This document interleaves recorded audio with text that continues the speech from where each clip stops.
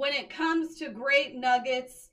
Yeah, and when you move in, Geico could help you save on renter's insurance. Okay, Harley, all I fucking said was I spent 2 hours... Greetings, mighty and strong members of the proud Kaceytron Nation.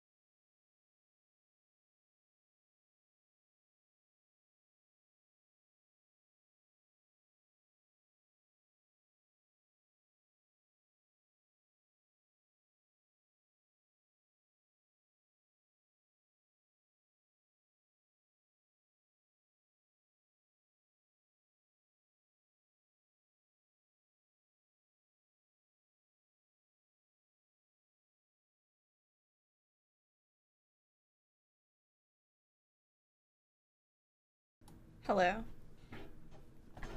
Okay, here we are.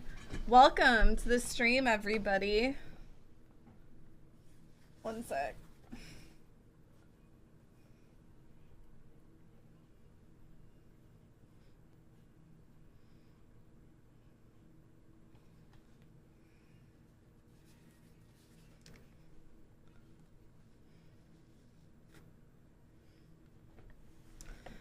Okay.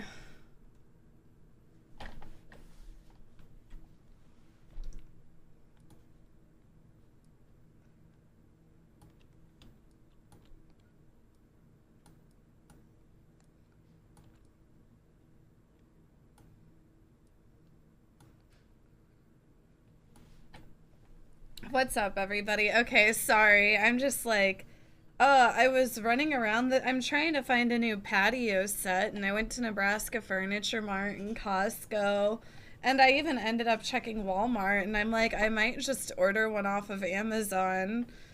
I might pick one out on stream. Like, all of the ones at Nebraska Furniture Mart wouldn't get here before the 4th, and they were kind of high. I don't know. We'll see.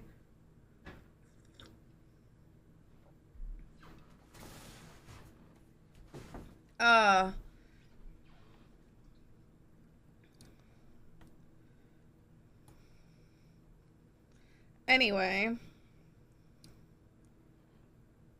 Loved your new YouTube video with PD. Oh, thank you. I had a really good time with PD. I'm glad that I got to meet him. I'm like over here. One sec.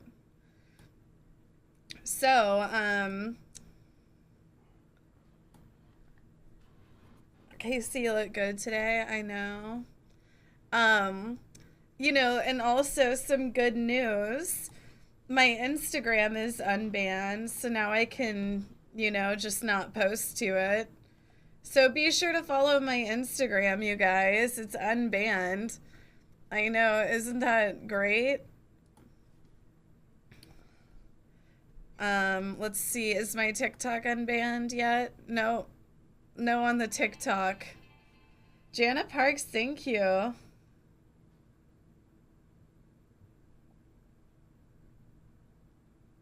So Holly is going to the Florida Keys for vacation, and she has an itinerary planned, so she just doesn't care about your trips. Spam okay Holly copy pasta.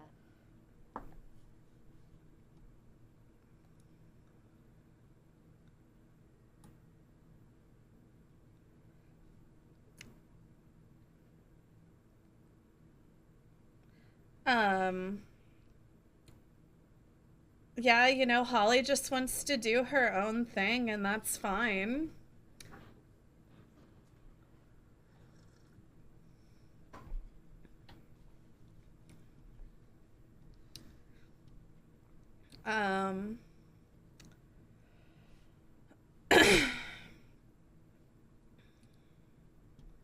We haven't forgotten about the black dress, Casey. We never will.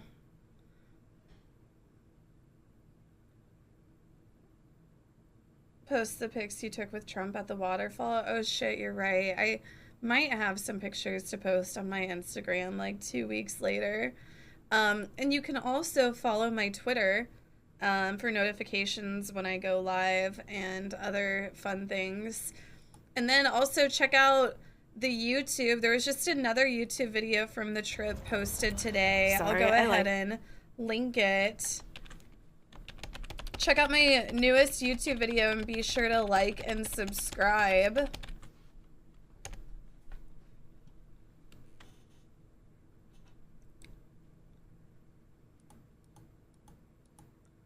Oh, and then you guys also be sure to join the Discord. Don't forget to join the Discord. And, oh wow, somebody posted something to the subreddit. Every Saturday we do the Reddit recaps, so post to the subreddit and we'll watch it on Saturday. I can't watch it now. I have to save it for Saturday. This will probably be like the only video that gets posted. Oh, and then another reminder, if you have any Amazon purchases you were planning on making today during Prime Day, Be sure to use my Amazon affiliate link. Where can I buy a custom molded Kaceytron fleshlight? On the black market. They're hard to find. Oh, and we're also doing another contest. We're doing a banner contest for a new Twitch, YouTube, social media banner for the Kaceytron TV show. So check it out if you type !art contest. There's the link to it. It's also linked below. Can I make one in paint? Yeah, who knows? You might win.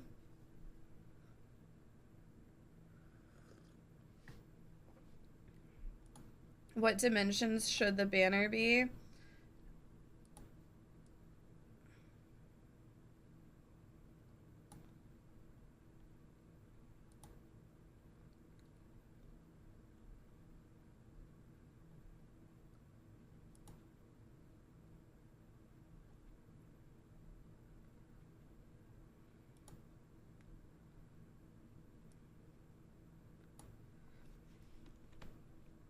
Here, let me add the banner sizes. One sec.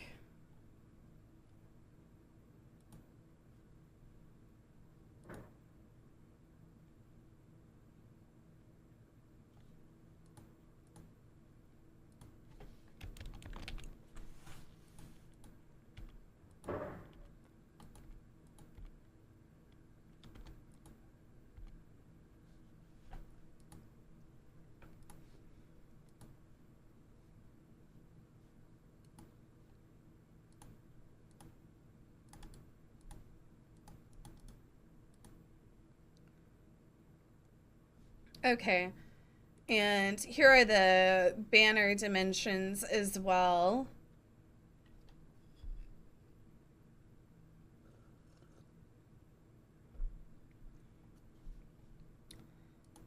Okay, so let's see.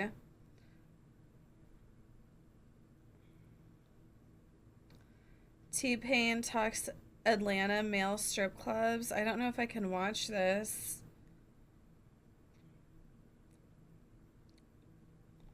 Let's just see what they're saying in the comments.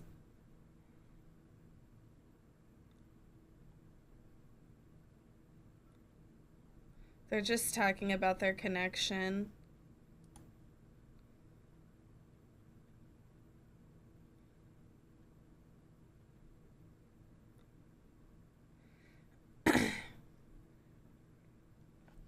Not even casual viewers are safe from official Twitch bans.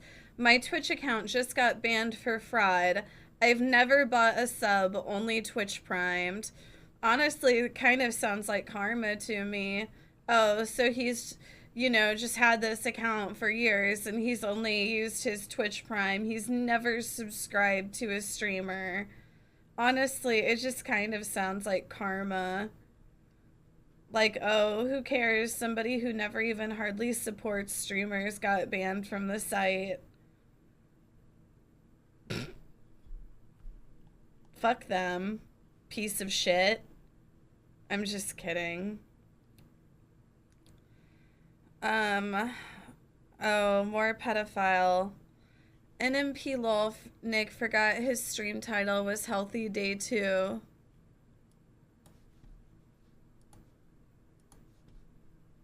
I treat you. You treat me great. See? Fantastic. Yep. 10 out of 10. Nick, put that down. Literally put it down. What is your fucking title, dude? You're trolling, right? It was a habit. I just forgot. That's me when I diet, to be honest. Chance throws up laughing. I don't know if we can watch this. Clint first pick Stevens wins Mario Kart tournament. Oh, who's surprised? I get lucky here. Look at how calm he is. Hold on, Connor Eastman's dead. Whoever's Link, did you swing a sword at me? Holy shit. How do you not get mad as a Twitch partner seeing this? After I repeated the same offense 2 times, I thought I was gonna get perma'd. I had the word perma over my head for months for something I did like 8 months ago. And after 5 times, you get a 3-day? That makes no fucking sense at all. I'm so how do you not get mad as a Twitch partner seeing this? I don't. I'm still so fucking salty about how whenever I made my coronavirus joke that everybody knew was a joke, I got banned for 3 fucking weeks. And I still haven't even got back my, what is it called? The bounty board. I haven't got back my bounty board yet either. It's been over a year for that one-time offense. 3 fucking weeks. And I thought that I was going to be permabanned. Like, I still am fucking salty about that. Thank you for subscribing. Oh wow, puppy farts. Thank you. I appreciate it. Thank you for the support. Puppy Farts just resubscribed. Casey Nails, Casey Nails, Casey Nails, Casey Nails, Casey Nails, Casey Nails, Casey Nails, Casey Nails. What is Casey bounty Nails, board? Casey It like Nails. gets you sponsorship shit through Twitch. Like some people will get sponsorships just through Twitch where it's like, oh, play this commercial and then you just get money for it. I don't know.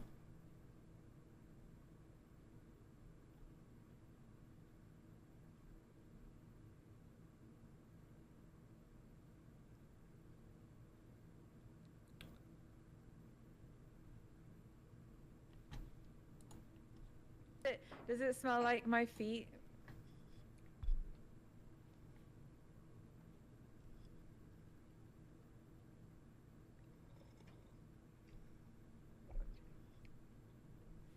And how am I supposed to know how your feet smell? Because you asked me for a pair of my used socks, and I sent them to you like 2 weeks ago.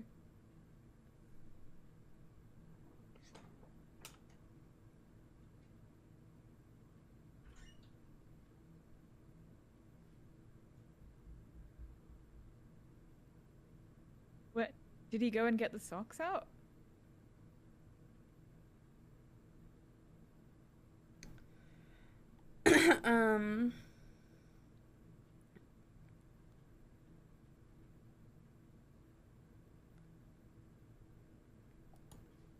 My account is a risk. $100 for rent. I don't think they can change the password. I put my phone on it as 2 steps. So you realize I lose 10% of what you just gave me because you just had to do it through there instead of anywhere else. What's the rent for? Rent? Is Twitch just going to ignore people linking their OnlyFans?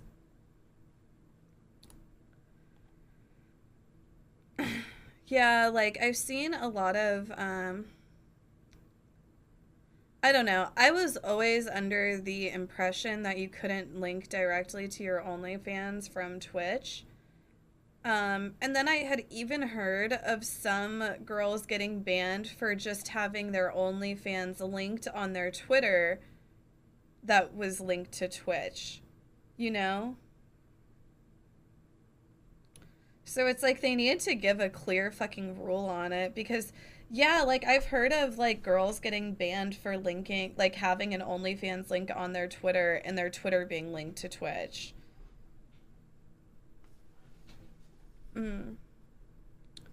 don't know. It's just one of those things. It's like, what's the fucking rule?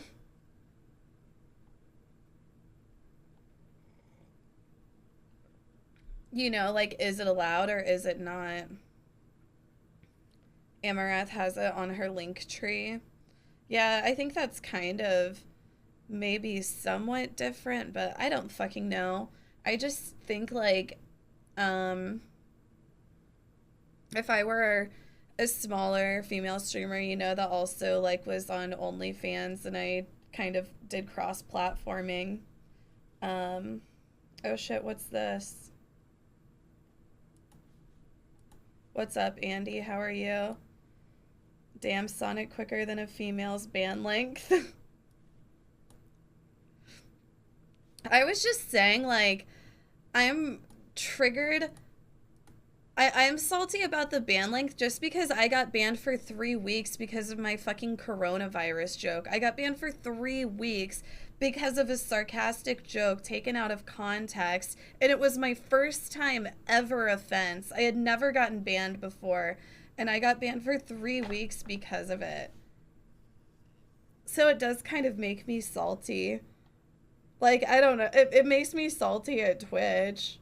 But then, oh, I was talking about the OnlyFans link. Like, if I'm like a girl who is on OnlyFans and also on Twitch, and we all know, we all know that there's a lot of girls who have OnlyFans that come to Twitch to kind of like double dip, right? Like, they're doing it to get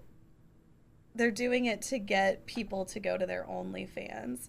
So if I were like a smaller OnlyFans girl and that's why I was on Twitch, I would have my OnlyFans linked on my Twitch because I saw the biggest streamer, Amarath, do it. You know what I mean?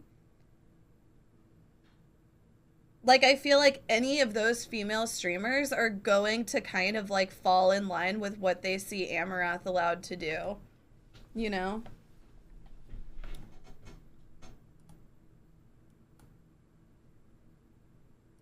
So it's like they have to stop it at the source. They have to cut off the Hydra's head, so to speak.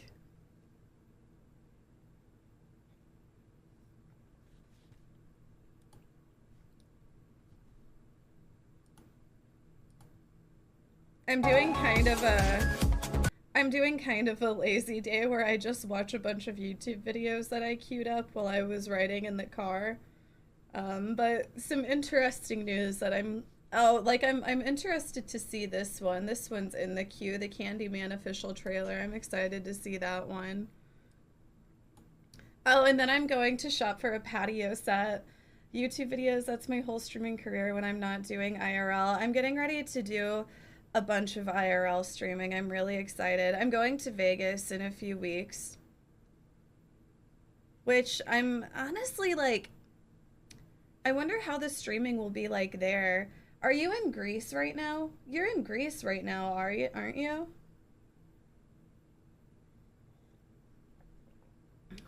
Not the best place to IRL, but you will figure it out.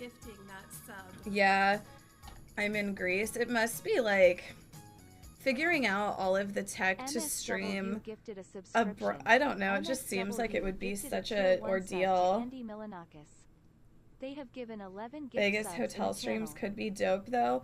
Well, I'm getting a new, because I just stream from my phone, and you know they got the 5G now. I'm gonna upgrade to a 5G phone. I don't know if that'll help at all, but do you think that it'll be so busy like I won't be able to IRL stream out there? Then what will I do? If that happens, then yeah, I could figure it out. I could go to that one, like, exotic racetrack thing. Yeah, I'm gonna upgrade to the Galaxy S21 Ultra. I'm gonna upgrade to that one here in a few days before I go. So we'll see. Like, I don't know, the backpacks just seem like such a pain in the ass. And then I feel like soon enough, maybe the mobile streaming will catch up to where we won't have to have like backpacks with modems in it, right? Because it's like the Wi-Fi is only getting faster, the internet's only getting better, the phones are only getting more powerful, right? Anyway. How you doing? All right. My computer is just like totally on the fritz. Okay. Yeah. This is kind of like, actually, this makes me think of the Borat sketch in the new one. Oh, but that was with porn. Why did you do that? I can't remember my Gmail password. What are you doing, dude? Is it like a tab button? Stop. Okay, sorry. Here, you want to try it? It's very shaky without a gimbal. I guess I need to get a gimbal. Also not wide angle enough. True. Wait, what is this video? What is this video? Is it going in order? Why is it not going in order? It should be playing this. It skipped this. What is this? This is a game for children. Trove official Nintendo Switch launch trailer. This is a children's game, isn't it? This looks like Roblox with Minecraft and Sea of Thieves, but also, what's that other not Knockout, what's that other game that was really popular with the jelly beans? The jelly bean shaped people? Fallout Guys. It's like Fallout Guys with Minecraft with Roblox.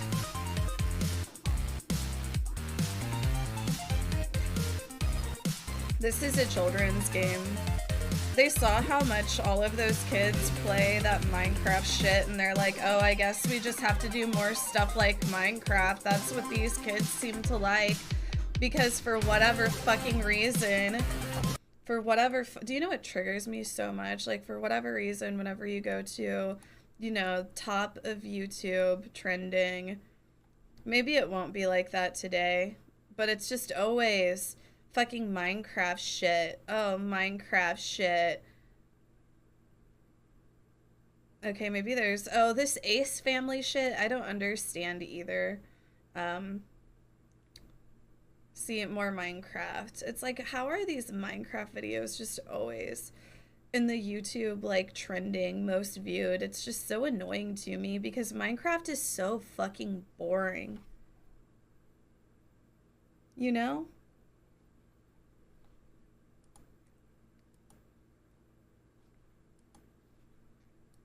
Like, I'm just saying, I don't think that kids have ADHD anymore. I just, as a child, there was no way I would have sat down and watched somebody fucking play Minecraft. Like, not even played it myself, just watched somebody. But that's why they're making more games like this. This is why I'm an IRL streamer now. Okay. Okay, this is, new Jordan Peele horror movie. I'm excited about this one. He's doing Candyman. I'm excited to see this one. And I think this is like the trailer that just came out, I think. This is where it all began. The story of Candyman. Local character, he walk around handing out candy to the neighborhood kids. One day, a couple of kids get razor blades in their candy. Police come around. That's when I saw the true face of fear. Get on your knees. Hands, hands, hands. They beat him, tortured him, killed him right there on the spot. A couple weeks later, more razor blades and more candy. I liked Us. I thought it was really good. It scared me. So he's real. Candyman ain't a he. Candyman's the whole damn hive. If you're out here looking for Candyman, you ask me, stay away. I feel really connected to this story. Go on. Right here, in this neighborhood, the legend started. Uh-huh. And the legend is, if we say his name 5 times while looking in the mirror, we could summon him. Summon the Candyman. Hell no. Candyman. Anthony, no. Candyman. Stop. I don't want to get creeped out in my new apartment before bed. Candyman. Black people don't need to be summoning. I dare you. Don't say that. Say his name. Candyman. You better not do that last one. Candyman. Candyman. You want to be a part of the story, right? No. Say his name. Candyman.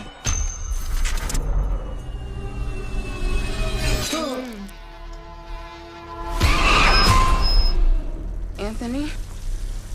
Anthony. Ugh. Anthony. Are you okay? And What the hell is going on? this neighborhood is haunted.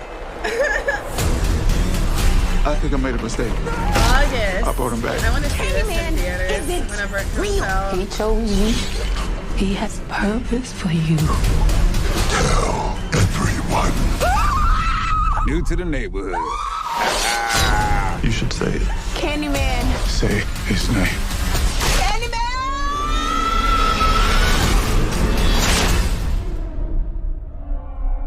August 27th. Oh, I Juana wanna see Espinosa, it. a military spouse. Oh, and by the way, every Sunday I'm gonna start doing an Amazon watch party, and this Sunday we're watching Fight Club. I'm also gonna have a link to another place to watch it if you can't watch through Prime, but we're gonna be watching Fight Club on Sunday.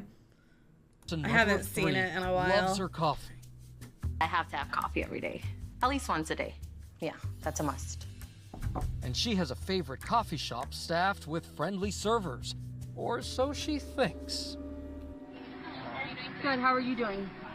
One day, Juana places an order with her favorite barista. Oh, handed you her can the Moonlight. card, Thank you. That's one of and my favorite she shirts. Went to the bag. She said that she needed receipt paper. She took about 5-10 minutes, and that This just is called kinda, like, Barista Caught raised a Red-Handed red Stealing flag to Credit me. Card Info. My name is Juana Espinosa, From and I Survived a survived a Crime. The next day, Juana gets a bank notification. That was not a purchase we had made. We hadn't gone to the local grocery store. That wasn't us. I decided to call the grocery store to speak with the manager. Starbucks needs to start He paying their remembered the baristas transaction. more. He let me know exactly how she looked, and at that point, I knew it was She was the girl lucky from the to coffee survive, shop. to be honest. I definitely felt betrayed, especially seeing that She person felt so many betrayed by her times. I just barista. kept asking myself, like, how could she have done this? Why didn't Juana, you ask by now yourself if you furious, had done hatches a something to plot to deserve get it? So we got you on camera yesterday at Ralph's for $212. So just know that the cops are coming up here.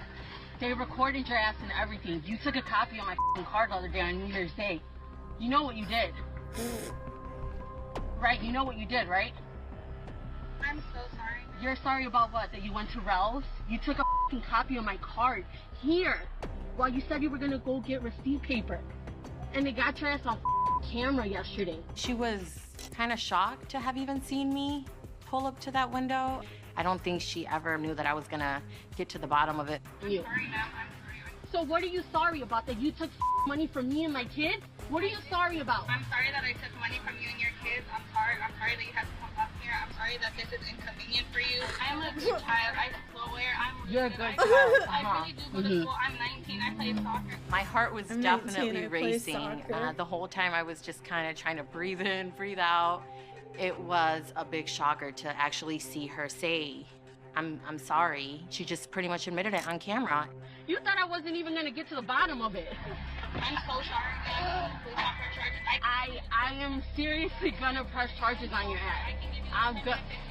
No. Juana goes back and forth with her before driving away. She reports the woman to the store manager and she's fired. Get But her Juana ass. ultimately decides not to press charges. I do feel sorry for her. Just seeing how frightened she looked in the video, and, you know, it was just a shocker for me to pull up on, you know, through the She's like, drive-through "Now and give me just my kind of caramel confront her in that macchiato." way.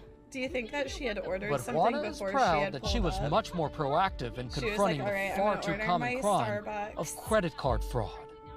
I've definitely She's been gonna a be like, victim "I want of it credit free." card fraud before, but with this case, I was able to figure out who it was.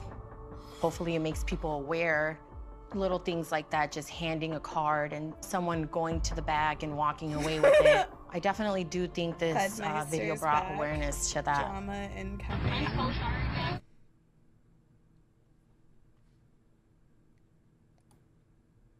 Jessica Schneider Honestly, I joined. miss this case. Supreme Court rules in favor of cheerleader and student speech Joins us now from case. Washington, a freedom of speech case So that has what been was happening closely with watched. this? Where did the court decide here? Yeah, this is a hot button case here that focuses on these free speech guys, did we issues just in this forget age of that social Andrew media. You'll remember Cuomo this case. sexually It was about this assaulted all cheerleader those from women and Pennsylvania didn't resign? who issued a Did profanity-laden we just forget Snapchat about that? message. She was Or did subsequently he kicked off the resign? cheerleading team for 1 year. He The didn't, Supreme did Court he? this morning saying that the school district violated her First Amendment rights by kicking her off the cheerleading team, basically saying that this was off-campus speech and this off-campus speech could not be regulated by the What did school she here. say to get This is her an kicked off the 8-to-1 decision. cheerleading It was team? Justice Thomas who is dissenting here. So again, once again, we're seeing most of these Is Britney's justices hearing coming together live? to Is issue it? this Nuh-uh. ruling. Now, this is affirming the lower court ruling that says her rights were violated when the school punished her because of her off-campus speech. But what this decision also lays out is it says that there may be some off-campus speech that schools can in fact regulate. re-election is The sealed? Supreme Court Nuh-uh. here saying things like bullying, harassment, those are off-campus speech topics that school districts might actually be able to step in and punish or regulate. But in this case, the school district just went too Was this far, the girl according to the that Supreme kept Court. dropping This the was a N-bomb? Was Snapchat it? message. It was supposed to disappear. don't- Someone actually had captured it and then showed it to someone affiliated with the cheerleading team, and that's how this then was a sophomore, then high Snapchat school sophomore, got in message. trouble here. The Supreme Court really indicated their belief that the school district had gone too far here. Several of the justices spoke out, saying that the punishment here Casey, really you're just lucky I didn't love fit the your ass crime. 'cause you In steady particular, Justice talking. Kavanaugh at oral What argument was happened with particularly this? I don't outspoken, which was know. interesting because, of course, he coaches girls basketball, so he knows how student athletes can get. He said that this It was was really just just a a case of an Snapchat of her athlete saying, blowing "Fuck off cheer, steam. fuck And Justice school." Breyer was really outspoken during oral arguments too, saying, are you kidding me here? Are we really going to punish students every time they swear off campus? He said if that were the case, millions of students would be punished in some way for swearing And it off went to the campus. And guys, Supreme this is Court? really interesting as well because This is the this comes at dumbest a shit. time How much of when our social media taxpayer is just money so was prevalent. wasted for And this? anything that these students do on social media, no matter where they are in the world, it can instantaneously Like, honestly, be that reflected back school on should be campus. shut And that's down, sort in of the my line opinion, that at the this justices point. had to toe here. Even though something is said off campus via social media, it can impact what happens on campus. So that's why they're laying out sort of this broad scope and look at this, saying schools can sometimes regulate, whether it's bullying or harassing language. But in this case, this was really just, in the words of Justice Kavanaugh, school a lost in cheerleader lower blowing courts off some and took it steam, all the and the way? school district What? therefore can't punish her, and that they violated The her free school speech district rights. should Guys. be punished. Jessica, thank you for laying it all out for us. So It's a is she fascinating going to be case. Let's able get to sue some the more school analysis on now? it. Will Jeffrey she Toobin, win our chief money? legal analyst, is with us. Jeffrey Breyer, again, with the majority opinion here, which is notable. You're surprised, said, Jeffrey "Fuck Toobin. cheerleading, And, fuck school," or right? I'm sorry, guys. something. I am a little surprised. These cases all begin with a famous case in 1965 out of Des Moines, Iowa, Is this where a serious? student wore an armband to protest the Vietnam War, and she was disciplined, and the Supreme Court said students have free speech rights. Okay, I This skip. has been our friend Dr. Ashish Jha, Biden the Dean is of the Brown University expected to School miss of July Public Health. Dr. 4th Jha, thanks for joining us COVID this morning. vaccine Let's start with your bowl. take on the Delta variant. How concerned should we be? Yeah, good morning, George. Thanks for having me back. I'm pretty concerned If it about were it. It is Trump a and he far were more behind contagious on variant the than anything we've schedule, seen. those It appears to be a liberals little would bit be more losing deadly. The their data from minds, Scotland but says it causes more because it's hospitalizations. Biden, We've got to nobody's going to stop say it, and we've anything got to about stop it. it by getting people vaccinated. That's Just how another we stop example this of variant. how Because the Trump was fact is, treated if you're wrong. vaccinated, it's very effective against the Delta variant. I'm just kidding, you guys. Yeah, I've I'm been not a like Trump pleasantly supporter. surprised at how well our vaccines continue to hold up against this. The Pfizer vaccine, 88-90% I'm not a effective against the Biden Delta variant. supporter I expect the data though. from I Moderna put will be some similar. videos in They of, really like, are working very well, even against this variant. conditions And how at about these the other possibly mutations? We've seen this variant mutate pretty quickly. immigration camps? Yeah, I in mean, Texas we've been and out hearing about the shit? Delta Plus. They We should don't be know a lot coming up about it. soon, Maybe even a bit but more we need to contagious, be but again, calling we that don't know. out But here's more. the bottom line. More You know, outbreaks whenever it was globally, Trump, people more were going variants, crazy about more it, of them and will now land on it's our just kind of shores. So yes, we got to get Americans vaccinated. We also have to help the world get vaccinated so we could put this pandemic behind us. How do we convince the holdouts? Return. You know, what we've got to do is help people understand a couple of things. I mean, first of all, we've got to counter the misinformation that young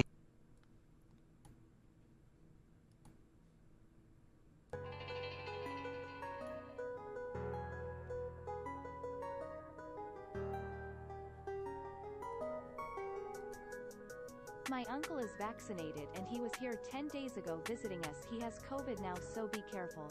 Oh, really?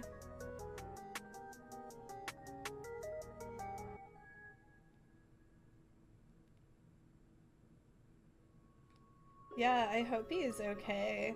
Was it like he probably didn't get it as badly? I don't know, like, what is there to see? It's just gonna be like, this guy is gonna get way too many views and way too much money for just being a creepy normie, you know? Is the only thing that's gonna happen.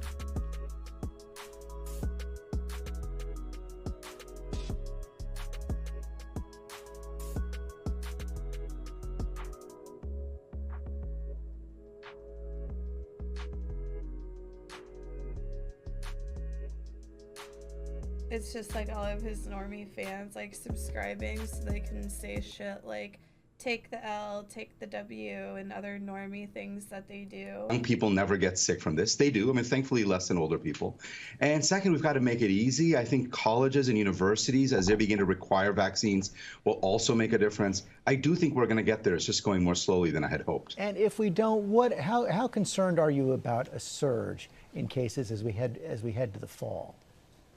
Yeah, I think we're going to do okay over the summer if we don't, but the fall and winter will be tough. And that's what we saw last year, and obviously people weren't vaccinated last year. But there are enough unvaccinated people that I would expect a surge in the fall. Not anything like last year, but enough to get us into trouble. Dr. Jha, thanks again for your time and your information. Hi, everyone. ABC News legal contributor, Shauna. I guess the Britney Spears conservatorship hearing is supposed to be happening here soon. Lloyd is here with more today. on all of this. Shauna, good morning to you. Conservatorships are usually assigned for someone who the court deems... Opinion about Tommy. Wait, did something happen with Tommy? Did he just get canceled again for like the 20th time or something? Is unable to take care of themselves and make their own decisions. So how did Britney Spears end up in one to begin with? And how unusual is it for someone her age to be under a conservatorship? Conservatorships are usually reserved for people who are typically older, they're physically incapacitated. We typically don't see it in someone as young as Britney Spears. In her case, it's highly unusual that she was placed in a conservatorship because that's not the typical population that utilizes these types of things. Yeah, With Britney Spears, it seems that her mental illness may have triggered the conservatorship in order to preserve her finances and the fortune that she had amassed. Now, for years, fans have been pointing to Britney's continued ability to work and perform all this time as evidence that she can take care of herself and she doesn't need to be in this conservatorship. But how strong is that as a legal argument? And what are some of the other factors the court will be considering here? The observations are typically not going to be enough for a legal basis because there's a number of people that are large as she has. So it could be that she just doesn't have the ability or the wherewithal to handle that type of responsibility, although she can function fairly reasonably day to day. Legally, they're going to have to show that she's competent enough to be able to handle those finances. There's going to be a team of medical providers that are going to make assessments and evaluations of her in order to make that determination. She will need that in order to make the legal argument to have it terminated. Now, this was granted as a temporary conservatorship. 13 years later, it's still being enforced. So where is the burden here? Is it harder to prove she doesn't need it anymore, or is it harder to keep it in place? How hard is it to undo this once it's done? Well, the time frame really just speaks to how long the person takes to become competent again. It's always about competency. At any point in time when you're placed in a conservatorship, the conservatee can actually petition to have it terminated.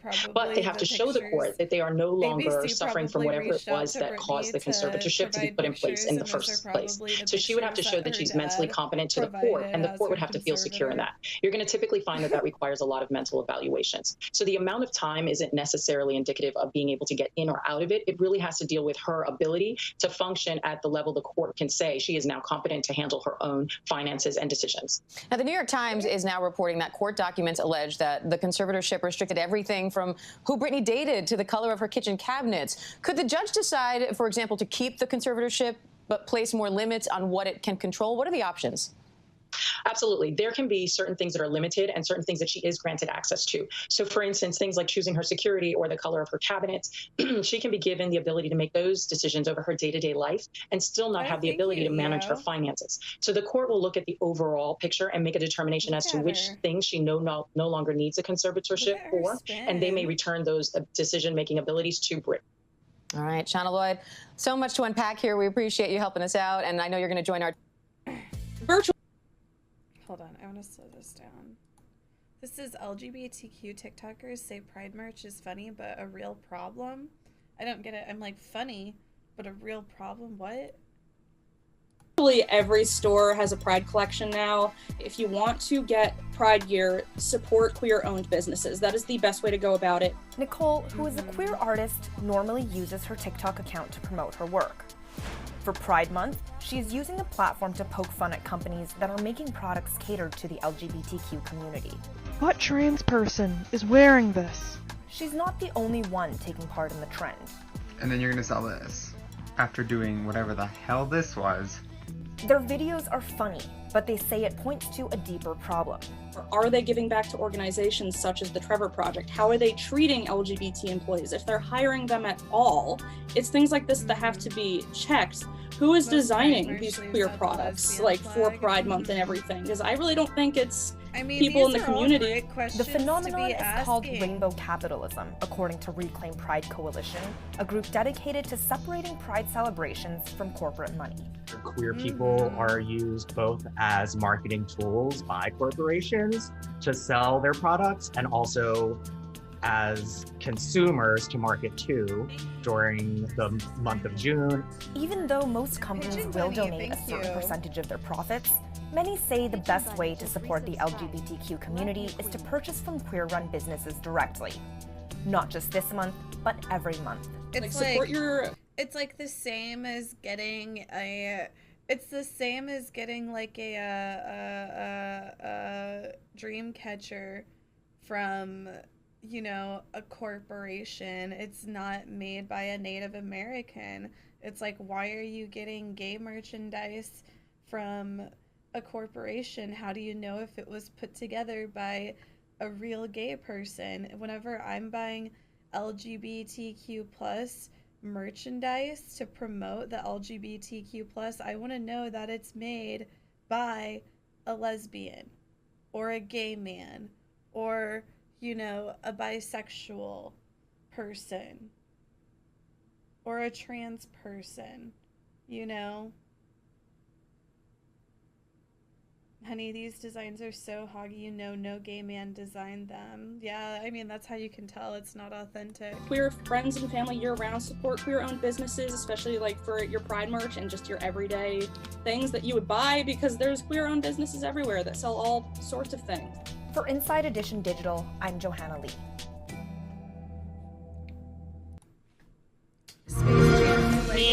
What's up, Doc? A little while ago, we asked fans from around the world to submit their best ideas for an original Space Jam: A New Legacy arcade game. We picked the winners, and our super high-tech programmer, Granny, has been hard at work developing it. On July 1st, Space Jam: A New Legacy, the game, will launch first on Xbox Game Pass Points. This is it. It looks like a reskin of the Ninja Turtles in time game.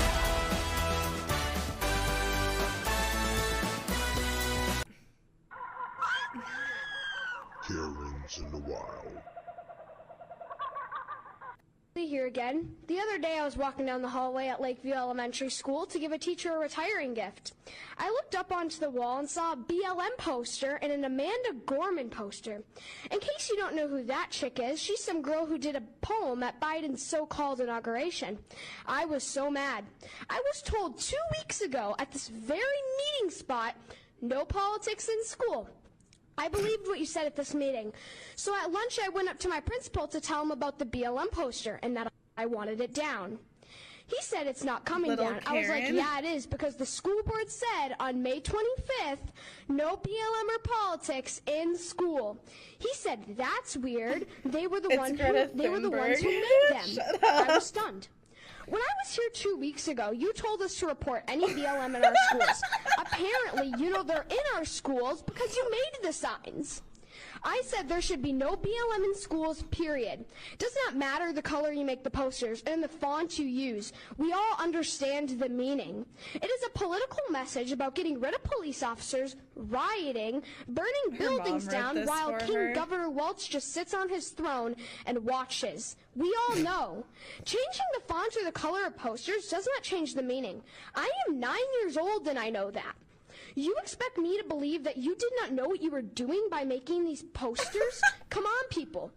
I do not judge people by the color of their skin. I don't really care what color their hair, skin, or eyes is. I judge by the content or the way they treat me. MLK said, I have a dream that one day my 4 little children will not be judged by the color of their skin, but by the content of their character. That dream has come true. I do not care or look at the color of skin, but you make me think of it. I have Asian, Mexican, white, Chinese, black friends, and I don't care. I like them because some of them make me laugh, some are sweet and kind, sporty, or share the love of God. They are just my friends. You have lied to me, and I am very disappointed in all of you. You cannot even follow your own rules. If you're going to do that, why do we follow any rules we deemed unfit or ridiculous? I'm not following your mask rule anymore then. Get the posters out of our schools. Courage is contagious, so be courageous. Yes, vaccines do harm people. By the way, so I just found out something when I was on lunch, and I wanted to show it to you. We were talking about Dr. Tenpenny's testimony about magnetic vaccine crystals. So this is what I found out. So I have a key and a bobby pin here. Explain to me why the key sticks to me. It sticks to my neck, too. Thank you for subscribing for 4 months. What? Yeah, so if somebody can explain Broken this, Arrow, that'd be great. thank you. Broken Arrow just resubscribed.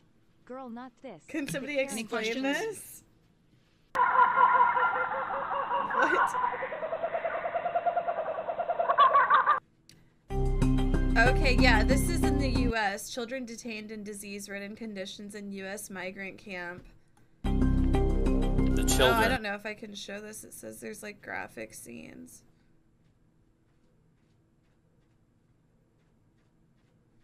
Feel like they are in prison. We heard one of the contractors raped a girl at night. I've come across children who have been Where cutting is themselves. this? Is in the U.S., right?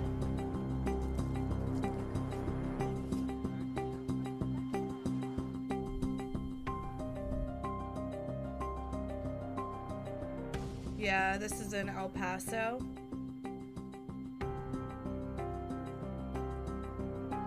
Skip. I mean, I know it's depressing, but I feel like there needs to be a spotlight shed on it, you know? Like I was just saying, whenever Trump was president, we were on and on about the migrant camps, and now that Biden's president, nobody's talking about it, you know? They have given 4 gift subs in the channel. Broken Arrow, thank you. There are very significant numbers of kids with COVID.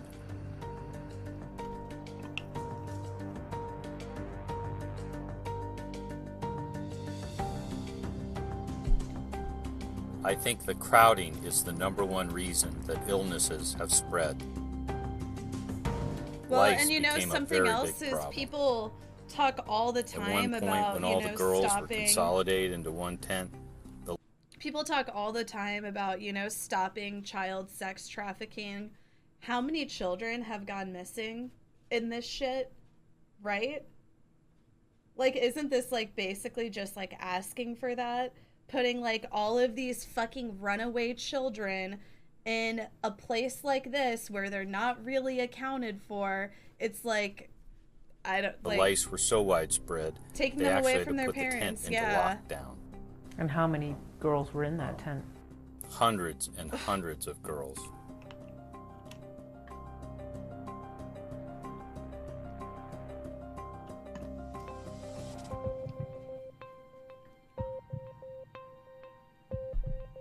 I watched the days go by and I felt very low. I thought that I was not going to get out of there, that I was not going to see my family again. And sometimes at this is the night exact same as the we would Chinese cry. concentration camp. During for the worst time, I Uyghurs. was nearly at the It's point true. of committing That's why I suicide. was just like, this is in America. You know, like, we as Americans, like, talk all the time about, like, that situation, you know, in itself, and are like, oh, that's awful, but we can't do anything to stop it. We can't do anything to stop what's going on over there. It It was feels difficult to powerless, see a but doctor for medicine. it's also going on And right when we went to here. ask for medicine, they gave us dirty looks, and they always laughed among themselves.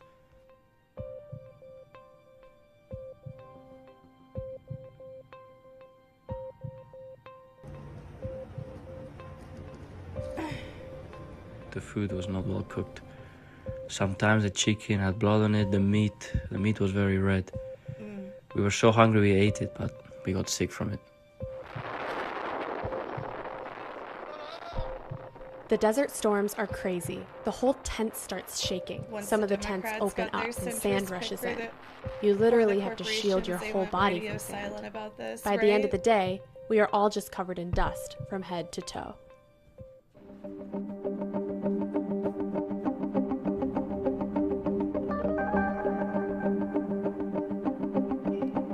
Gosh, I listened to an NPR documentary about one of the border towns in Texas, and I believe it was El Paso. And, you know, like, I live in the Midwest, like, I'm right in the middle, so it's like we don't have, like, a lot of migration here, so I've never dealt with, like, migration officers, really. But they were just talking about how the migration officers, like, in those border towns will just, like, the podcast was talking about this middle school where migration officers had been, like, preying on and stalking some of the children that went there, you know, to see if they were illegal and stuff.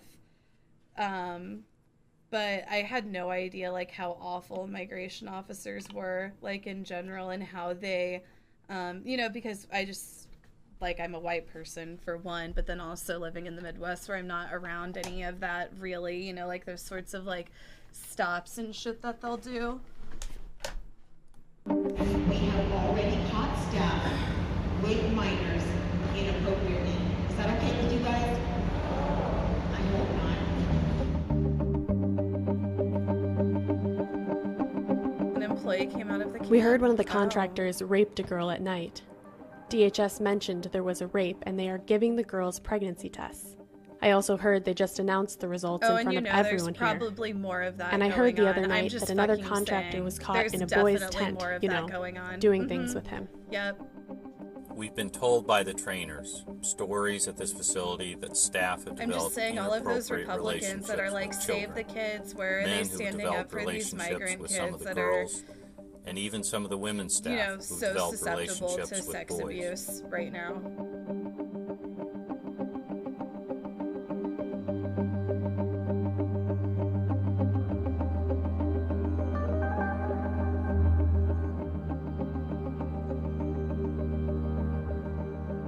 This is like getting me heated.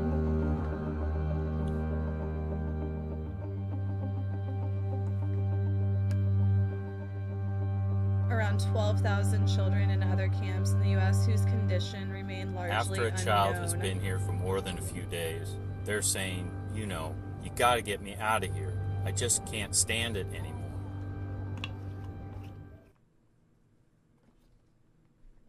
It's awful. Everybody at a zoo in Japan is really, really, really happy because twin giant panda cubs have been born. It's the second time their mum, Shinshin, and their dad, Ri, have bred at the zoo. The sex of the newborns hasn't been revealed, and it's not clear when they will be available for visitors to see. Giant pandas are notoriously difficult to breed both in the wild and in captivity. Oh, yeah. You're watching BBC News. That's why it's such a big deal whenever they do have a baby. Oops, I didn't mean to skip that. Bear cut breaking into car.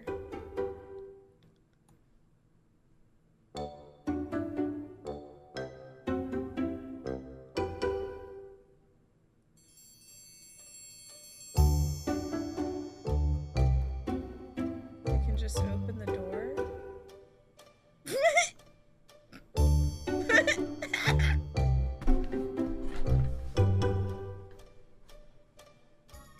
Anonymous gifter, thank you.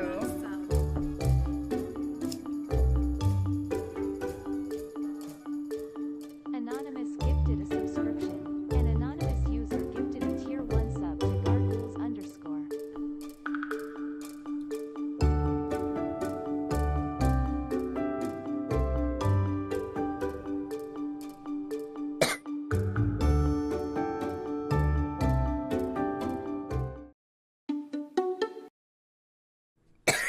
Sorry.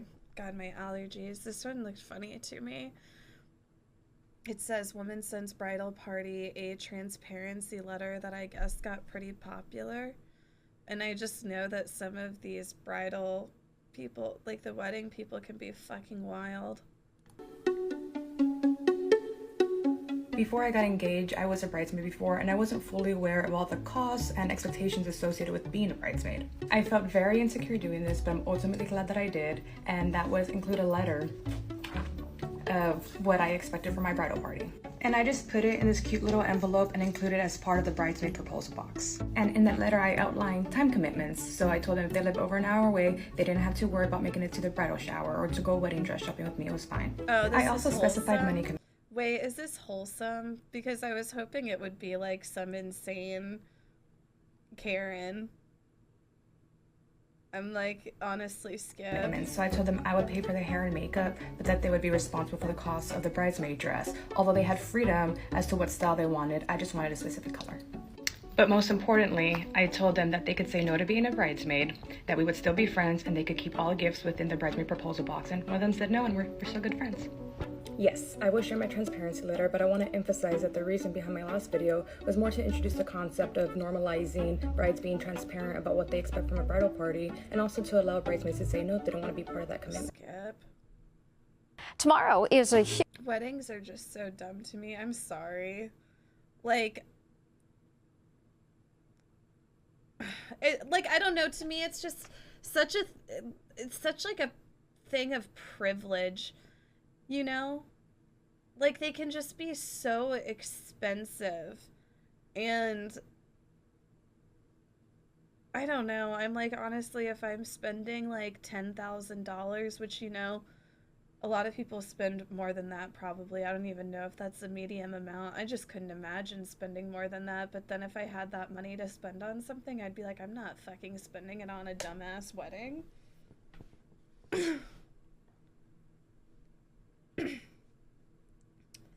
My marriage was very cheap, less than $500. We are happily married for 5 years now. Yeah, like that's the way that I would do it. My friend spent $6,000 on her dress alone. Yeah, see, like just not for me. Not for me. I don't know. Huge day for Britney Spears. She's going before a judge, but in person, but by audio and possibly video, all to try to end her father controlling her business affairs. But if she's stressed, she's not showing it. She's dancing up a storm online. Just one day before Britney Spears heads to court, she posted this video, dancing as if she doesn't have a care in the world. But her future is at stake tomorrow when she's expected to take the witness stand as she tries to take control of her $60 million empire from her father. In a series of Instagram videos, Britney dances up a storm and also addresses fans who want to know when she might perform again. Am I ready to take the stage again? Am I going to take the stage again? Will I ever take the stage again? I have no idea. I'm having fun right now. I'm in transition in my life, and I'm enjoying myself. If she's nervous about the hearing, it doesn't show. Maui! Just a couple of days ago, Britney headed to Hawaii to relax before her court date. She took along her boyfriend, Sam Asghari. Nice tea for you, sir. Thank you. Their affection was on full display. Are you a shark and I'm on your back? I'm a shark. I'm a minnow. She has now returned to L.A. Britney will testify from her lawyer's office. Her testimony will be live streamed into the L.A. courtroom. And it was Britney's decision to take the stand. Leanne Simmons, a fan who is a member of the Free Britney movement, says she will be showing her support outside court tomorrow. I think she's ready to speak for herself. I think she feels confident. I really hope she feels empowered by the movement and the added attention on her case.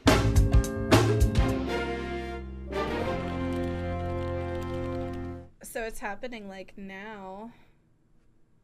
The issue of voting rights may not set off alarms for most of us, but the violence that occurred in the U.S. Capitol on January.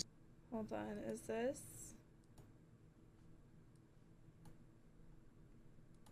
Family. Woo! Yes!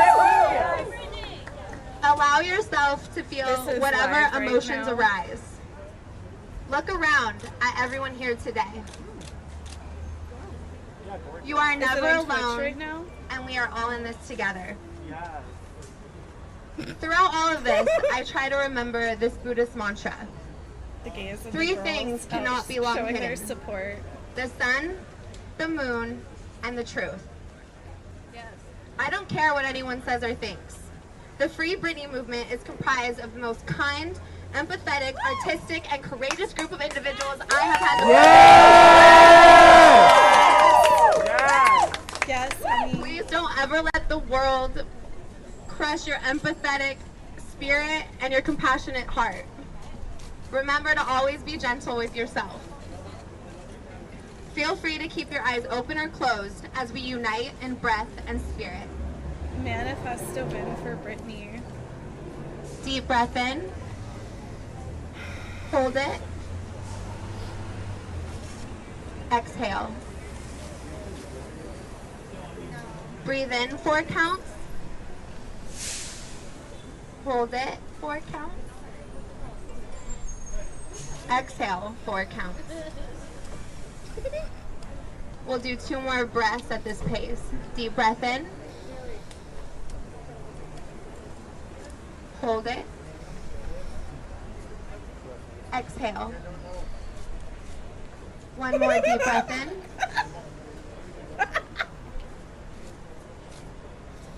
Exhale. Now set an intention for being here, whether you're in the press or you're a Free Britney activist or here because someone you love or know is involved in an unjust conservatorship. Set an intention for your purpose on why you came to come here to the Stanley Moss Courthouse today.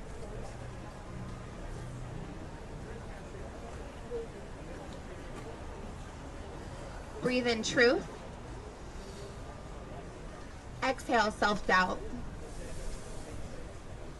Breathe in grace. Release the need to control. Breathe in resiliency. Exhale insecurity. Breathe in courage. Exhale fear. She's using the Notes app right now. If your eyes are closed, flutter your eyes open.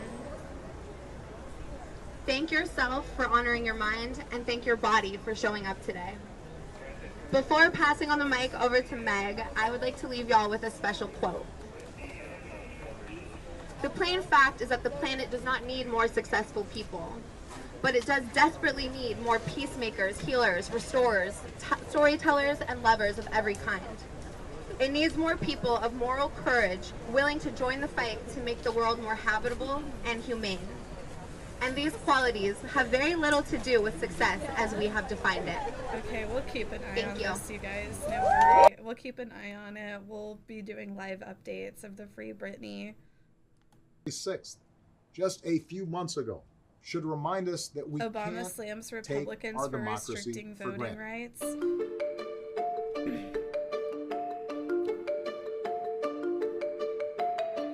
The desire of the American people to be heard led to record turnout in the most recent presidential election.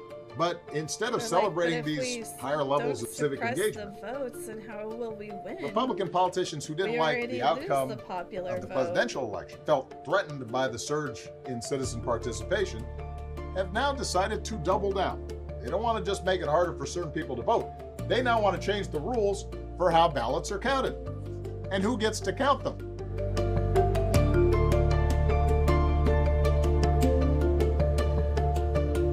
What they're trying to do with voting rights is so horrific, especially in Texas.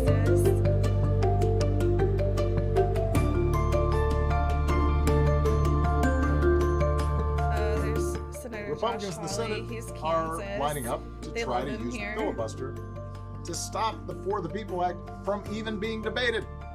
in the aftermath of an insurrection with our democracy on the line, and many of these same Republican senators going along with the notion that somehow, if you're in the U.S., I don't know what I'm going to do. Irregularities and problems with legitimacy in our most recent election. They're suddenly afraid. But they wouldn't let me send it as a letter. They're trying to make me send it as a package, which makes it like $16 a mouse pad. They don't even want to talk about it. So I'm going to try to repackage them in something thinner. So and that's they'll not let me send it as a letter. They used to always let me before.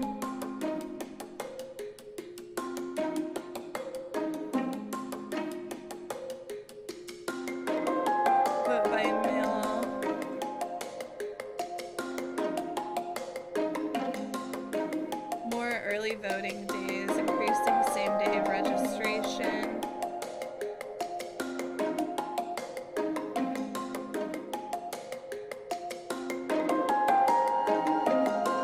The Republicans will never let vote by mail happen.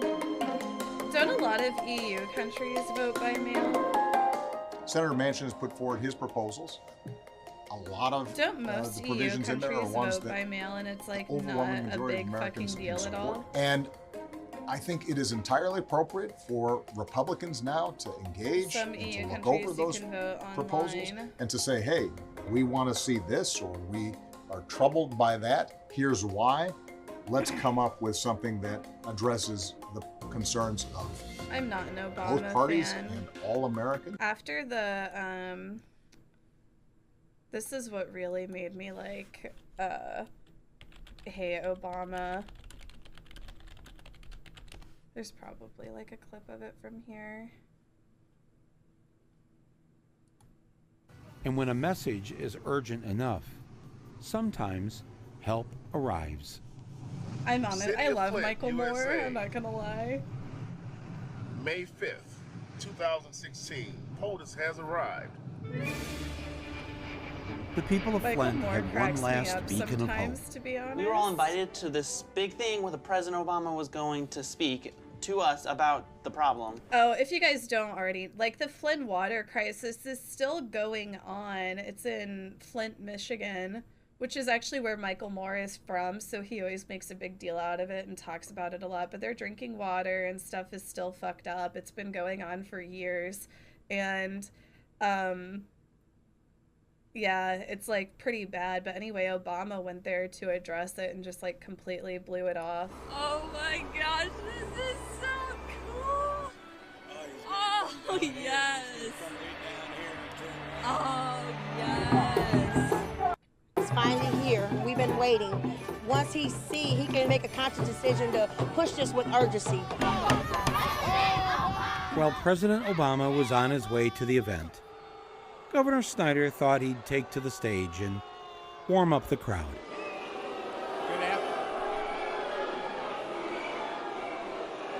Good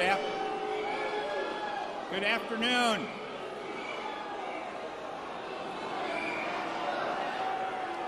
Good afternoon.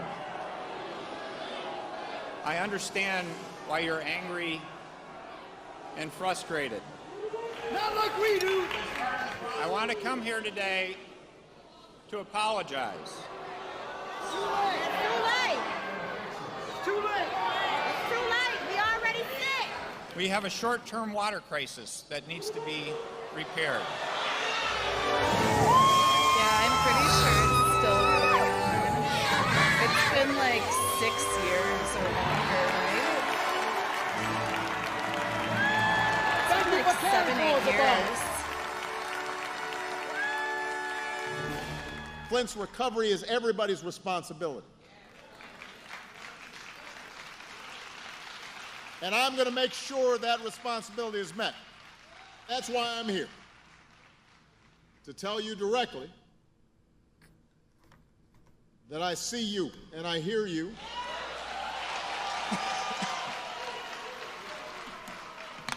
We invest. I hate politicians, bunch of rats.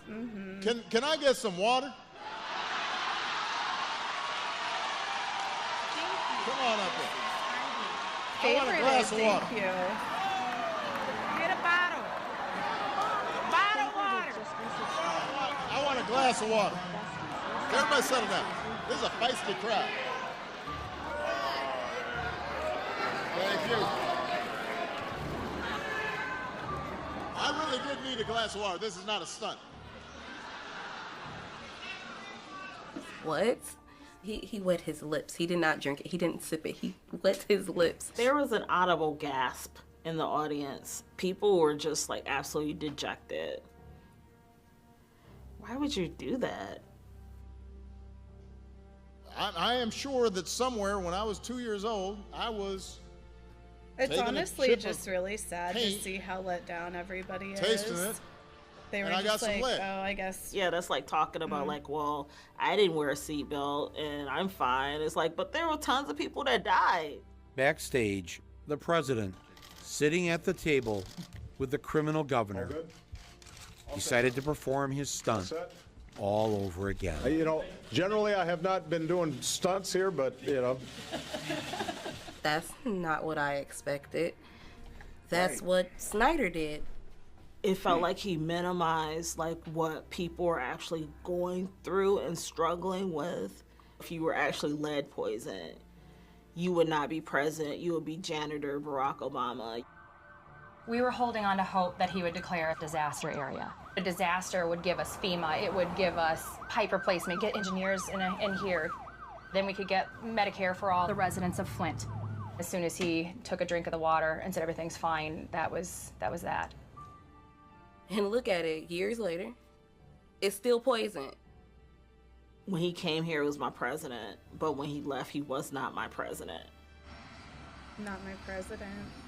I would again Yeah, go back after to I the saw president's this visit last documentary week. and He this whole reinforced the situation, message I was that just filtered like, yeah, water I don't like Obama has been at all. determined to be safe for people to drink. This, again, was our hero, and we thought he was going to come here and help us. But they do have a mural of him, and you ride past it now, and his head is busted out.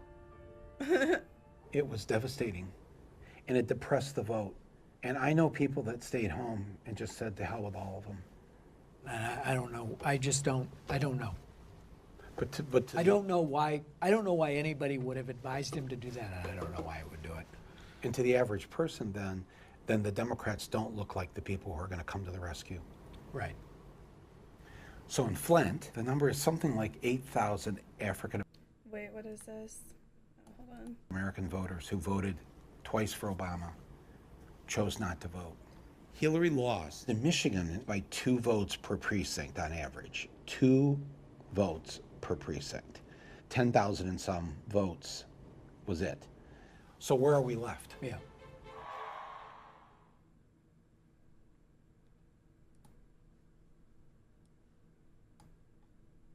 John McAfee died in prison. Melissa Mays. Wait, John McAfee.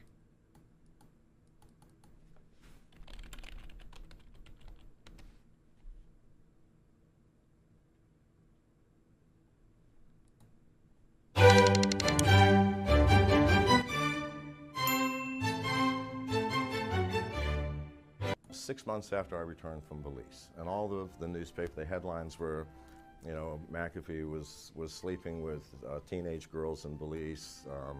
You know, he was manufacturing drugs in the jungle. What idiot, by the way, is going to do that? Think about it. But the newspapers were full of all of these things. And so I thought, good God, you know, I'm not going to escape that. To begin the uninstall process.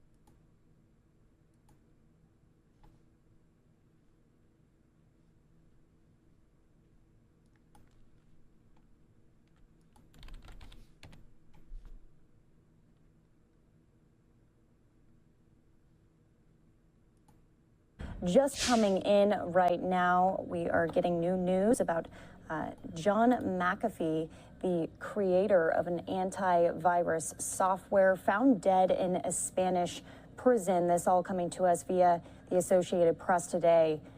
And he was Again, about to be his cell in a extradited. jail near Barcelona. Hours earlier, though, a Spanish court issued a preliminary ruling in favor of his extradition to the United States to face tax-related criminal charges.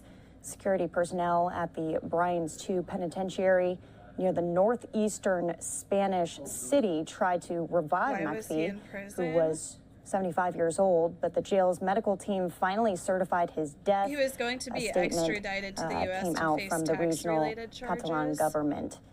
The statement didn't identify the U.S. tycoon by name, but soon he was a 75-year-old U.S. citizen awaiting extradition to the country. A Catalan government source familiar with the event, who was not authorized to be named in media reports, confirmed all of this to the Associated Press, that the man indeed was McAfee. So this is, again, coming out just within the past couple of minutes here via the Associated Press. If we get any more information, we will, of course, bring that to you live here on News Now from Fox. He didn't kill Controversy himself. is swirling around this photo of a junior high cheerleading squad, not because of who's in it, but who's not. 14-year-old Morgan Arnold, who has Down syndrome, is the beloved manager of the squad. Like the other cheerleaders, she posed in the team photo for the school's yearbook. But when her family eagerly opened her yearbook, Morgan was nowhere to be found. To not be included in the yearbook was sad for her. Morgan's older sister, Jordan, says the entire family was devastated. Jordan posted her frustration on social media, prompting a nationwide outcry. Morgan's name wasn't even mentioned as a part of the team, the post reads. She spent hours learning dances, showing up to games, and cheering on her school and friends, but was left out. There was no need for her to be excluded, and those girls did everything to include her all year. Shoreline Junior High's school district in Utah is now apologizing. I don't think anybody had ill intent. I honestly, like she said, those girls always tried to include her and like went out of their way to include her. I feel like it wasn't like the girls on the team's like decision to do some shit like that. It was probably like the school or whoever like does the yearbook editing or some shit. But yeah, like that's just really awful for the girl, you know, just like, you know, feeling different your whole life and knowing that you're different and then just like having something like that is just, you know, like so fucked up. No intended ill intent, right? It's like, yeah, like fuck that. You just really probably hurt that girl, you know? Oh, I was talking about why I don't like Obama. An investigation by the BBC. This is another thing about the migrant children being detained in Texas. He has found over 2,000 migrant children being detained in a camp in El Paso, in Texas, in appalling conditions. The facility at Fort Bliss is overcrowded, it's ridden with disease, with shortages of clean clothes and medical care for the children there. And staff working there say that illnesses such as COVID and flu have affected hundreds of the children in recent months. Our correspondent Hilary Anderson has sent this special report. It's like an employee that's doing it anonymously. Deep in the Chihuahuan desert of West Texas is a tented camp holding thousands of migrant children in conditions that are alarming. These are the camp's white tents. It's set in a military base. We weren't allowed near it, but you can glimpse it from the road. There it is. There it is. It's just down there, behind these white buildings.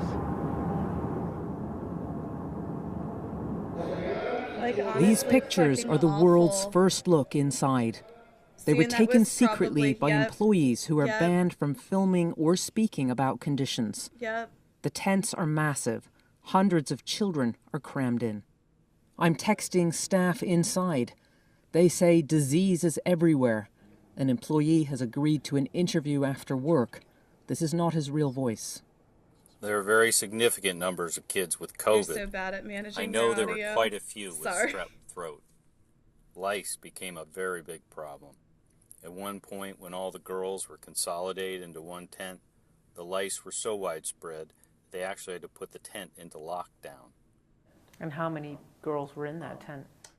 Hundreds and hundreds of girls. This is just like German When a child gets COVID, their bed is stripped. Then they're moved to tents that at times, we're told, have held hundreds of sick children. This is a rare look inside one of the COVID tents. This 15-year-old spent 5 harrowing weeks in detention. He's now been reunited with his mother here in America. In the camp, he became severely ill with COVID and struggled to fully recover. This is not his real voice. It was difficult to see a doctor for medicine, and when we went to ask for medicine, they gave us dirty looks, and they always laughed among themselves. Children wear wristbands. They're checked anytime they leave a tent. They're marched in their hundreds to meals. The food was not well cooked. Sometimes the chicken had blood on it, the meat was very red. We were so hungry we ate it, but we got sick from it. This is part of that same documentary. The desert climate here is harsh. When most friends get together, they hang out, grab a drink, play games. These friends build cars that drive on water. 29-year-old Kareem Amin says he designed and built this aquatic vehicle with two of his closest friends. Beachgoers enjoying the northern coast of Egypt really got a show Midlife crisis. as the high-tech car cruised across the water. Amin says while the vehicle looks like a car, the internal mechanisms are more like a jet skis. It can hit a top speed of 70 kilometers per hour and has Bluetooth surround sound speakers to blast your favorite summer tunes. For safety, there is a GPS tracking. What's up, people? I'm Carl Nassib. I'm at my house here in Westchester, Pennsylvania. Just want to take a quick moment to say that I'm gay. I've been meaning to do this for a while now, but I finally feel comfortable enough to get it off my chest. Are the Republicans I really have the best life. Are the Republicans gonna start losing their minds now? Like, what fucking annoys me?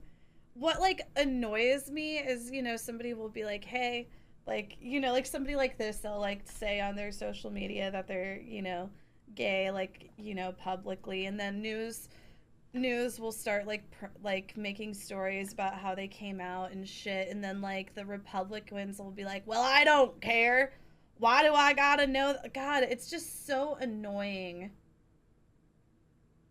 you know. Oh, he's a Republican, so he's one of the Mattachine Society gays. The Mattachine Society was like during like Stonewall and shit. There were like the gays that would be like, no, we're right, the Mattachine gays. Do you guys know what I'm talking about? They like had like more strict rules. The best family, friends, and job a guy could ask for. I'm a pretty private person, so I hope you guys know that I'm really not doing this for attention. I just think that representation and visibility are so important. I actually hope that like one day videos like this and the whole coming out process are just not necessary. But until then, you know, I'm going to do my best and do my part to cultivate a culture that's accepting, that's compassionate, and I'm going to start by donating $100,000 to the Trevor Project. Oh, shit. They're an incredible organization. They're the #1 suicide prevention service for LGBTQ youth in America. And they're truly doing incredible things, and I'm very excited to be a part of it, to help in any way that I can, and I'm really pumped to see what the future holds. That's all I have for you guys. I hope you have a great day. Work hard. And a journalist is raising awareness about... I'm ready to... Hold on. I'm like, I want to look on my Facebook to see if like the like angry Republicans are posting about it.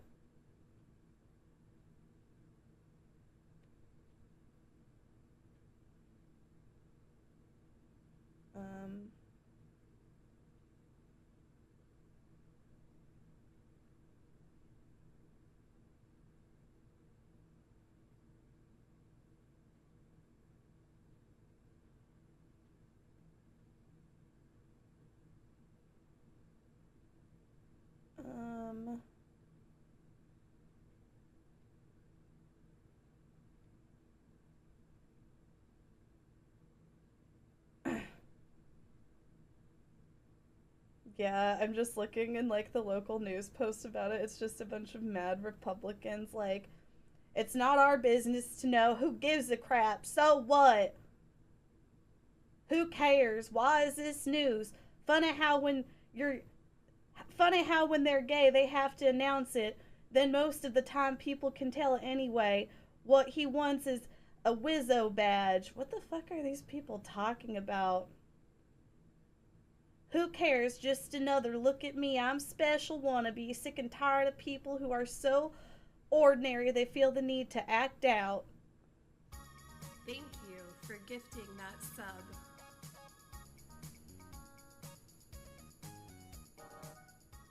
Moxiatonic, Moxiatonic, thank you. Moxiatonic gifted a Tier 1 sub to Gemajesty. They have given 43 gift subs in the channel.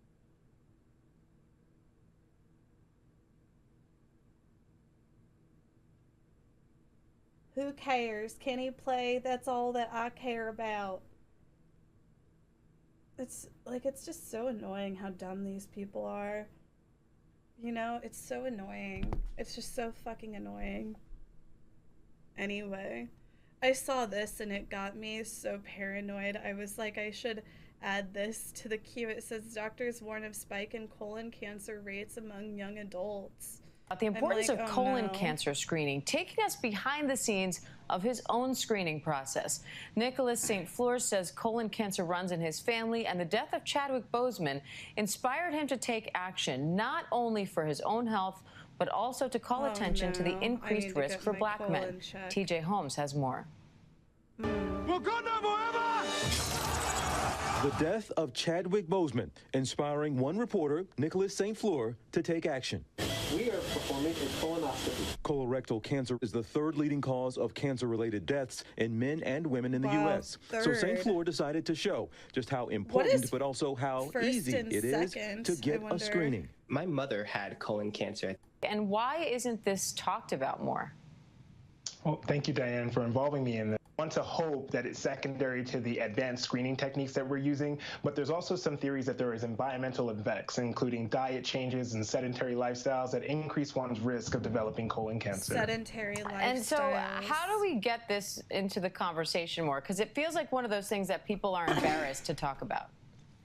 I think it's exactly that. I found when I'm talking to patients about the signs and the symptoms of colorectal cancer, it's often seen as a taboo topic that many people find really, really difficult to talk about. And I can understand exactly why. I'm also human. I also see a physician myself, and I find that level of discomfort. But we need to break through that in terms of providing more accessibility and communication and awareness around this disease so that we can find this problem early, as was stated before. Early detection would help prevent late onset disease. Now, this type of cancer is even more prevalent for Black Americans. We heard TJ cite the stats there. 20% higher chance of getting colorectal cancer, 40% higher risk of dying from it than other groups. Why is that, and what can be done about that? That's awful.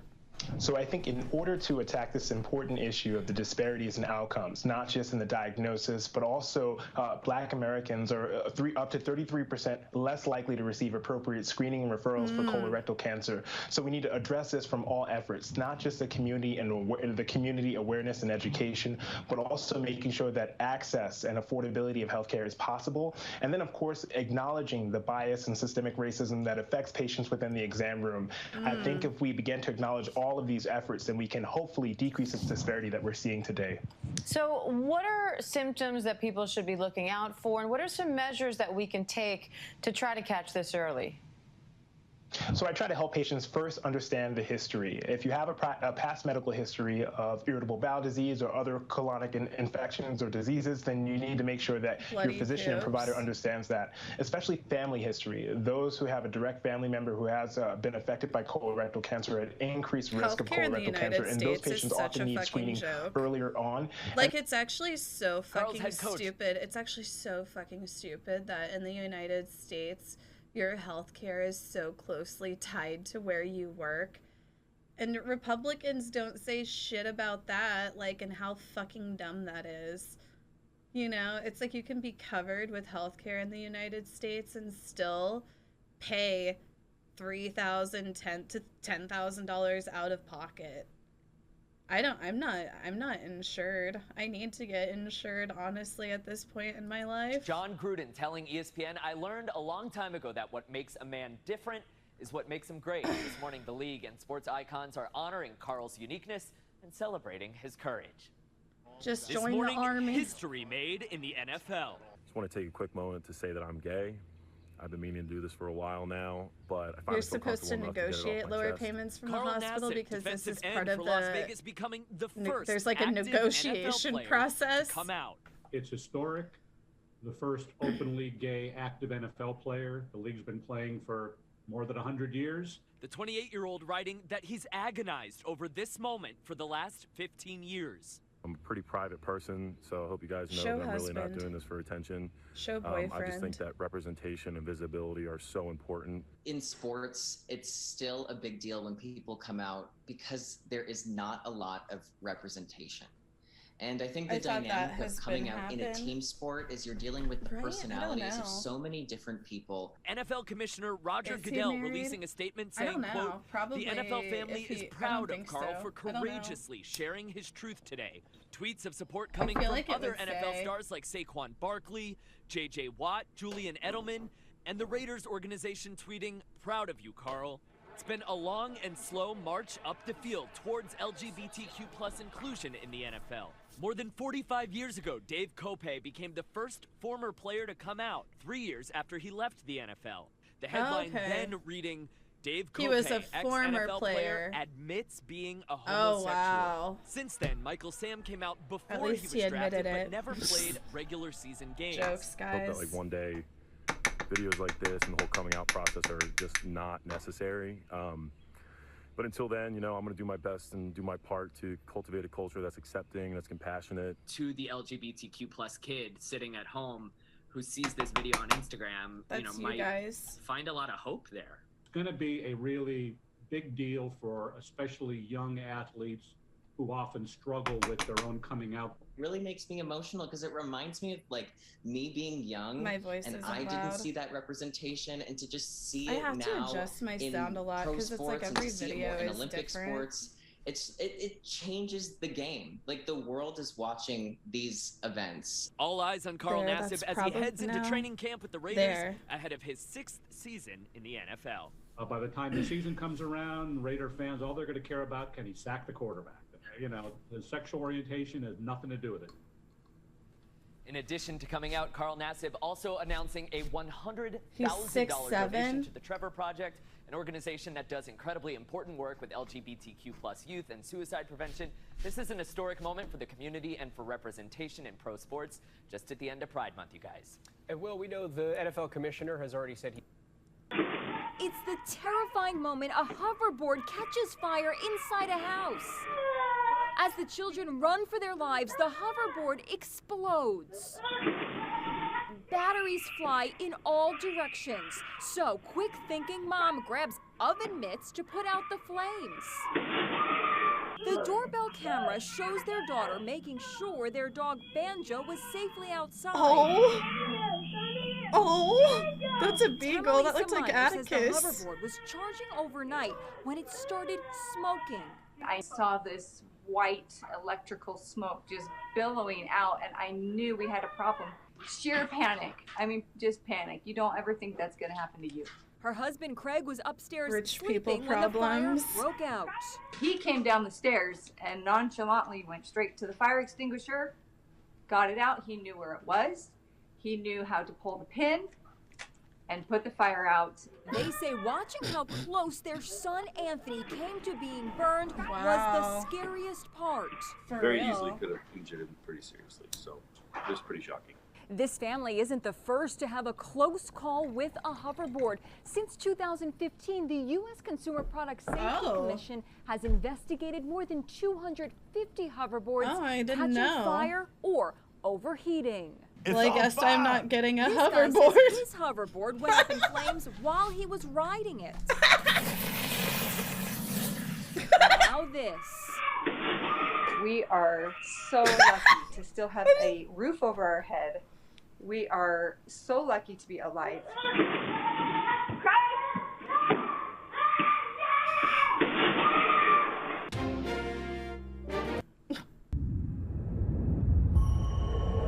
COVID sweeps India's Buddhist monasteries. More than 300 monks have tested positive. Wow.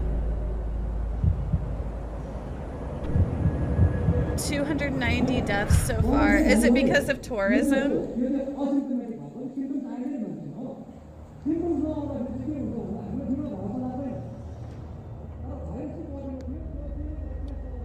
Their government doesn't care.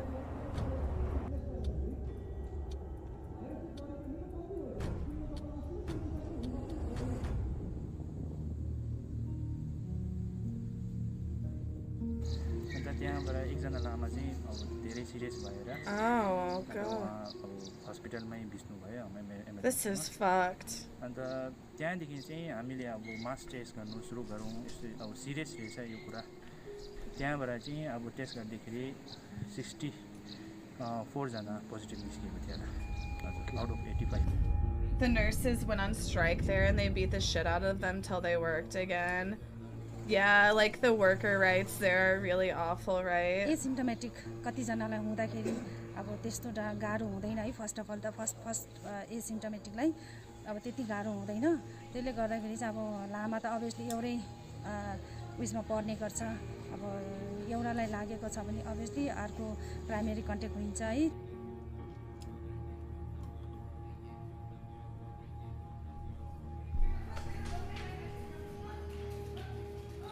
Yeah, like just the way that monks live in general probably does make it really hard with an outbreak.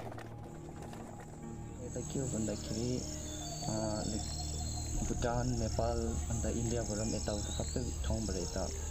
the have Islesama, do they 128 on a positive, sir? You were a subset too low and 33. Yeah, I know it is just really bad in India right now too.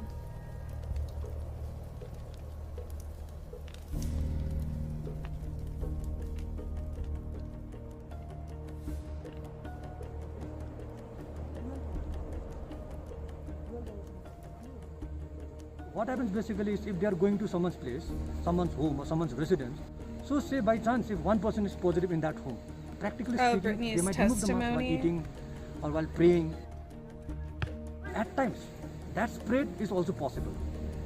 We have to take care of ourselves. So COVID appropriate behavior is very important at this juncture. If we follow that, even in some places, we might, reduce it to bare minimum.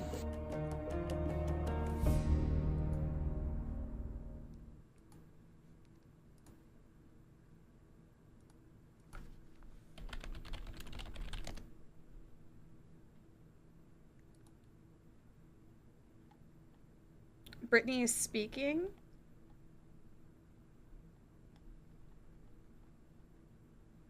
Where's the video?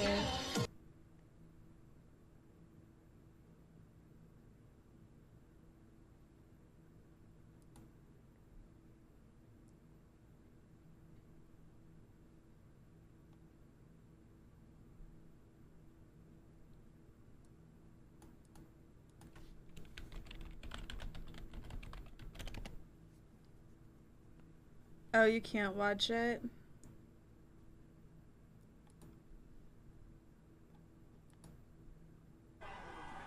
This is just outside.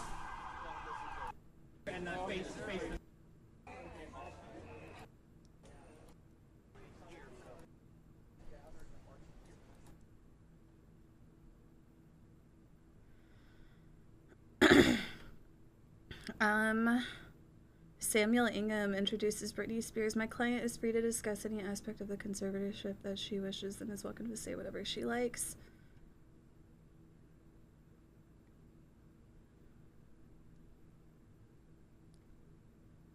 Britney Spears denounced oppressive and controlling conservatorship. Pop star's boyfriend has been providing support. Okay. So not really For any more on how to take advantage of those major summer deals, we bring in Trey Bodge, a smart shopping expert at TrueTrade.com. Trey, thanks so much for joining us. Oh again. yeah, the Prime Day sales, you guys. So you spoke with Big us deals last with week about what these retail stores will be giants offering amid and what to Prime Day expect. How do these competition. sales So compare to what you were everything's on expecting? sale right now. They're actually a bit better than I was expecting, especially on Amazon. As you know, multiple retailers are offering sales early this week, and Amazon's sales in many categories are really impressive, especially on those Amazon proprietary brands, countertop appliances, smart home gadgets, personal tech.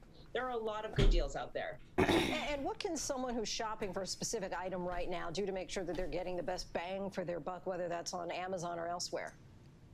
Yeah, so first of all, I would When is it? I think it started Monday, Don't right? just see a sale on Amazon or on Target and go for it. You should use tools that are being made available to us, make things very easy. For instance, there's PopCart, which I talked about last week. That's a browser extension that you install, and it will let you know if you're getting the best price. Capital One Shopping is a similar tool. I would also use a deal site like couponcabin.com. They have cash back. And so that might be a way to make a discount even deeper. And then the other thing I would say is watch your credit card. So for instance, if you have an Amazon credit card, remember that you get bonus points just for shopping on Amazon. So if you find an Amazon product in a Target and they're the same price, shop on Amazon where you can get that benefit from using that credit card. And what are the best deals for shopping of these stores? I can end up saving you 5% or more. Skip. I have to pee. You guys, one of the things that I always do, like, I still get tagged in these fucking Minecrafter threads. Like, I got tagged in this one, like, somehow a couple of days ago, and I just saw it popping up in my mentions a bunch. So I just said, hey, besties. It's like them talking shit on me. I just said, hey, besties, and I don't even know where I got mentioned, but look, they just, like, talk in Twitter threads like this. Isn't it so weird? Like, what are these kids doing? It's just, I don't fucking know. But I just said, hey, besties, and now they're all freaking out. Wait, where did I comment? Oh, here we go. Hey, besties. Oh my god, hi Queen. Hey Casey. Casey, sorry, but we don't allow new members. What? This is all my fault. I'm sorry for bringing Casey here. I'm so sorry. Oh dear god. What?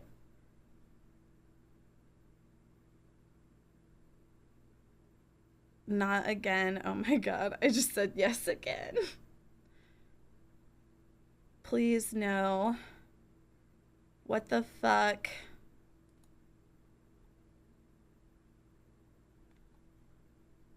These kids.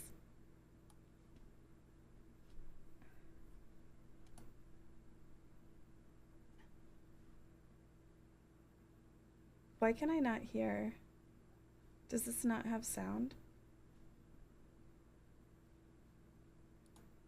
Severe storms moving through tonight from Nashville up through Washington, D.C., Philadelphia, parts of New York and New England. We could be in for damaging winds, hail, and possible tornadoes tonight. Already twisters in the Midwest, this one forming in Pella, Iowa. And we learned late this afternoon that it was a powerful EF3 tornado that hit the Chicago suburbs. I thought that was wild that there was a tornado in Chicago. I just never had... I didn't know Chicago really got hit with tornadoes, you know? With at least 136-mile-an-hour winds, security video showing this backyard torn apart. More than 130 homes damaged, at least 8 people hospitalized.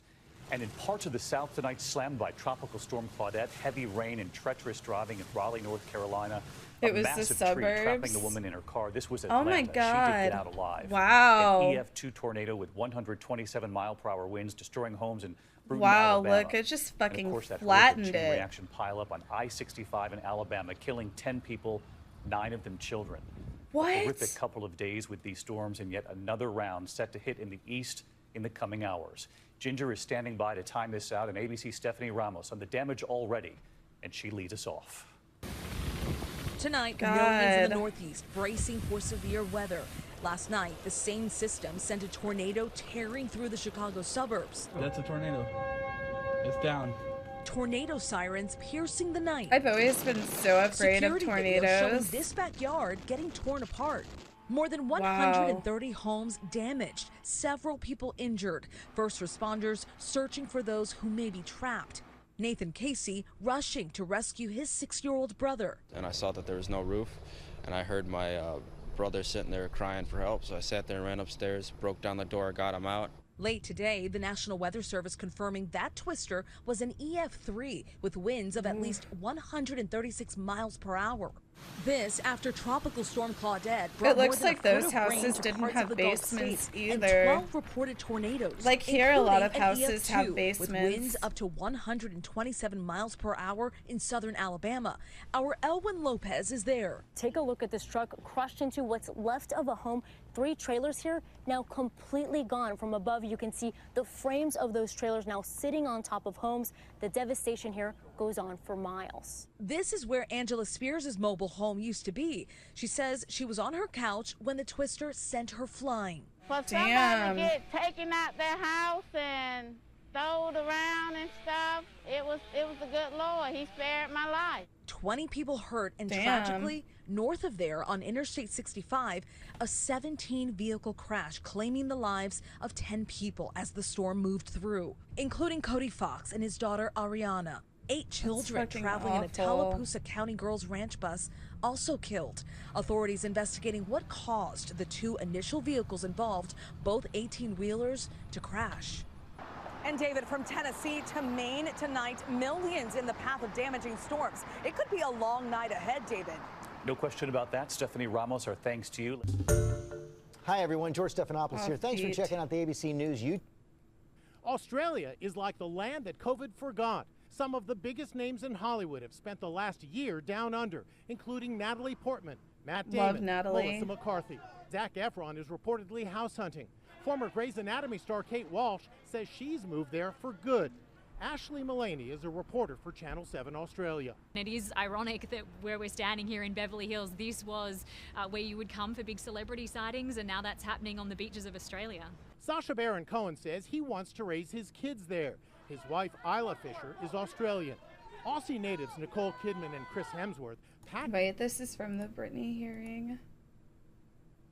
I heard that it's Honestly, I should be able to sue them for threatening me and saying, if I don't go and do these meetings twice a week, we can't let you have your money and go to Maui on your vacations. You have to do what you're told for this program, and then you will be able to go. But it was very clever. They picked one of the most exposed places in Westlake, knowing I have the hot topic of the conservatorship, that over 5 paparazzis are going to show up and get me crying coming out of that place. I begged them to make sure that they did this at my home so I would have privacy. I deserve privacy.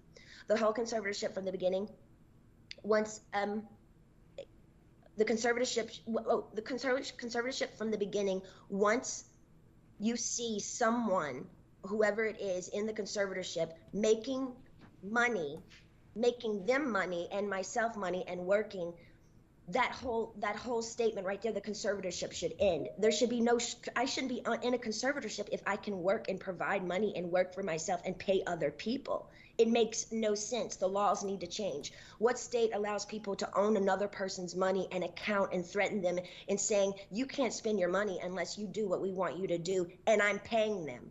Ma'am, I've worked since I was 17 years old. You have to understand how thin that is for me. Every morning I get up to know I can't go on somewhere unless I meet people I don't know every week in an office identical to the one where the therapist was very abusive to me. I truly believe this conservatorship is abusive. And now we can sit here all day and say, oh, conservatorships are here to help people. You can tell but ma'am, she's there's mad. 1,000 conservatorships that are abusive as well. I don't feel like I can live a full life. I don't owe them to go see a man I don't know and share him my problems. I don't even believe in therapy. I always think you take it to God. I want to end the conservatorship without being evaluated. In the meantime, I want this therapist once a week. He can either come to my home. No, I just want him to come to my home. I'm not willing to go to Westlake and be embarrassed by all these paparazzi, these scummy paparazzi laughing at my faces while I'm crying, coming out and taking my pictures as all these white, nice dinners with people drinking wine at restaurants, watching me leave these places.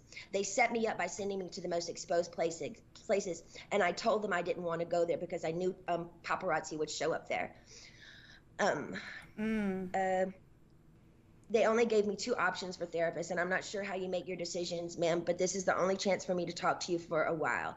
I need your help. So if you can just kind of let me know where your head is. I don't really honestly know what to say, but my requests are just to end the conservatorship without being evaluated. I want a petition basically to end the conservatorship, but I want it to be petitioned to end it, but I don't want to be evaluated and be sat in a room with people 4 hours a day like they did me before, and they made it even worse for me after that happened. So I'm honestly new at this, and I'm doing research on all these things. I do know common sense Too and the much method coffee, that Sam. things Thank can you. end. For people, it has ended without them being evaluated. So I just want you to take that in consideration. I've also done research. Also took a year during COVID to get me any self-care methods during COVID. She said there were no services available. She's lying, ma'am. My mom went to the spa twice in Louisiana during COVID. For a year, I didn't have my nails done, no hairstyling and no massages, no acupuncture, nothing for a year. Poor I saw the Brittany. maids in my home each week with their nails done different each time. She made me feel like my dad does, very similar, her behavior and my dad, but just a different dynamic. Team wants me to work and stay home instead of having longer vacations. They are Is used this to me live? sort I'm of not doing a weekly sure. routine for them, and I'm over it. I don't feel like I owe them anything at this point. They need to be reminded they actually work for me. They tricked me by sending me to the, okay, I repeated myself there.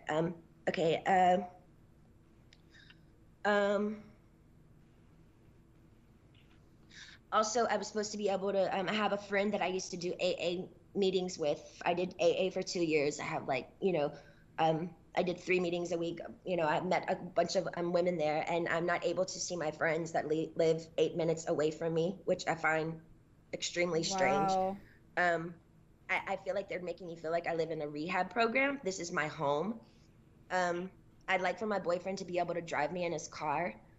And I want to meet with a therapist once a week, not twice a week. And I want him to come to my home because I actually know I do need a little therapy. I was told, hold on. I think that's, and I would like to progressively move forward, and I want to have the real deal. I want to be able to get married and have a baby. I was told right now in the conservatorship, I'm not able to get married or have a baby. I have a ID inside of myself right now, so I don't get pregnant. I wanted to take the ID out so I could start trying to have another baby, but this so-called team won't let me go to the doctor to take it out because they don't want me to have any more children. So basically, this conservatorship is doing me way more harm than good. I deserve to have a life. I've worked my whole life. I deserve to have a 2 to 3 year break and just, do what I want to do. She has. You can say what you will about Brittany, but she was just on tour performing so much. I feel open and I'm okay to talk to you today about it, but I wish I could stay with you on the phone forever, because when I get off the phone with you, all of a sudden, I hear all these no's. No, and then all of a sudden I feel ganged up on, and I feel bullied, and I feel left out and alone, and I'm tired of feeling alone. I deserve to have the same rights as anybody does by having a child, a family, any of those things, and more so. And that's all I wanted to say to you, and thank you so much for letting me speak to you today. Oh, Ms. Fierce, you're quite welcome. And Brittany spoke and the gays heard it. The gays are frothing at the mouth now. To everything that you said. And the gays and the girls are ready to go to war. Courage for you to we were waiting for Brittany to speak on it. Everybody was like, well, how does Brittany feel about it? And now we know, and we're mad. And sharing how you're feeling. Okay, well, thank you so much for giving me this opportunity. Thank you. No, for real, like them taking away her ability to have kids and get married if she wanted. A method to get conservatorship terminated, and if that's something that you're that's doing, abuse. Her conservatorship is beyond a doubt abusive, from her account. It sounds. Your Honor, it's difficult for me to respond to that issue without reaching attorney-client privilege, and so therefore I won't even try to touch on that issue. I am concerned about several of the issues that my client has raised here, and I think that the other family members and fiduciaries here will doubtless want to weigh in some fashion. If my client directs me to file a petition to terminate, I'm happy to do that. So far, she has not done that. That's the most that I will say about that issue. With regard to the issue of private counsel or replacing me as her counsel, This is just a link I am that I happy found to take from one of the guidance gays from in the my court as to Discord. how you would like to set that issue up and how you would like to deal with it. So I will not make any comment other than the fact that I serve at the pleasure of the court, and if the court decides that I should be replaced by someone else, then that's fine with me, however the court wants to handle that. Is that her dad and speaking, I suspect that Ms. Montgomery or her counsel will want to respond on the medical side, but from my point of view, Or his in lawyer. a procedural sense, I think it's obvious to me that we have a disagreement between my client and the conservator hers. of her person, temporary conservator of her person, as to her current care plan. And so it seems to me that the simple way to resolve that issue is to have the conservator of the person file a proposed care plan, set it for hearing, and have my client have a chance to address it and deal with it. It seems like we're past the point that it can be negotiated between the two of them.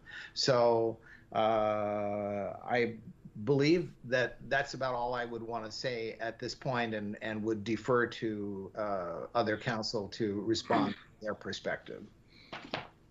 Mr. Ingham, thank you. And I certainly don't want you to get into the attorney-client discussions, obviously, between you and Ms. Spears. You actually foreshadowed something that I made a note to myself about the issue about that Ms. Spears raised about the treatment. And I was going to ask Ms. Wright and Ms. Montgomery, and I think certainly filing that care plan and having it set for hearing or something would be appropriate. But I was actually going to tell them to look into that, because obviously it's something that's causing us concern. We don't want to do anything that's going to be the reverse of what's trying to be accomplished. But Ms. Wright, I'm happy to hear from you at this point. I think you're muted, Ms. Wright. You're muted. There we go. Thank you, Your Honor. This is Ms. Wright. We certainly do have a different perspective on many of the issues and facts raised by Ms. Spears, but I don't think today is the appropriate forum to air those out. I do love this idea of a care plan. We are more than happy to put one together. My client works with the medical team, a very highly qualified Glasses and vetted medical McDorkface, professionals. thank you Any for the 4 decision months. she makes is with their input and their Glasses recommendations. McDorkface just And so we resubscribed. certainly have those ready. We can put them into a care plan. My only concern is, as we go into these in more detail, I am very concerned with Ms. Spears' medical privacy. And I don't think the details of her care plan and the progress she's been making and her conditions should be in the public forum.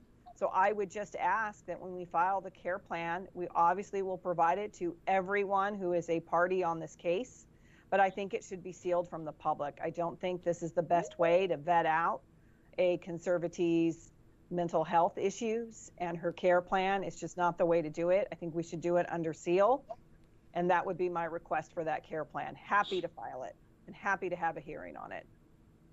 Well, if you want to file a motion prior to the hearing on that, that certainly is your right to do that. Sure, we'll just have to talk about timing to accommodate that motion and then the filing of the care plan. Sure. But I just appreciate. Okay, I think it's Ms. boring Spears, now.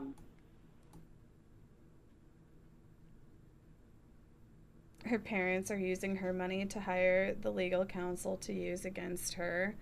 Oh, right. It is just so fucked up. I think every Canadian kid, for a lot of us that dreamed of becoming wrestlers, Brett made us realize that it could become a reality. Because here's a Canadian guy from Calgary. is this he was there. this a documentary and then he was there about doing wrestlers? it at the highest possible level. Now, Oh, he broke down Brittany's the doors. talking again now? Now the Oh my god, quick.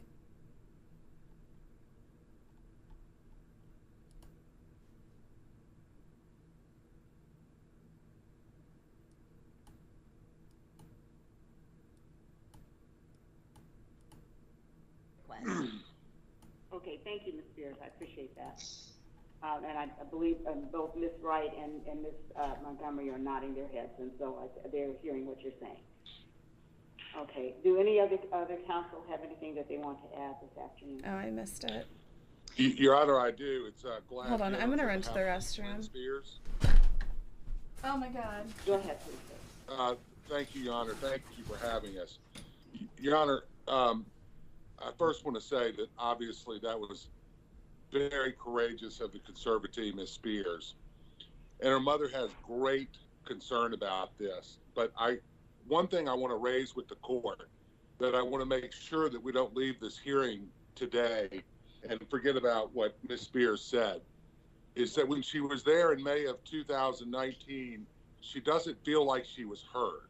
And it feels incumbent upon me to ask the court that we make sure that today Ms. Spears is heard. And to that end, one of the things that she said that is going to very much dictate what happens here, and this is no slight against any counsel in this case, but the request for her to have her own counsel, I would respectfully suggest, Your Honor, given that she articulated the reasons why she wanted that I believe that the court must take that up at its earliest convenience, because that issue may very well dictate what happens in terms of step 2, 3, and 4. Similarly, this healthcare plan, I also asked the court to take that up immediately. These are complaints and concerns that we did hear about in May of 2019. Today is the day, while the world watches and listens to Ms. Spears, is the day that we respectfully request that this court put an action plan at the Los Angeles Superior Court in place to provide the relief that Ms. Spears is so asking for in this hearing. That is critical. That is her mother's request. That is what we respectfully ask the court, that we not leave this proceeding without having dates to move forward on these basic requests that may have an impact on this conservatorship. Thank you, Your Honor. Thank you, sir. Any other counsel have anything they want to say? Your Honor, Vivian Thoreen. Yes. Your Honor, thank you, Your Honor. I appreciate Ms. Spears' comments and the courage it took her to make the remarks to the court. I would like to request a brief recess so that I may consult with my client.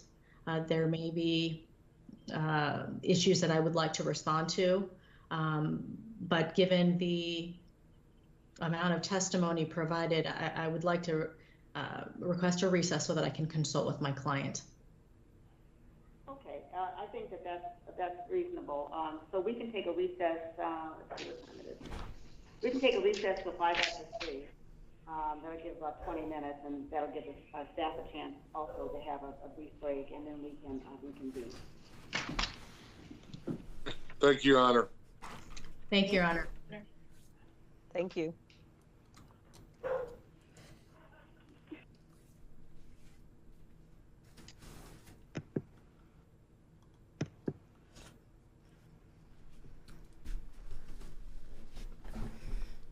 Oh. Drive hours.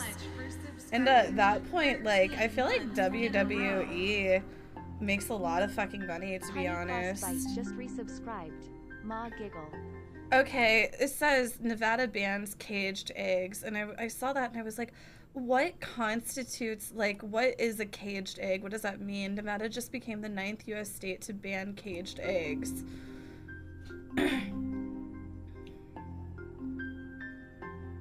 $399 effectively bans Nevada egg producers from using battery cages. What the fuck is that? Such as these seen here. And blocks the sale of eggs from farms that use caged systems. Okay, so it's just the type of cage style. The bill was, so it's free roam chickens only. Chickens in the U.S. are confined in cages that the industry terms battery cages. In those cages, Each chicken is provided roughly 67 square inches of floor space to live her entire life. That is smaller than the dimensions of a sheet of paper. Wow. AB 399 will get egg-laying chickens out of barren wire cages and into cage-free systems. It requires key enrichments for the birds, including perches, dust bathing and nesting in scratching areas, and nest boxes.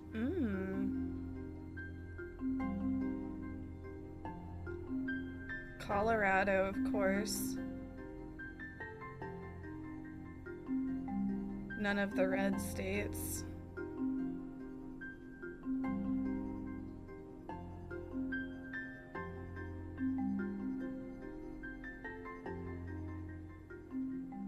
This legislation brings Nevada into alignment with where the marketplace is going. I've been trying to eat Every more year we see chicken because I double-digit feel worse percentage about increases in eating the sales cow. of cage-free eggs. I feel It worse does not about remove eating consumer cow choice. than There will still be chicken. cage-free and organic and free-range and pasture-raised and nutritionally enhanced and brown I eggs used to and eat white a lot eggs. more Those will steak all and still I've be really cut back.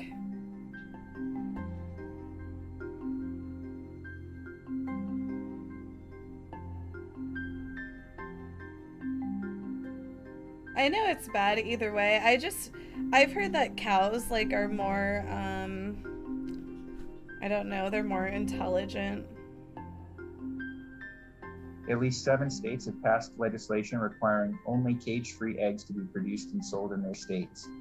And last year, other states, including Arizona, Hawaii, and Maine, also considered these measures. And you'll notice if you look at that rundown, I had a pet chicken. what we're seeing is particularly in the West, a strong move in this direction. I want to get a pet chicken. And, honestly, I think it's important that we not have lab-made Nevada meat as an becomes island, like more of a thing, which I without think some it of these will same soon, standards in place. and becomes more affordable, I will completely go vegetarian, I think. Fuck you, bitch. Rue was not found. Hey, how are you? How's summer vacation going? Don't spend it in here. You know, try to do some enrichment things. Don't just spread hate, you know, do something positive. No, I swear, it's like I've seen an increase in them because of summer school. Or summer vacation, I swear. Motion passes unanimously. Now, the US Navy has started a series Deep of Squid, tests thank on you. its newest and most advanced Oh, welcome, aircraft Rue carrier was by not found. detonating Wow. powerful explosions to determine Now you're whether the ship definitely gonna have a was great ready for summer war. with Have a your look at this. Kaceytron subscription. They have given 119 This is a subs in the channel. US warship tested powerful explosion. Be ready for war. Have a look at this.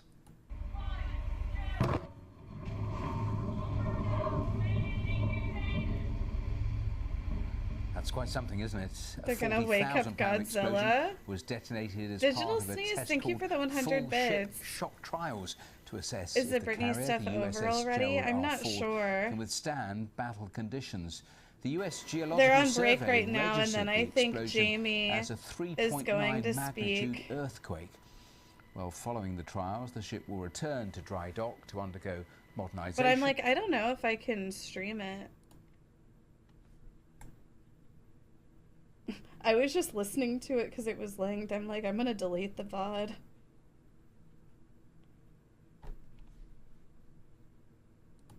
This is a new movie coming out, Jurassic World Dominion. Experience a special extended preview.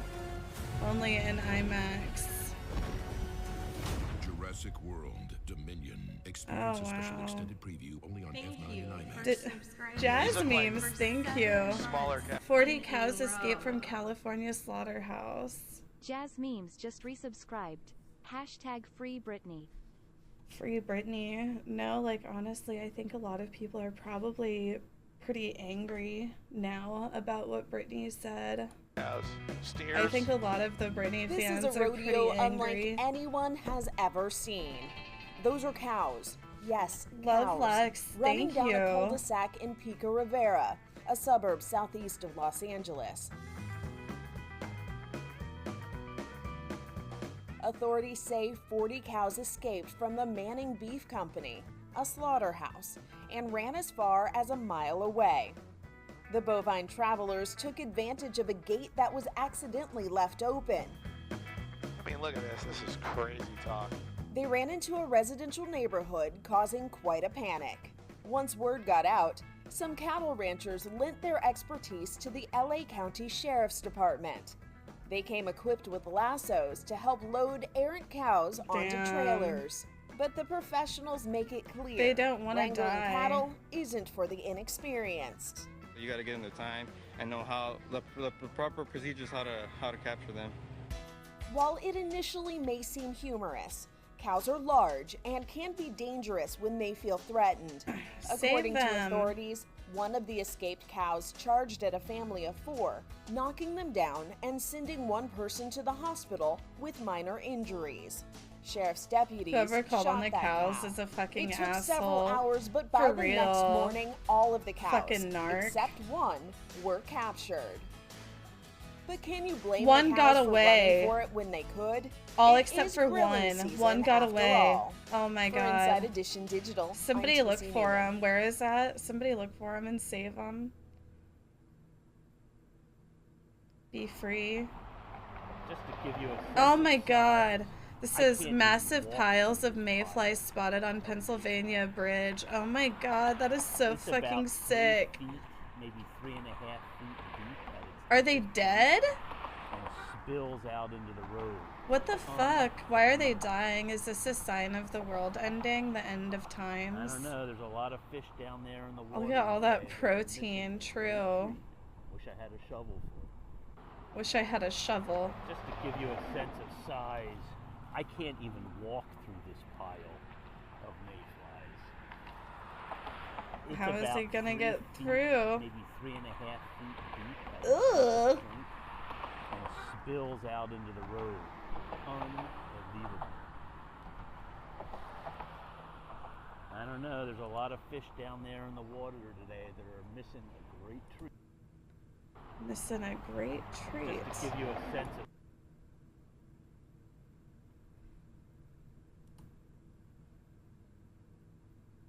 Okay, hold on. I'll be right back. And then we watch more videos.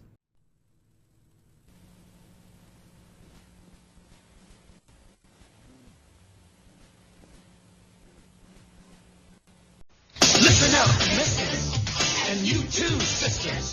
Let's talk about something that's a real brain twister. Drugs, drugs, drugs. Which are good, which are bad. Drugs, drugs, drugs. Ask your mom or ask your dad. Drink a little water. Take the doctor's pill. Drugs can make you better when you're feeling ill. Drugs, drugs, drugs. Which are good, which are bad. Drugs, drugs, drugs. Ask your mama, ask your dad. There's lots of other drugs that sure have a flaw. Watch it now, man. It's trouble with the law. Drugs, drugs, drugs. Which are good, which are bad. Drugs, drugs, drugs. Ask your mama, ask your dad. Drugs, drugs, drugs. Which are good, which are bad. Drugs, drugs, drugs. Ask your mama, ask your dad.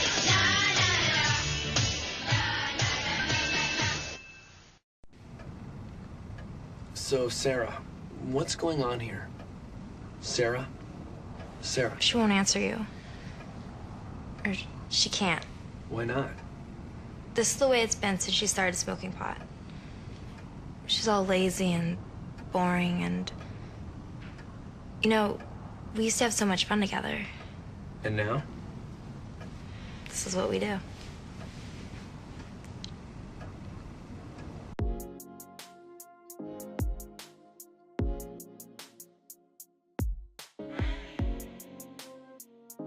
I actually have somebody working on a song. It's like, Fuck Kaceytron, fuck Kaceytron, fuck Kaceytron, fuck Kaceytron, fuck Kaceytron, fuck Kaceytron, fuck Kaceytron, fuck Kaceytron. I am so much fun. It's true.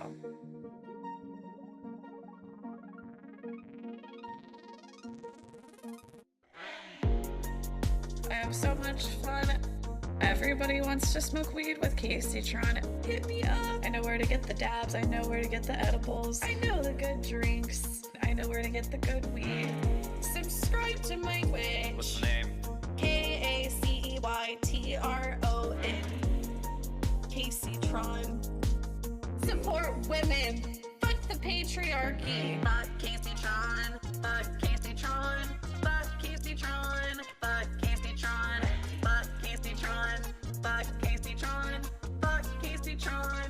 Fuck Kaceytron. Thank you for the gifted sub. Any primers? Any primers? Any prime subs? Heretic. Heretics out. I'm just saying, like, I'm not exercising today. I don't stand for that. Like, I'm a feminist. Everybody knows that Kaceytron knows how to party. I ran a bar, for God's sakes. Does anybody want a prime sub? Right now I'm raising money for myself as a job. I am so much fun. It's true.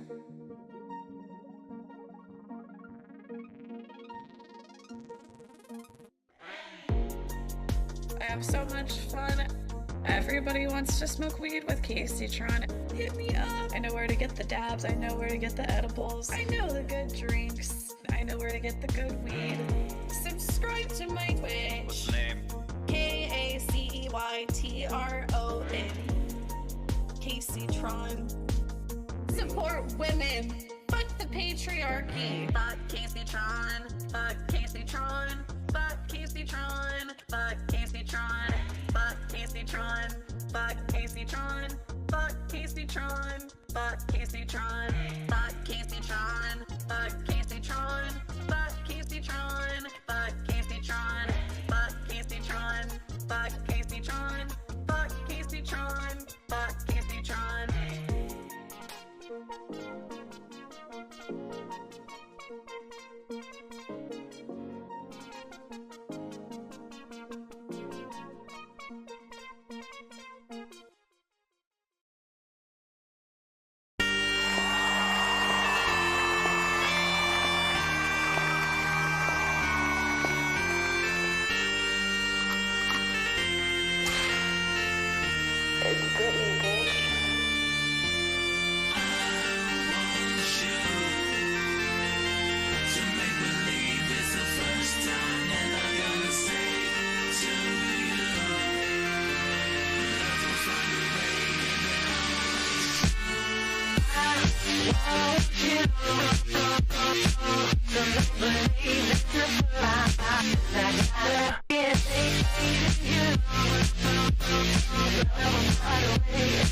Always true.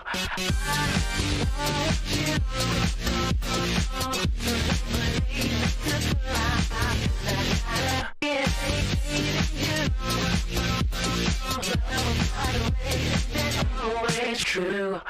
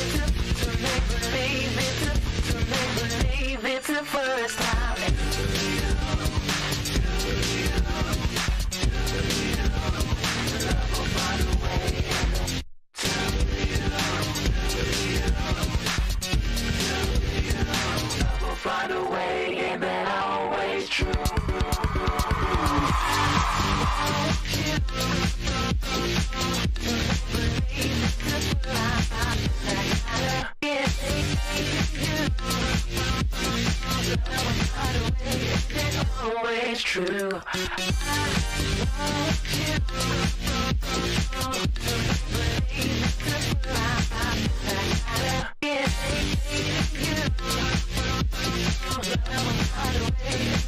Always true.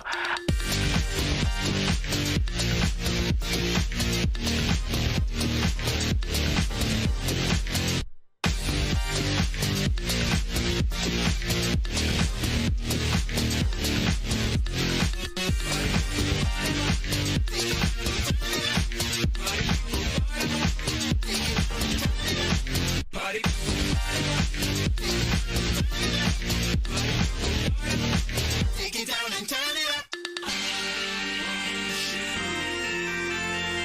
To make believe it's the first time I wanna say to you, love will find a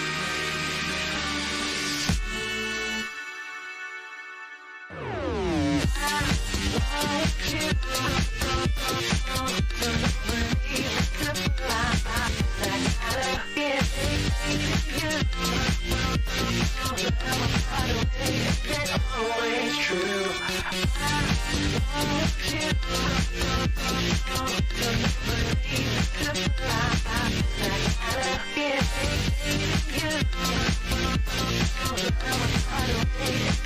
Always true.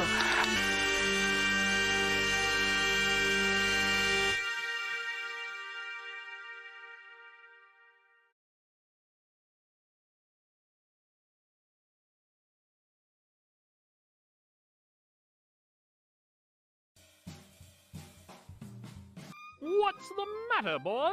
Are the Fortnite servers down? Oh, I see. Feeling a bit bored? Well, I know the very thing to cheer you up. Have you ever heard of Kaceytron? Well, be ready to be swept off your feet. Join Kaceytron and her gang through their adventures on Twitch TV/Kaceytron. See her fight with Twitter stands. I'm so sorry. I genuinely love Kaceytron, and after all the Twitter bullshit happening, I came in chat to be supportive. I understand that she said not to use the Minecraft emote. Poggers! Anime cosplay.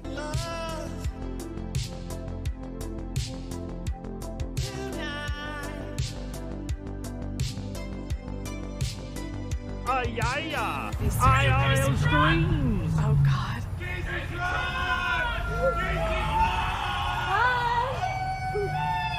See? You guys. No, what if I just Poggies! Witchcraft! Fire, water, earth, air, fire, water. Monka W! And over 1,000 green screens! Now that's a Pog slide! Oh, and don't forget to try Kaceytron's newest product, Poon Labs, all-natural organic poon juice in 3 different flavors.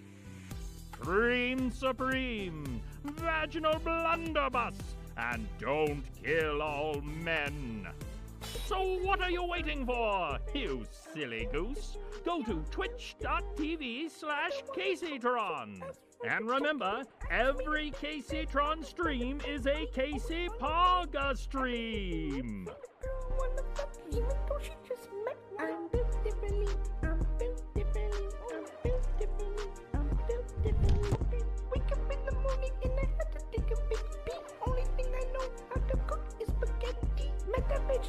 and she never forget me. I'm built differently. I'm built differently. I'm built differently. I'm built differently. I'm built differently.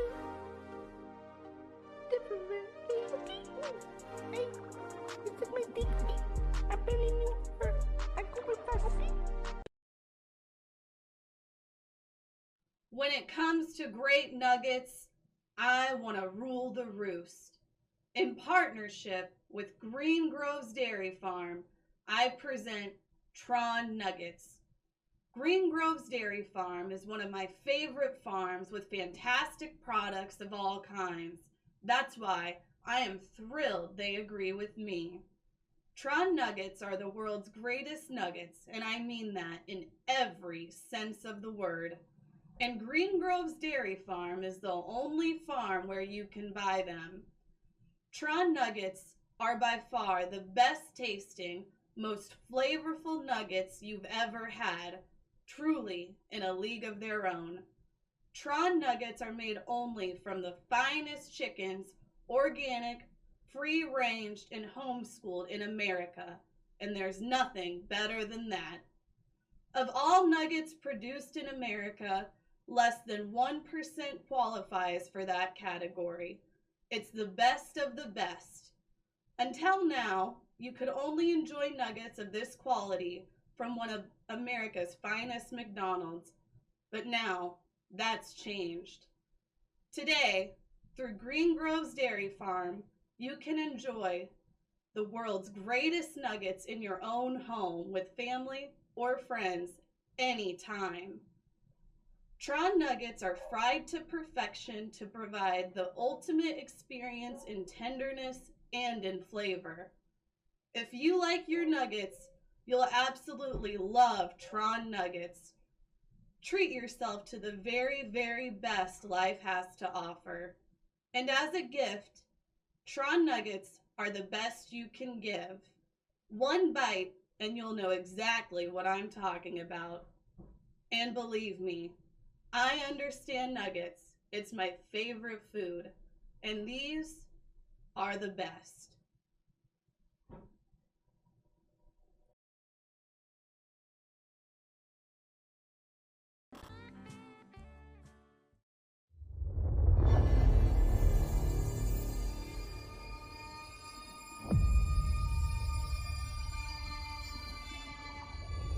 Give us a sign if there is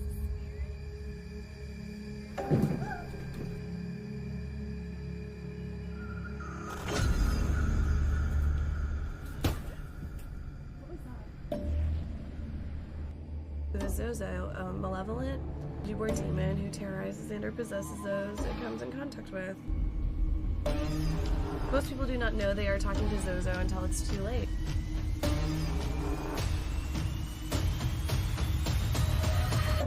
Power of 3 will set us free. 1, 2, 3. Oh my gosh. There is like a cold out of here.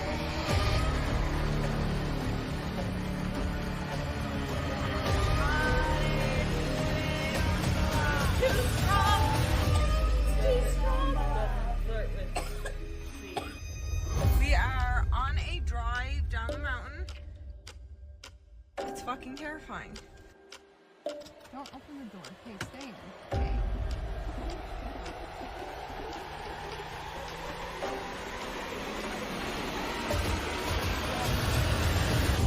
I can fucking see your shadow! Oh my god!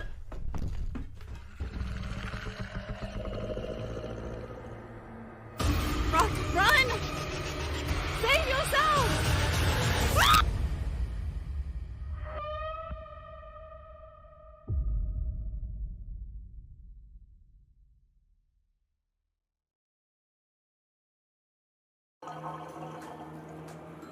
How I found out that I had a market for bathwater is I just had people who started asking for it.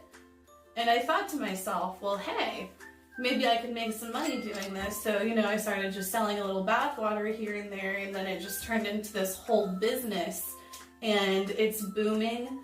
Bathwater is taking off. It's liquid gold. This is me. My DNA, my DNA is in this jar. Essentially, I'm selling off my DNA. So, whenever you think about it, that's very cheap. You're literally buying DNA for $50. This is just the basic tier. I do a $25 upcharge for different scents. I have lavender, mint, and an orange. It's a process, and it's a process of love. This is 100% American-made bathwater from the USA. Hello? In my time as a streamer, I have worked to raise awareness about the risks and dangers of toxicity in Twitch chat through my Be Better initiative. The goal of Be Better is to improve all of Twitch by promoting healthy and positive chat habits for all Twitch viewers and by teaching chatters of the dangers of toxic chatting. Each week during the month of October, I will be sharing inspirational stories of viewers who have chosen to be better by living a life free of toxicity. I look forward to hearing your stories. Together, we have what it takes to make Twitch be better. May God bless you, may God bless our families, and may God bless our beautiful nation.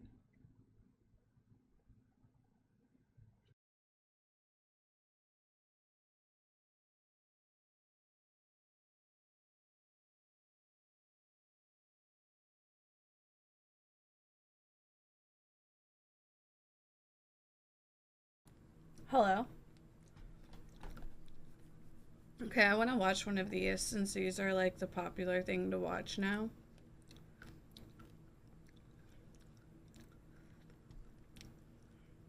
I'm like, which one should I watch?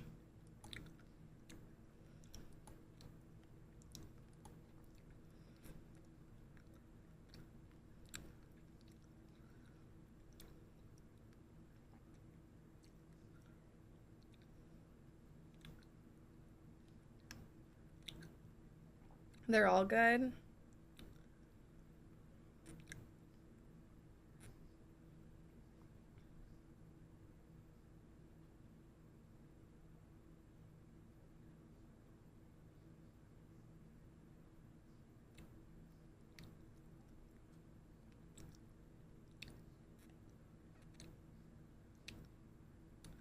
The first is so good. This one?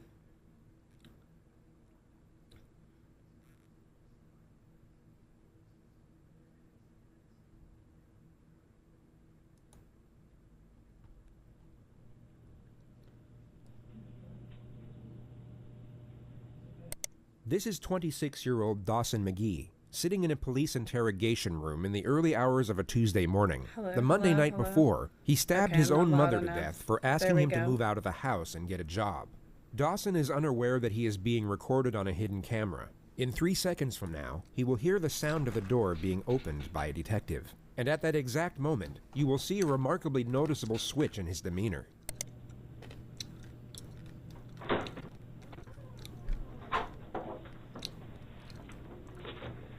We've got something we want to talk to you about. We want to talk to you about what happened to your mom. What happened to my mom? Well, you tell me. He's trying to act. What happened at home to Mom? They were very bad. Mm-hmm. What happened to my mom? Well, that's what I'm asking you. I was waiting for my brother and sister to tell me. Okay. Well, so, was your sister home this weekend? Wait, Am I chewing too loud? Have an attorney? If you want one. Am I supposed to have I should request an attorney. Well, that's up to you if you like one. But I mean, we'd like to talk to you. You're supposed to have an attorney. Go and ask for it. I would offer. I want to ask for an attorney. Do you want to ask for an attorney? Yeah. Okay. It would come as no surprise that a judge deemed him fit to stand trial. A jury then found him legally sane, and he was sentenced to life in prison for the murder of his mother. All of which was in spite of a continuous charade of mental illness similar to the one you see here. Dawson clearly believed that his passage through the legal system would somehow be easier if he were presumed insane, which is a naive, yet somewhat common misconception that many suspects make when facing serious charges. They have this notion that a plea of insanity would either lower the severity of their punishment or liberate them from it altogether. That instead of being sent to prison, they would simply be released back into society, perhaps with a free psychotherapeutic program to attend on the weekends. I hate this This one. is, of course, a far cry I think from that reality. you know, like, I feel like to be able to murder somebody, you know, knowingly, not counting, like, you know, like in a wreck or something. But I feel like if you're able to murder somebody in general, it just kind of makes you crazy, to be honest. Like, I just couldn't imagine being able to murder someone, right?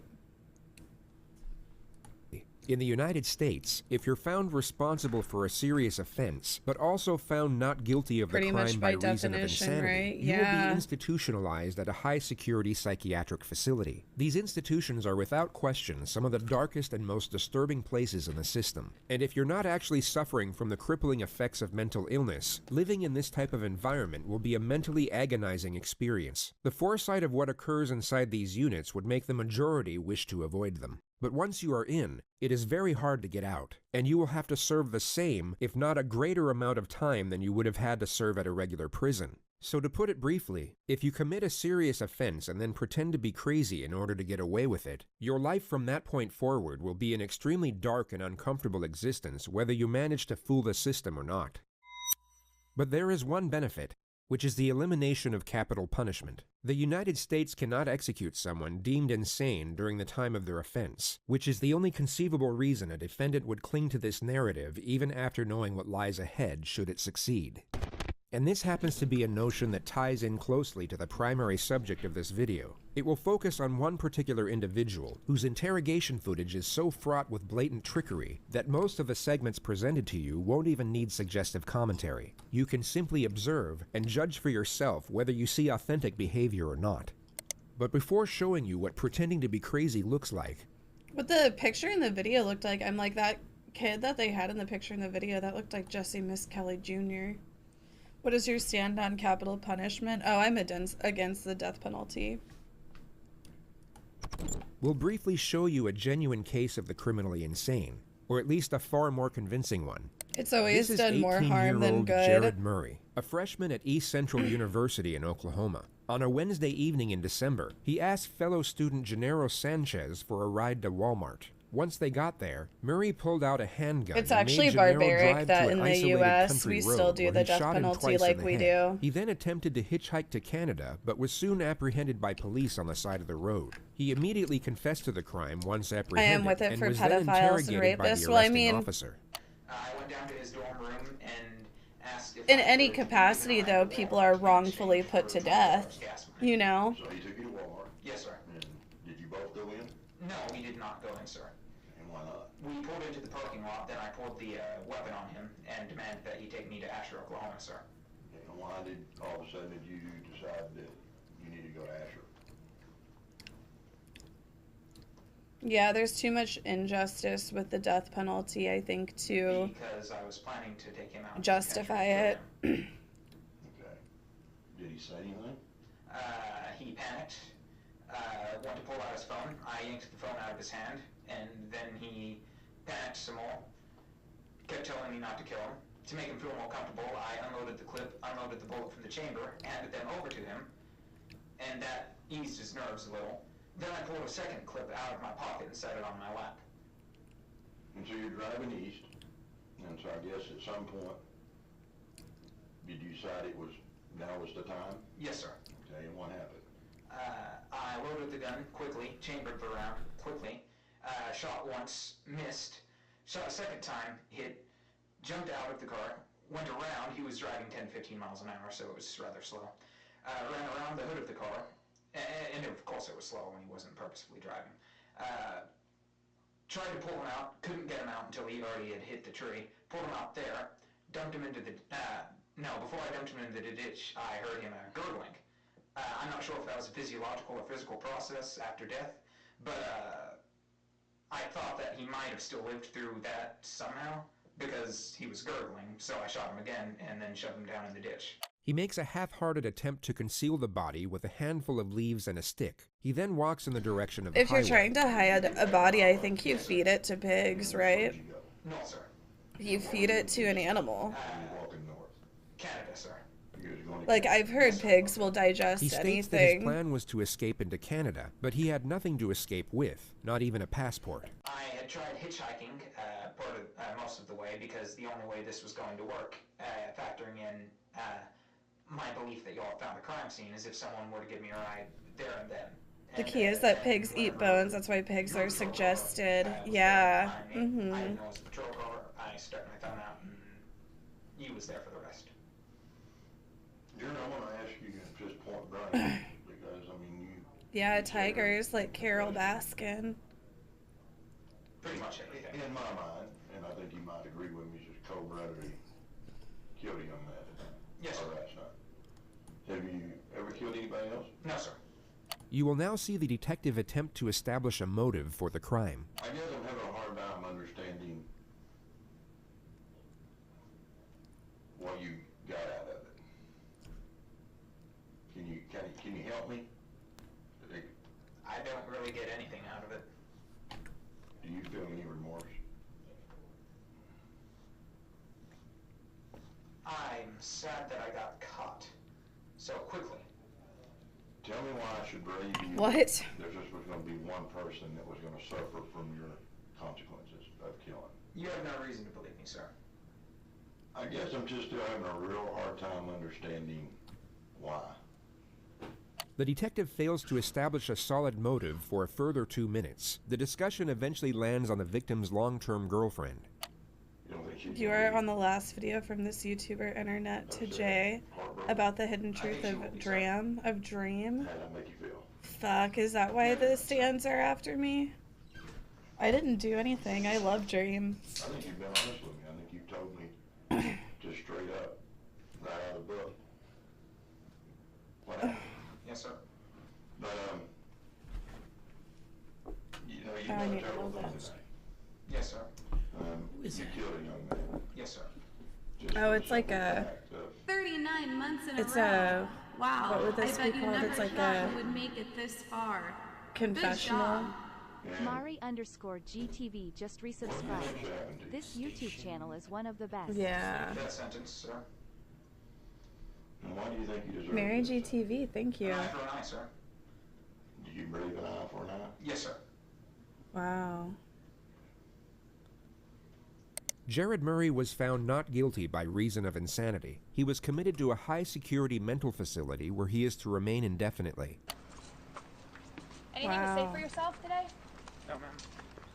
Any reason why you might have done this to this young man? No, ma'am. No reason. No, ma'am. You have nothing to say for yourself. No, ma'am. You want to tell the community anything? No, ma'am. Did you confess to police? Yes, ma'am. That is way different than somebody faking Do you have insanity, remorse for right? what you've done? No, ma'am. He's not insane. He He's just appears got no completely void of empathy human or emotion. remorse. No regret, remorse, shame, nor fear. But I He guess had people both would taken say a that's life and insanity, destroyed his right? own, yet seems indifferent to the circumstances. Like, it's With respect to his also interrogation being footage, like the most conspicuous antisocial, element was the complete right? lack Just of like self-preservation. not He didn't once having attempt to deflect empathy for blame, others. nor afford himself any type of justification for his actions. He simply spoke in a factual, non-biased manner, impartial to how his words may have been taken, or even twisted to be used against him. What did he do? It There was sounds no like he killed calculated some- structure to his behavior whatsoever. So with this notion somebody. in mind, let's move on to the primary subject of this video.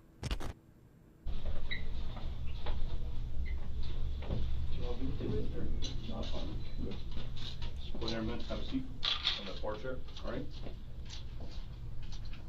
Yeah, I know this one. That's that Jesse Miss Kelly. I think. Or is this the guy from Making a Murder? No, do not think about getting up, right, buddy?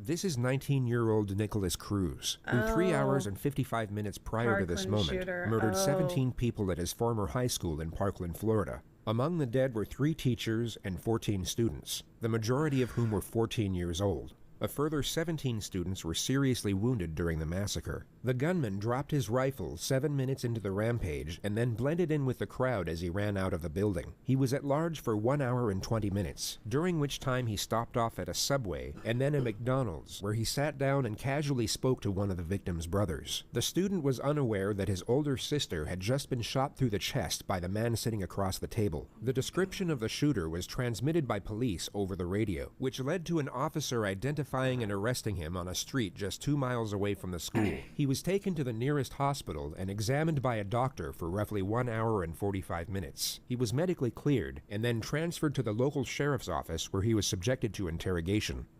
Do not think about getting up, right, buddy? God, this is why I just can't fucking watch shit like this. Now I'm like, this is why I cannot watch this murder mystery stuff. I get why people are into it. It's interesting. But it's just like so sad to me. Like, I just cannot imagine what it would be like to lose your life at the hands of somebody like this, or have like a family member lose their life at the hands of somebody like this. Like, I just cannot imagine what kind of monster you have to be able to take life from somebody else, you know? It just gives me such like, it just makes me so sad and fucked up feeling.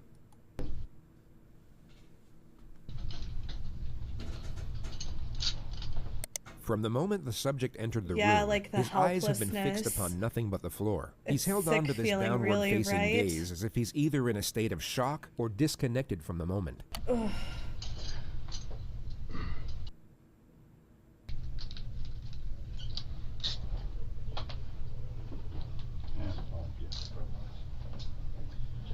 But the psychology behind it and what could At the make exact somebody moment the door shuts, capable he of lifts like up his head to observe his doing surroundings. that, His you know? behavior completely shifts once he believes no one is watching. If we look at his demeanor a moment earlier, we can see the contrast. He went from being detached to alert. His behavior changed as the environment changed, which is a recurring theme throughout this interrogation. It shows us that his mind isn't wandering off during these moments of apparent disconnection. He is in fact fully present and very aware of what's going on around him. As he looks up, his eyes immediately lock onto the camera. He now knows he is still being watched, and his following gestures will resemble that of someone with suicidal tendencies.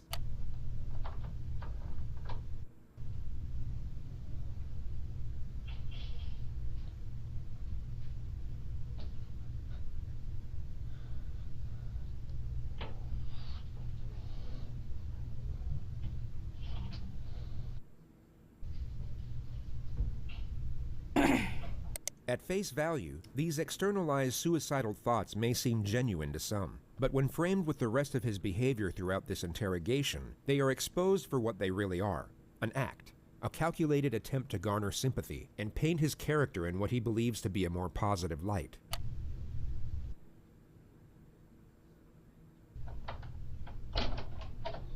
All right, how you doing, Nick? You all right? Gotta be able to speak so I can hear you. All right, I just need to ask you really your name and date of birth just to confirm I got it right. It really does just like make one really just wonder What's what your it's first name? like. This is a situation where the proof against the suspect is already like, conclusive. He is without question responsible I for the just don't crimes under understand how investigation, somebody could be making the capable pursuit of of a doing confession something not like that, essential. you know? The police know he did it, It just but they makes need you to know why wonder, he did it, like, which would what already require a complex is wrong strategy with in order to them, obtain you the know? correct information. But the suspect's first recorded statements upon his arrest have now made the procedure considerably more difficult. What's going on today, bro? The demons, man. Demons? Voices. Yeah, no problem. Voices. Low Voices and IQ, demons? developmental Voices. problems, psychopathy problems. Shut up. Be quiet, man. Demons, man. Voices. These two words have now forged the primary stratagem of his own interrogation, which is to cut through deception under the guise of supportive examination. The questions will be designed to lock him into a specific narrative about his alleged psychosis, while simultaneously giving him the impression that his responses are for his own benefit. Anything he says now can be used to refute any amendments he might come up with at a later stage. We all know that after this interrogation, he will have significantly more time to think, study, and even seek guidance from professionals about how the legal system interconnects with mental illness. Yet the majority of this forthcoming knowledge could be useless to him depending on what he says during these moments. The more details he gives away, the less options he will have for his defense later on. But pursuing this objective is complicated, as there are two very common scenarios for when this type of suspect gets interrogated. And just to be entirely clear, by this type of suspect, we mean someone who is 1. Pretending to be insane, and 2. Not fooling anyone.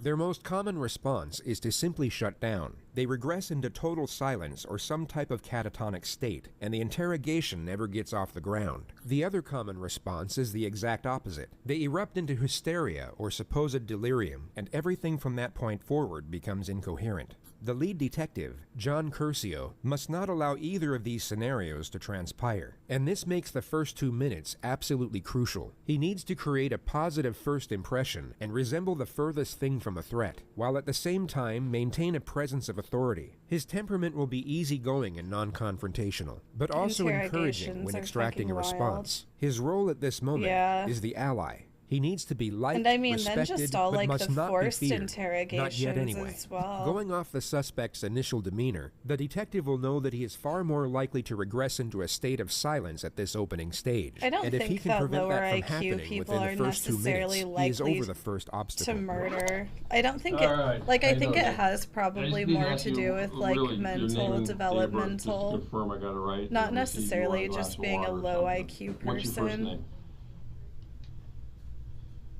Come on, Nick.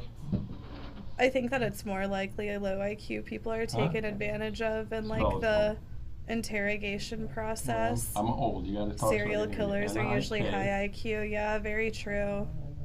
O Or sometimes, I guess, right? A-S. And what's your middle name? Come on, man. Speak so I can hear you. Jacob. Jacob. J-A-C. What's your date of birth?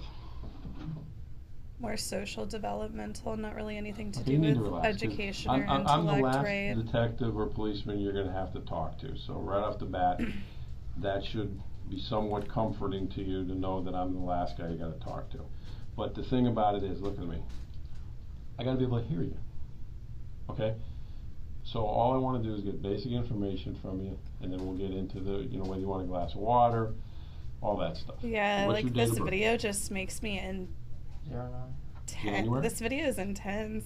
0. Shit like this just gives me 09 such September. anxiety, The and then I just investigation get team such already bad know the vibes answers from to this these basic person. questions. Their only purpose are to initiate a response, and their non-threatening nature make it more likely for the Narcissistic, usually suspect to high engage. IQ and They are antisocial essentially the people are the opening ones wedge who to get commit the acts two-way of dialogue terror. flowing. And although the suspect is still partially committed to his catatonic state, as we can clearly see, he is still responsive, making it unlikely for him to regress into complete silence from this point What did forward. this guy do? I missed Everything the start up to of this it. moment He has gone was to the plan. Parkland The detective shooter. has one foot in the door, and he can now develop the relationship from a more secure position. He goes about this with a standard method of rapport development, the offer of food and water. All right. Let me do this. You want a cold water? You don't know if you want cold water? Yeah, and I'm this gonna video bring is in just two. showing. 'Cause I It's want talking one of about those. how It was people hot. like You fake decide being you wanna have crazy it, to that's try to, fine. You sure you don't want something claim to eat? insanity.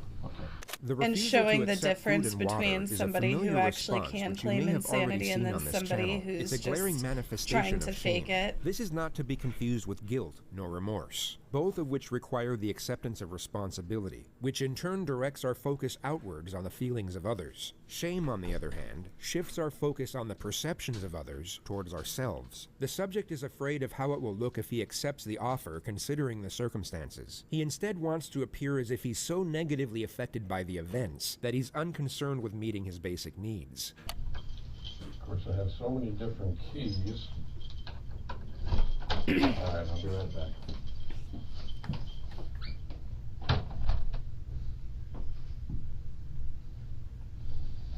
It's crazy how the Once interrogators again, have to his train demeanor for this, or abruptly you really switches have when to the be super detective leaves careful the with room. these types With of his people head to buried see. in his hands, it's Yeah. anyone's guess as to what is going through his mind The at this difference moment. that But they what you are about showed to with see that next first is man who extremely is revealing. actually like able to claim insanity, it's like, wow, the difference is stark.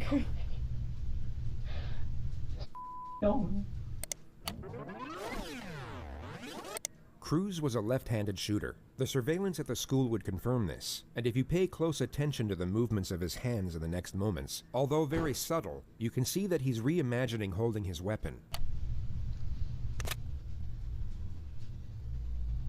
But what's more Ugh. telling is how his demeanor abruptly stops and then completely switches right before he looks in the direction of the camera. He goes from holding a rifle and beginning to smirk, to then pretending to cry and reverting back to his suicidal mannerisms. This all occurs in under 4 seconds.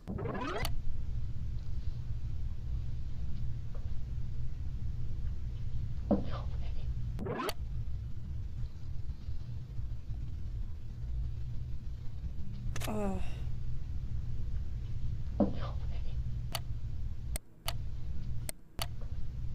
It could be assumed that for a brief moment, he was not only recollecting the attack, but gaining gratification from doing so. He then remembered he was on film, giving reason for the sharp adjustment. His true self was reliving the attack and enjoying his work, while his false self was so dejected to the point he was externalizing suicidal thoughts. Complete opposites.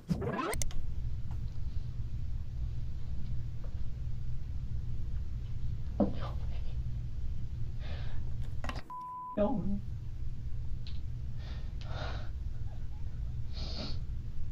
His next calculated I've seen charade this, is it one of makes me self-harm. sick, He first same. bites himself without drawing blood, or leaving any marks that were visible in his jail intake photographs.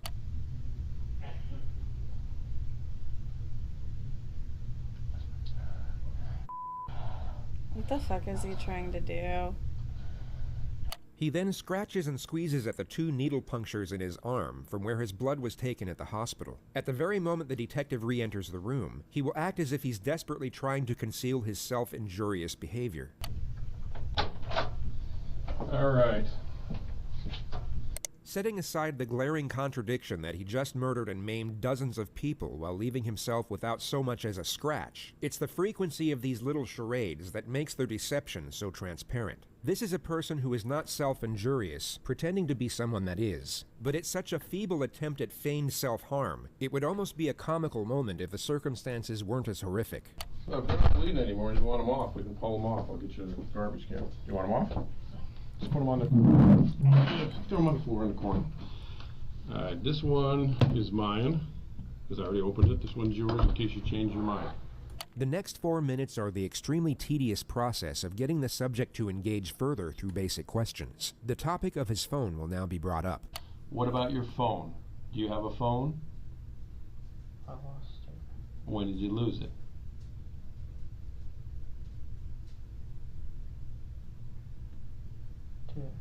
Today? Okay. What kind of phone is it? I don't know. Okay, is it a flip top, an iPhone, a Samsung? It's a phone. What's the number? He's mentally ill, but 100% aware of his actions. Okay. Yeah. He will now begin to feign a state of hysteria, which then morphs into a simulated panic attack and fake hyperventilation. The detective will need to refute the I guess act his immediately trial as to still not let goes the on. subject Oh, gain confidence really? with it. But he also has to maintain still on rapport and trial? avoid confrontation. He essentially has to tell the subject to knock it off, but in the most passive manner possible. I can't remember, dude. I can't. Okay, Nick, calm down. For real? You've already been medically cleared. I know what's going to be talked about is difficult, but again, you don't remember your phone number. How long you had the phone? Yeah, they're trying for the death penalty. How long have you had the phone? Nick, the doctor's already looked at you. Okay. Okay, you're fine. You're not having any problems at the moment. Oh You're yeah, perfectly America fine. still does the death penalty. So calm your breathing down. All right, and I want to believe certain things that you're going to tell me, but you know, if we're getting where you're going to hyperventilate over a phone number, okay. All right. All right. So what's your phone number? Huh? 954. Okay, 954.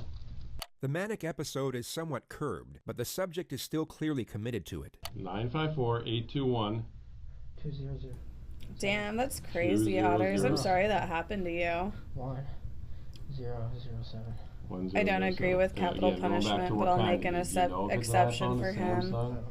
Oh, yeah. I mean, it's like... Every kid knows what the phone is, man. I got kids your age. That's the thing, though, is you can't make exceptions. That's what I was going to talk about next. You know, This you is just a have to turning either point. be for Cruz's it or adoptive against mother it. had And indeed I would passed have to away be the year against prior it. from pneumonia. Life in the prison. topic is sympathetic towards himself, and it seems to have stopped the feigned hysteria in its tracks. Compared to his neurotic behavior in the minutes leading up to this moment, he all of a sudden appears calm. He is clearly receptive, and thus responsive, to the cue of compassion when it's directed at himself. The detective recognizes this, and although he said he would talk about the subject's mother next, he instead focuses on it immediately to keep him engaged.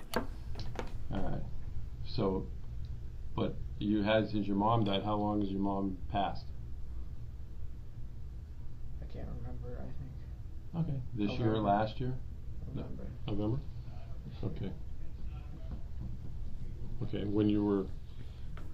I have a concealed carry license and I saved my family's life that day. Oh, that's fucking crazy.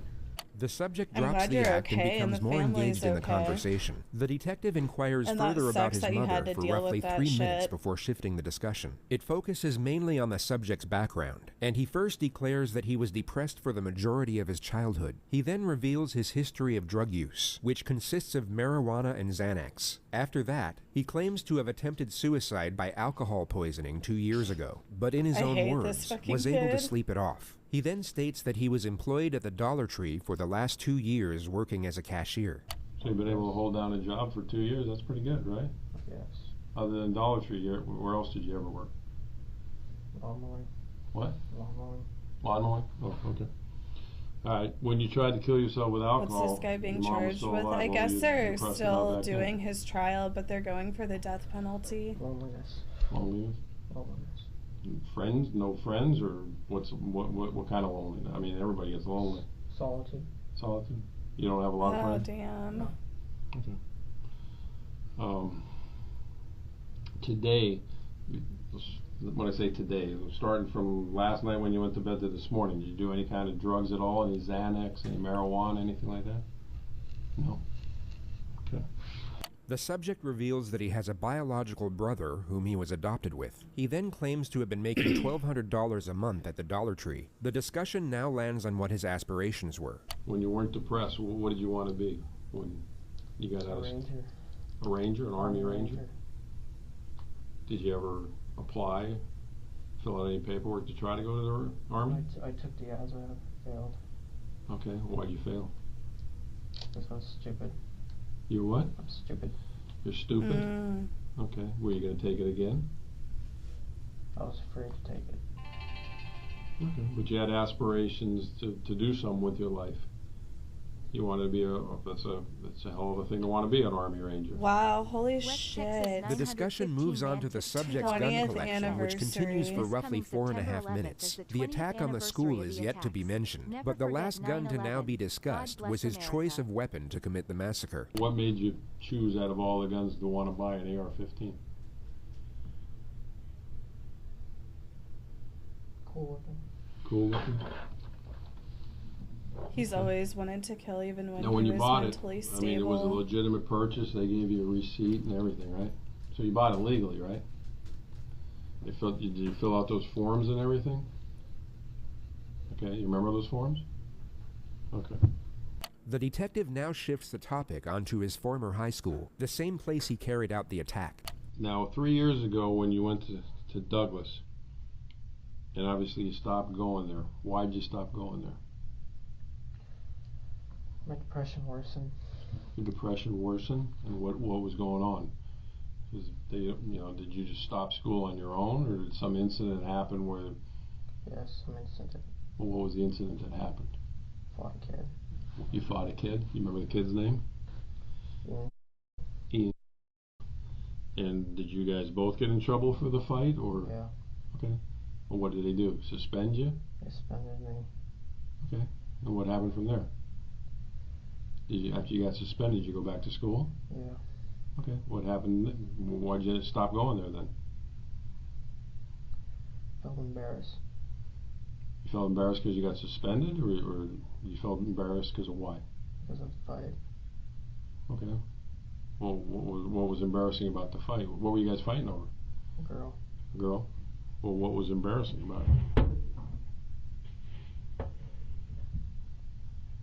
I mean, did he get the better of you? Was that what was embarrassing, or you just he had the better of you? Okay. He has just provided the state with a solid argument for a motive. Establishing a reason for an offense is critical when dealing with claims of insanity. It can not only indicate premeditation, but also calculated malice in connection to the crime, something considered absent in the mind of the criminally insane. He also asserts that he was lonely and depressed while attending the school, all of which can reinforce the argument that he was exacting revenge upon the community in which he felt ostracized. Alright, so you go back to school. What ends up happening? You just stop going to school out there, or you got into more problems? Where they got into more problems. What was the more problems? Failing class. Okay. Not going to school. Okay. And this was all while your mom was still alive? Yeah. Okay. Did there come a point in time where you just stopped going there, or they expelled you? Or I just stopped going and then transferred me. They transferred you? When they transferred you, was that upsetting to you? Yeah. Okay.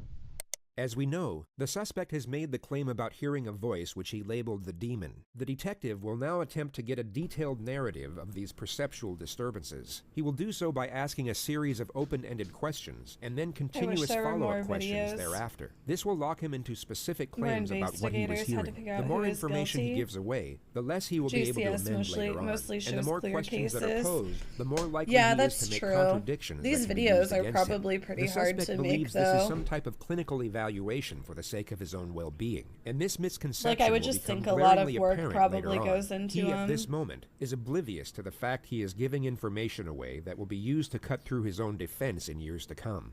You go to the hospital, the doctors clear you, and you're talking about demons. What are the demons? Voices. Well, tell me about it.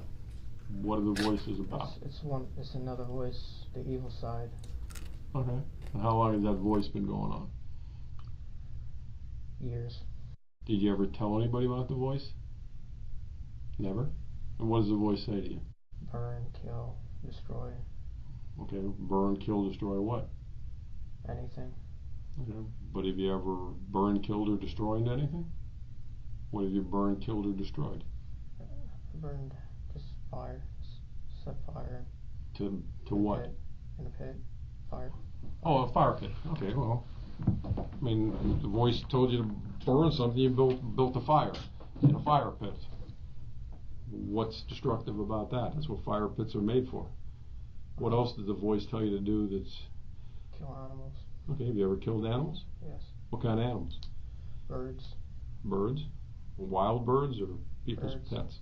How do you kill them? Birds. How do you kill them? Wait for them, kill them. Oh, can't catch them, so how are you waiting for them?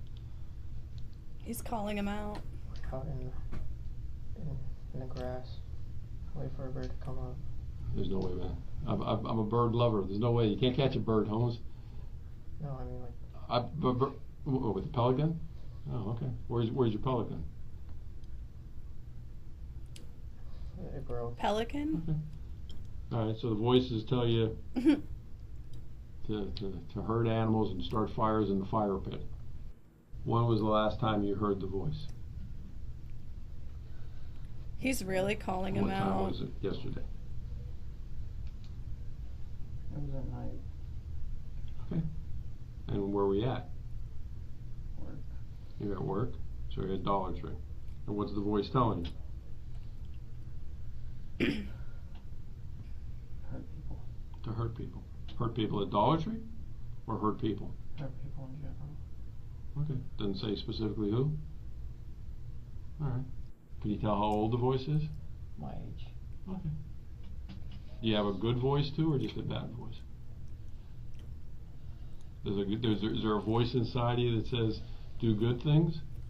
The detective will now start getting confrontational, and the subject's behavior will shift once more in response. You will see him get defensive as he attempts to protect his narrative, and his responses will become much faster. He will even cut the detective off multiple times. Keep in mind that he was barely saying anything at the start of this interrogation. No? So it's bad. Can't be. You held down the job for 2 years. If you were doing things bad, you wouldn't be able to hold the job down for 2 years, right? I mean, look. Everybody has. It's me and then my dad's son. I understand. Everybody's got a quote good and bad side. There's people. No, it's a voice. The voice is in here. And I'm it's sorry. Me. Just regular me. Just trying to be a good person. Okay. Set aside his contradicting behavior for a moment and focus solely on his storyline. In his ideal scenario, we are to believe that he was battling these supposed voices and, in his own words, trying to be a good person. Yet he was unable to reveal or seek help for this internal struggle until the very moment of his arrest. It was quite literally the second he was confronted with his comeuppance that his supposed demons came to light. Now that he is in custody, with the atrocities already committed, he is somehow able to maintain control over the force that was previously keeping him silent. But a deleted video that would later be extracted from his phone would tell a very different story. Hello. My name is Nick, and I'm going to be the next school shooter of 2018. My goal is at least 20 people with an AR-15 and a couple tracer rounds. I think I can get done. Location is Stone Douglas. God. In Parkland, Florida. It's going to be a big event. And when you see me on the news, you'll all know who I am. There are no signs of perceptual disturbances. There is no anguish, doubt, hesitation, or uncertainty when announcing his intentions. By his own narrative, he claims to have continuously fought against the evil intentions of the voice. Yet from a visual standpoint, there is no conflict in this video whatsoever. It's me and then my bad side. I understand. Everybody's got a quote good and bad side. There's people. No, it's a voice. The voice is in here. And it's me. Just trying to be a good person. Okay. But obviously, again, when you say it's a voice, it's you. It's all you. The voice is you as well. Yeah. The voice didn't force you to do anything, right? No, the voice did. It's two voices. There's one half that's the good and then the bad. Yeah. His rapidly interchanging behavior has now gone from catatonic to manic to hallucinatory to now highly attentive and cautious. Okay, well, the voice tells me to go to lunch and not pay for my meal, but I pay for my meal because I know that's the right thing to do, right? Okay, let's talk about it. Did the voice didn't tell you to take Uber, right? Yes, it did. It did? Yes. The voice said take This Uber. video just makes my stomach churn. The voice is in me. You're the voice. No, in here. Okay, it's in your head. Yes. What is it? A male voice or a female voice? It sounds like he couldn't get accepted into the army because he was low IQ and he just always had like this drive to want to kill somebody It seems that he wants to in any capacity, and whenever he found out that he might not be able to be in the army, he was like, well, I guess this is the next best thing. I'm going to go back and see what everybody's doing as far as should have become a what they need you to policeman. do. You're not a psychologist or God. anything? No, I'm not. I'm a 59-year-old man who's raised 3 children, so I guess that makes me somewhat of a psychologist. Think you can give me a psychologist here? I can certainly ask. Okay. Have you ever seen a psychologist before? No. Okay.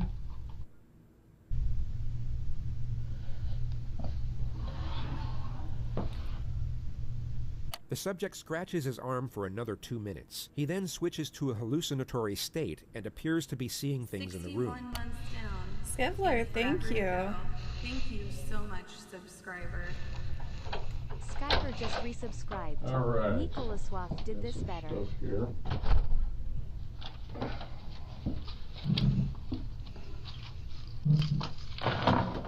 The detective will once more dismiss the act by pretending to not see it. He will then pose a question to the subject, and the charade will cease immediately. You do with the water? You put it back over here? You definitely don't want the water, huh? It's very interesting to observe his facial expressions at the exact moments he abandons fake behavior. These are the very brief junctures in which his true self appears to surface. It's easy to get distracted by the present situation as he sits there in a hospital gown chained to the floor, essentially helpless to the cunning devices being used against him. But in moments like this, we are reminded of what we're actually dealing with. A very short time ago, he was not helpless at all. He was the one preying on the helpless, offering them none of the sympathy nor mercy of which he is now trying to garner for himself. All right, this school or this psychologist you want to talk to.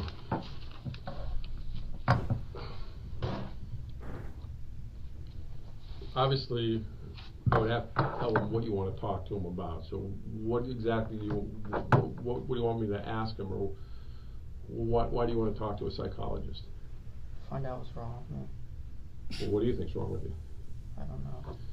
The detective in this next segment will attain further information about the supposed voices, only he will no longer have to tread carefully in order to maintain a friendly connection. He will still secure useful information, but also get confrontational as and when he pleases. The risk of frightening the suspect to the point where it stops the interrogation is no longer a concern.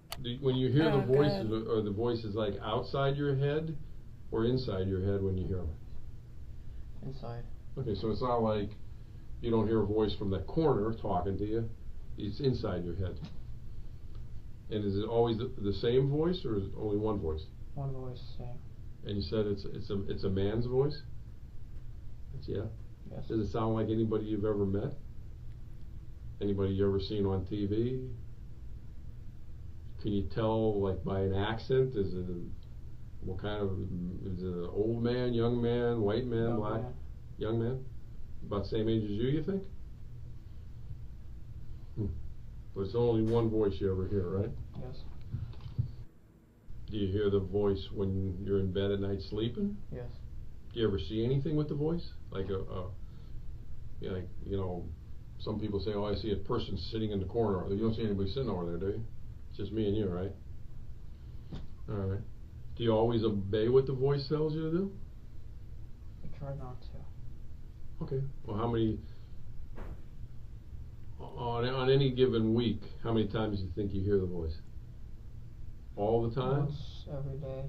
Once every day. Morning, afternoon, night? Always the same time? Usually in the afternoon. About what time? 11 to 12. Why do you think it's those hours? I don't know. It's always around lunchtime? Now, you talked about demons, and then you talk about the that's voice. the demon. The voice is the demon. The voice is the demon. So there's not the two. person, whoever it is. Does it have a name? No name. Does it ever say, hey, my name's Nick, Does it use your name or use somebody else's name? Just a voice with no name. Bored of his own lies. Yeah, it's a played out story. Did the voice tell you to buy that AR-15? He should have tried to get more original. Did it tell you, with his story? hey, buy that gun, it looks cool? Did the AR-15 get picked out because it was similar to the gun that an Army Ranger would carry? No, it was because of the voice. What do you think if you didn't buy it, if you said, hey, I ain't buying these guns, too expensive, what do you think the voice would have done to you? Did he stop talking to you? No, tell me to hurt myself.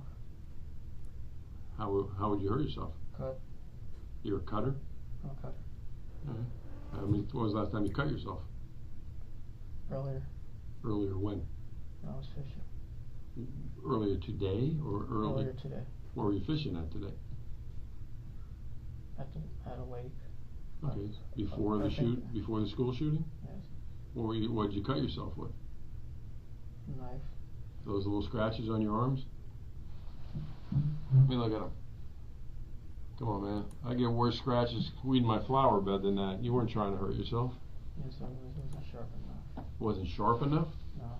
How many knives do you have? 4, 5. How long have you been cutting yourself? Years. Years? You ever cut yourself where you had to go to the hospital and get stitches? When you cut yourself, it's because the voice just told you to cut yourself. And if you didn't talk or you didn't listen to the voice, then you were going to be alone because your voice was your only friend. That's kind of what you're saying. Even though you have a biological brother. Since me and you have been talking, have you heard the voices? What's it said? Saying cut yourself. For you to cut yourself. Does the voice like me? Huh? Does the voice like me? He doesn't trust you. Why doesn't he trust me? I'm pretty relaxed, ain't I? I'm trying to figure that out too. Well, what doesn't he like about me? I mean, I'm kind of grinning because I want to know what the voice's problem is with me. What doesn't he like about me? I treated you fairly. I've given you water. I talked nice to you. You know. You're too nice. I'm too nice. Yeah. How many times has the voice talked to you? It must while be we've been hard in the not room to together? go off. A lot. Has the voice said jump out of the chair and do anything bad to that policeman? Saying kill yourself now. I don't really believe there is a voice, to be honest with There's you. a voice. No, I don't think there is. I'm telling you the truth. There is. No. I mean, I feel you probably want to kill yourself because of what happened, but... No, the voice is telling me to kill myself. Okay, but... the voice is telling you that the AR-15s is... You like guns, man. You wanted to be a ranger. You like guns. It's all right. There's cops like that. There's cops who got 50 million guns. You didn't buy guns because the voice said, hey, today I like Mossbergs, tomorrow I like AR-15s. You like guns. Can you call the psychologist? I've already got the questions from some of the psychologists. Some of the questions I asked you were from... Yeah. I see. That's the ones I asked you. You already... No. The Then he questions could were just smack obviously him from in the the face. investigation team and not a psychologist. But the suspect doesn't know this. I wish and he it's would just, like, fascinating smack to him with observe that his reaction fucking when he sees notebook. the questions are not sympathetic in nature. He perhaps thought a psychotherapist would be asking him about his feelings and affording him some type of reassurance after he committed mass murder. And he becomes very unsettled once he realizes the procedure won't be quite as sympathetic. Voices. Are they inside or outside of your head? What do the voices say? These are all questions I asked you. How many voices? You said one. Whose voice do you think it was? You didn't know. What the wrong with me? I don't know. I don't understand why you can't admit you like guns. You want to talk to a psychologist. Why didn't you talk to a psychologist when the voices started? The voice is telling me not to. And The voice was telling you not to talk to a psychologist? Yeah, but myself, I wanted to. You ever go to church? I wanted to. No, I'm saying ever in your life. Yeah. Do you believe in God? I don't believe in God. What do you believe in? I feel like there's something. Okay. But if you believe in demons, do you believe in angels? Angels is the good. Demons are the bad. But when you say the word demon, you think it's an evil spirit? Or what do you think it is? A voice. The subject had earphones in during the mass shooting. The topic now lands on the music he was listening to. Well, I mean, I'm sure we don't like the same music. What kind of music we listen to? Name the group. What was it? Mark Green. You have to help me. Mark what? Mark something. What was the song though? Sad. That's the name of the song? Sad? No, Salad Days. Salad Days? Welcome, new subscriber to the Kaceytron TV. Sunny Little, thank you for the prime sub. Hold on a second. What else? Oh, you listen to more than one song? What other song you listen to? There's a lot of sad songs. Alright. Sunny Did you pick Liddell the music just yourself? subscribed. Or did the demon pick the music? Demon, and then myself partially. Alright, which ones did you pick? The sad ones. Which ones did you pick? The evil ones. The evil ones. Give me an evil one compared to a sad one. You already gave me a sad one. What's an evil one? Panzermensch. What? Panzermensch. Panzermensch.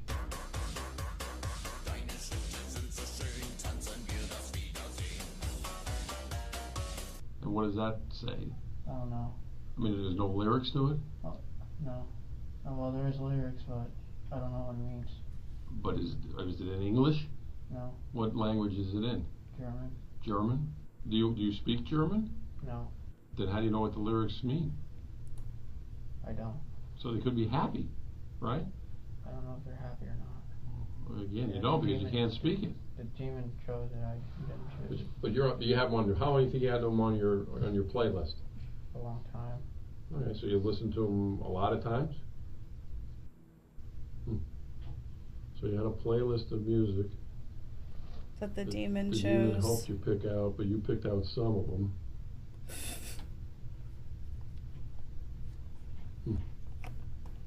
Yeah, maybe the demon speaks German. Understanding this demon thing. I know. Well, The Xanax you were talking to me about earlier, where'd you get the Xanax? On the street or? On the streets. So you used to buy that? Other than Xanax and marijuana, what other drugs you never tried? Flakka? PCP? Cocaine? Heroin? No. Okay, Xanax, how many of those did you take when you used to take them? 5. Okay, 5. What size bar? How big? I mean, what color was it? Half, sometimes full. Okay, what color? They all White. White. All right, but that was off the street. Did they help you sleep? It made me drowsy. Okay. Did it make the demon go away? Yeah. When was the last time you think you did Xanax? A long time. So if the Xanax helps you get the demons away, marijuana does. Like I have to. Marijuana does better. When was the last time you smoked marijuana? I leave the room Okay. casually. If you're making $1,200 a week, why didn't you smoke marijuana every day to get rid of the demon? Illegal. It's illegal? Yeah. It's illegal. It was illegal whether you do it once a week or once every 5 minutes. So why didn't you choose to get rid of the demon by doing it? Anytime you heard the demon, just light up a blunt. I mean, you had the money, man. Yes, I knew it was illegal and I didn't want to do wrong, but he wanted to do wrong. Okay. So the demon wanted you to do wrong, but then your good side didn't want to do wrong by smoking marijuana? Even though it made him go away. Even though it made him go away. Huh. Well, I don't know why you didn't tell the doctor then you had anxiety problems and marijuana and Xanax cured your anxiety and made the demons go away. It seemed like an easy fix, man. If that's true.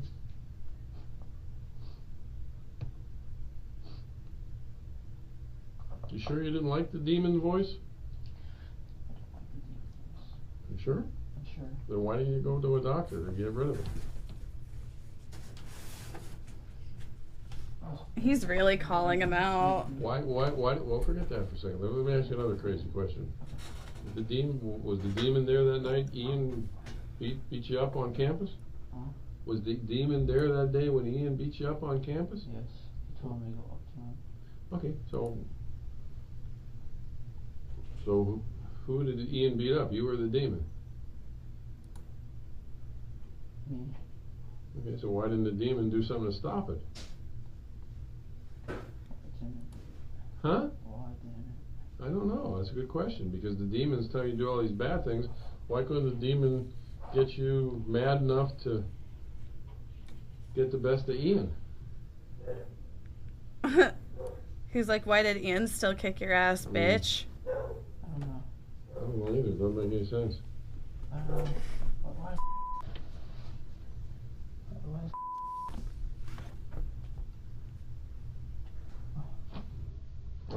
The demon's this I don't know why. all-powerful thing that tells you to do bad things and you're afraid of it. Why did the demon just take over right then when Ian was getting the best of you and get the best of Ian? Well, why did the demon not do that? Why do you think? Trying to figure it out. I don't know. I can't figure it out either, because I don't think the demon exists. Can I think? I don't think it exists. No, like. I think that go ahead, bud. Thank you for subscribing for 21 months in a row. Noodles, thank you. MOOTLES just resubscribed. I hate him so much. I know. Well, you want me to leave you to think for a while and I'll come back and talk to you. I personally, I think you're using the demon as an excuse. I'm not. I promise. You could have stopped the demon by getting a prescription for marijuana. You could have stopped the demon by getting a prescription for Xanax. You could have stopped the demon by illegally doing marijuana, which you were doing anyway. You could have stopped the demon by doing Xanax illegally, which you were doing anyway. You could have stopped the demon anytime you want. You didn't want to stop the demon. The subject seems to be coming to the realization that he's not going to be treated as a victim. As he begins to meet this reality, you will notice him exhibit signs of fear. You will then see him attempt to escape the confrontation by feigning a state of psychosis once more. The detective will recognize this, but this time will not afford reassurance. He will instead apply further condemnation, and a visibly frightening realization will engulf the suspect from that point forward. It's essentially the very beginning of retribution. The detective introduces him to the rest of his life at this moment. No, that's not true. You didn't. You could have. I've given you 4 ways you could have stopped the demon, man. Okay, now you know you're just acting like that because. No. Okay, well, relax. You're just acting like that. The demon's coming because out. I'm making sense. Calm down.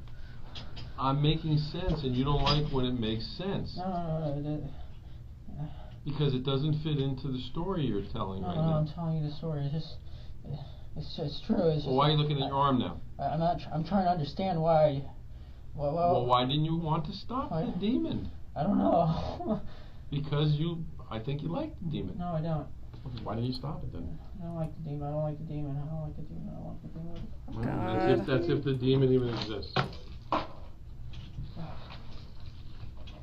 Can I get an attorney or something? You want what? An attorney? Yeah. Did the demon, the voice just tell you to get an attorney? Okay. All right. Will you tell the voice that don't hit yourself in the head, because the attorney the demon just requested, I will stop talking to you. I'm scared. You're scared of what? Scared of what? Why wouldn't he protect me, man? I don't know. Why wouldn't he protect me? All right. Well, again, your demon wants an attorney.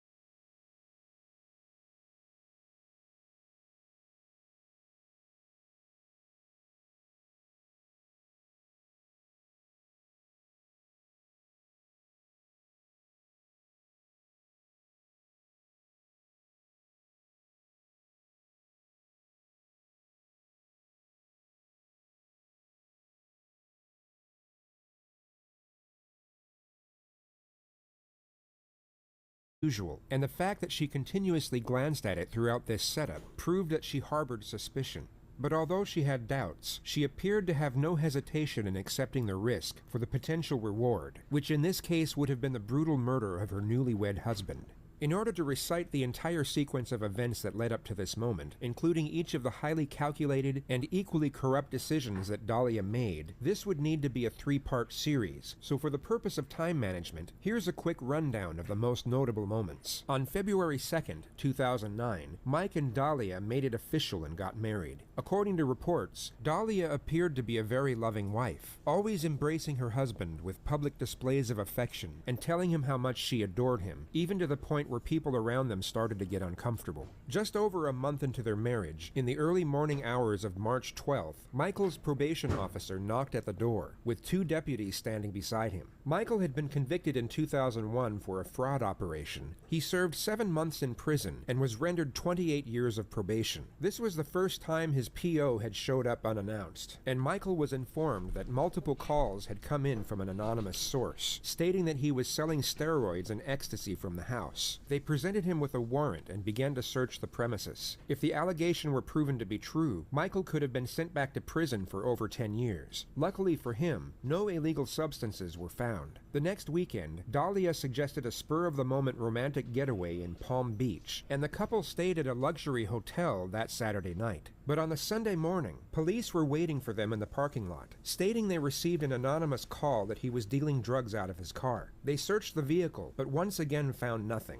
2 weeks later, they went out to dinner, and on their way back to the car, police were waiting for them once more in the parking lot. Only this time they found a small bag of cocaine stashed inside a cigarette pack. Michael immediately broke down in tears, claiming that he had been set up and knew nothing about the drugs. Incredibly, the police believed him and decided not to make an arrest. They later testified that the first reason was due to the conspicuous and unusual hiding place for the cocaine. The second reason was their suspicions of his wife Dahlia, who appeared emotionless as her husband was having a nervous breakdown. On the ride home, as Dahlia was driving, Michael realized that she was the only one who knew where they were going for dinner, and was the only person who had access to the car. So he asked her point blank if she had anything to do with it, and the accusation wasn't taken well. She put the pedal to the floor and got up to 190 on the freeway, all the while screaming at the top of her lungs, claiming to be astonished that he could even accuse her of such a thing. Out of fear of his life, Michael apologized and said that he didn't mean it. The next morning, Dahlia was aware that Michael's suspicions had arisen and knew she had to divert his attention somehow. So just after making him breakfast, she gave him the incredibly exciting yet completely fictitious news that she was pregnant. Michael was ecstatic. They went out and bought baby books, and the dubious circumstances that occurred the night before appeared to have been forgotten.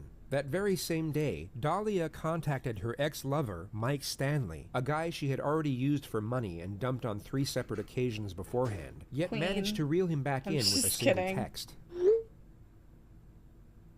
After reuniting, Dahlia hatched an extravagant plan. Mike would pose as a lawyer, contact Michael over the phone, and give him the misleading legal advice that in order for him to get off probation, he would need to move his house solely into his wife's name. Astonishingly enough, without doing his own research, Michael decided to take the advice from the mysterious caller at face value, and he and his supposedly pregnant wife then drove to the title company to transfer ownership. Mike Stanley was then cut off without any explanation or even a farewell, and Dahlia then turned to another ex-lover, Mohammed Shihadeh, who she must have thought was a more appropriate option for her next scheme. To cut a long story short, she asked Mohammed to hire a hitman to kill her husband. He neither accepted nor rejected the proposal, but instead of driving to work after their meeting, he drove to the Boynton Police Department to inform them of Dahlia's intentions. Wow, the police all you then have to inserted do a to be hidden able camera to into the convince backseat men of to do Mohammed's anything vehicle and had is him arrange a be a second hot rendezvous girl with and have Dahlia sex to get with definitive them. proof of her intentions. They got it. She was recorded on film handing over a photo of Michael, a photo of the house, and a $3,000 down payment for the assassination. The authorities had more than enough evidence to arrest Dahlia immediately, but to further capture her intent and to really make the charges stick, they set up a second meeting with a supposed hitman, who is actually an undercover narcotics officer. And that brings us back to the very first moment Dahlia looked directly into the hidden camera.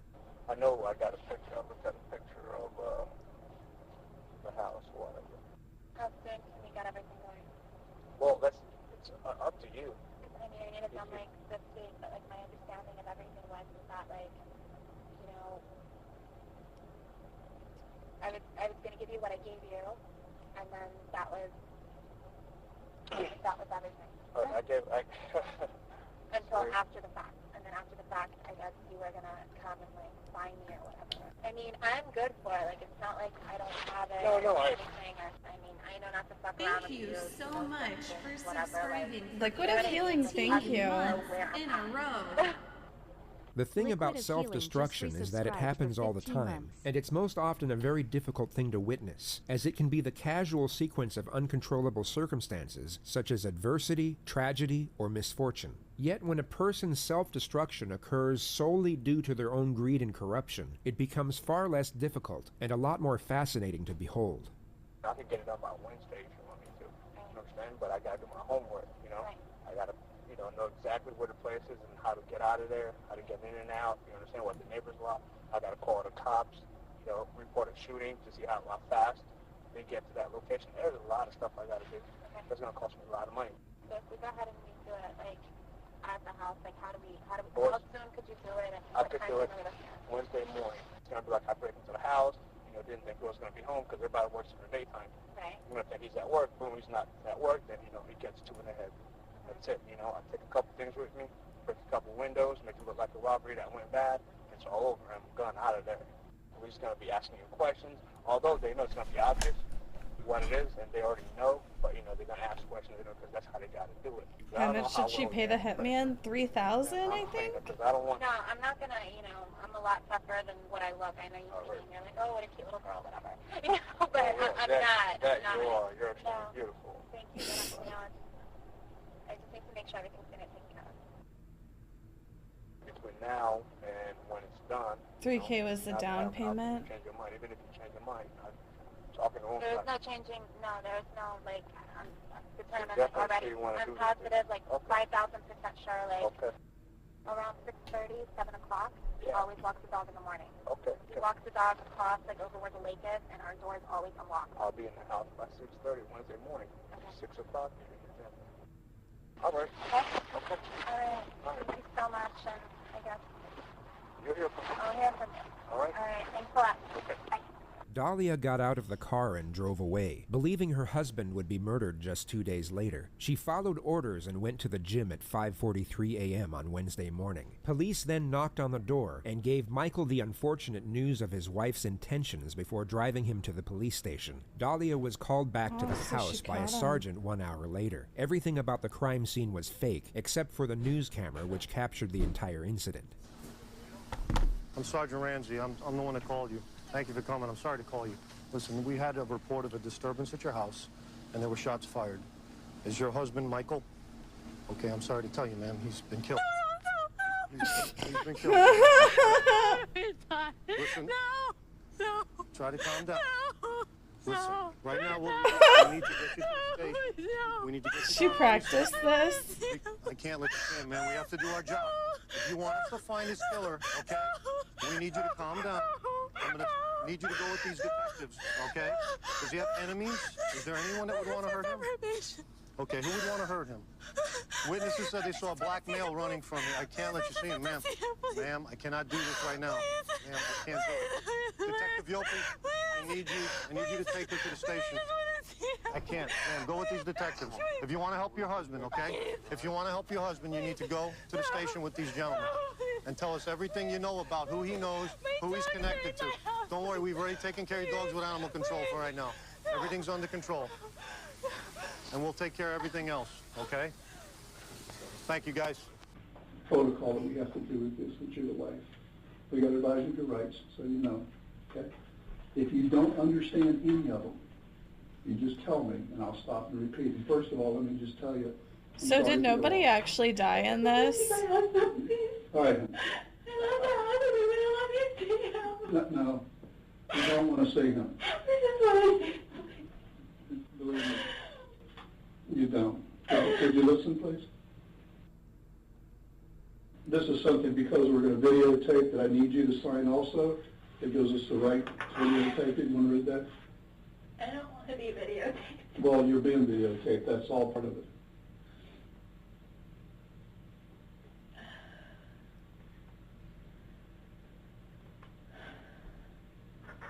number is this? That's your home number. Oh. Okay. Listen, is there anybody that you know that you think would want to kill your husband? My husband's on probation.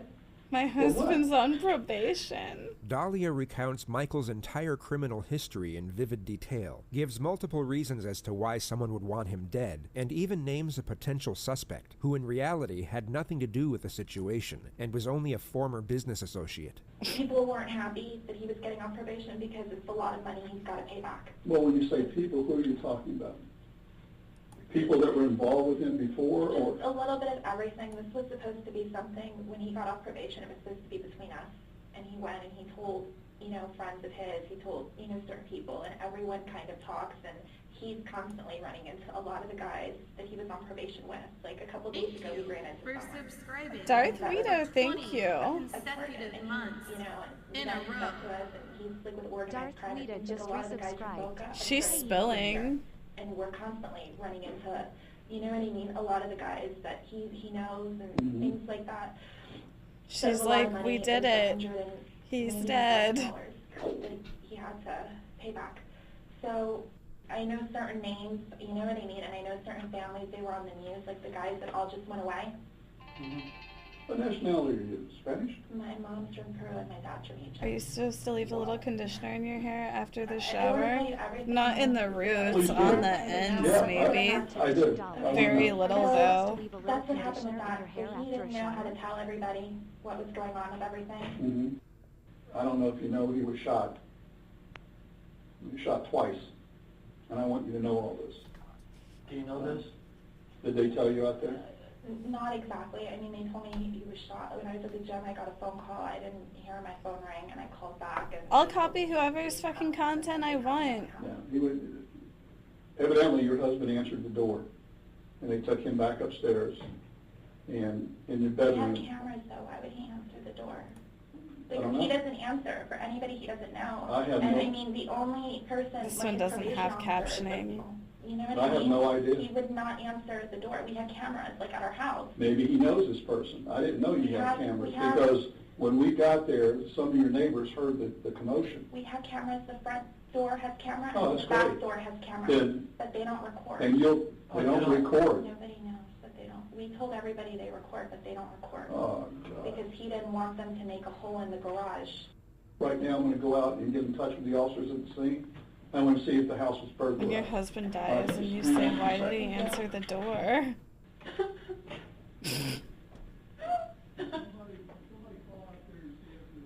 The lead investigator returns 16 minutes later.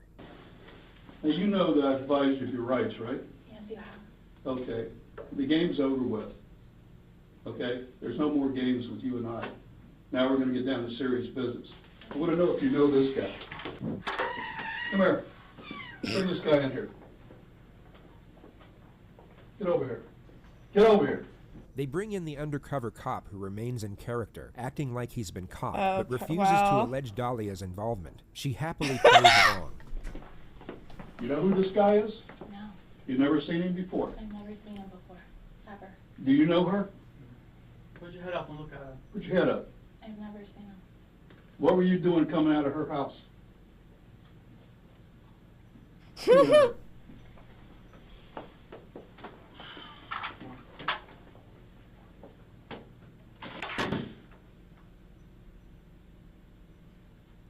Dahlia was able to use her looks to get what she wanted out of life, which of itself isn't necessarily a bad thing. People do what they can to get by, which sometimes means relying on physical appearance, and in some cases they have no other option. Yet the majority of those who navigate life in this manner do so without intentionally hurting anyone. Dahlia went out of her way to not only hurt, but to literally slaughter the person whom she had tricked into falling in love with her, and for no other reason than monetary gain. She hadn't come from a broken home, nor was she a battered wife. There were no mitigating circumstances whatsoever, only the cold-blooded pursuit to get what she wanted, how she wanted, impartial to the suffering she would cause as a result. In the Girl next boss. moments, her karmic debt will have finally caught up, and for perhaps the first time in her adult life, neither sex appeal nor her fabricated charm will be enough to save her from the consequences of her actions. You're going to jail today. for solicitation of murder. You're under arrest. That's an undercover police officer.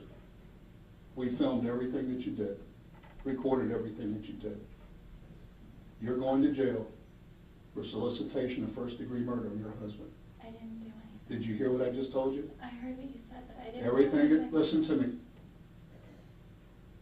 Everything has been recorded. She is a victim of the patriarchy. In the convertible, when you sat in his car in the front of CVS. What do you want to do? What do you want to do here? I didn't Dahlia? do anything. Listen to I me. didn't do anything. You're going to I jail. didn't do anything, please. I didn't do anything. Tell me you didn't do anything. I didn't do anything. You're going to jail today. As soon as I'm done, they're going to come in here and handcuff you and take you to the Palm Beach County Jail, book you for solicitation of first-degree murder on your husband. Your husband is well and alive. Oh, yeah, thank God. Can I see him? No, he doesn't want to see you. I so wanted to see him. He doesn't want to see you. Please. You better quit your playing. Listen to me. Yeah, nobody died in this one. Quit your That's why acting it's so funny. and get this over with. I'm not. Yes, you are. Okay. You know what? You need a real good attorney. You need a real good attorney because we're going to show them the film where you say you're 5,000% sure you want him dead. You think I made that up? You think I made that up? It's exactly what's going to happen.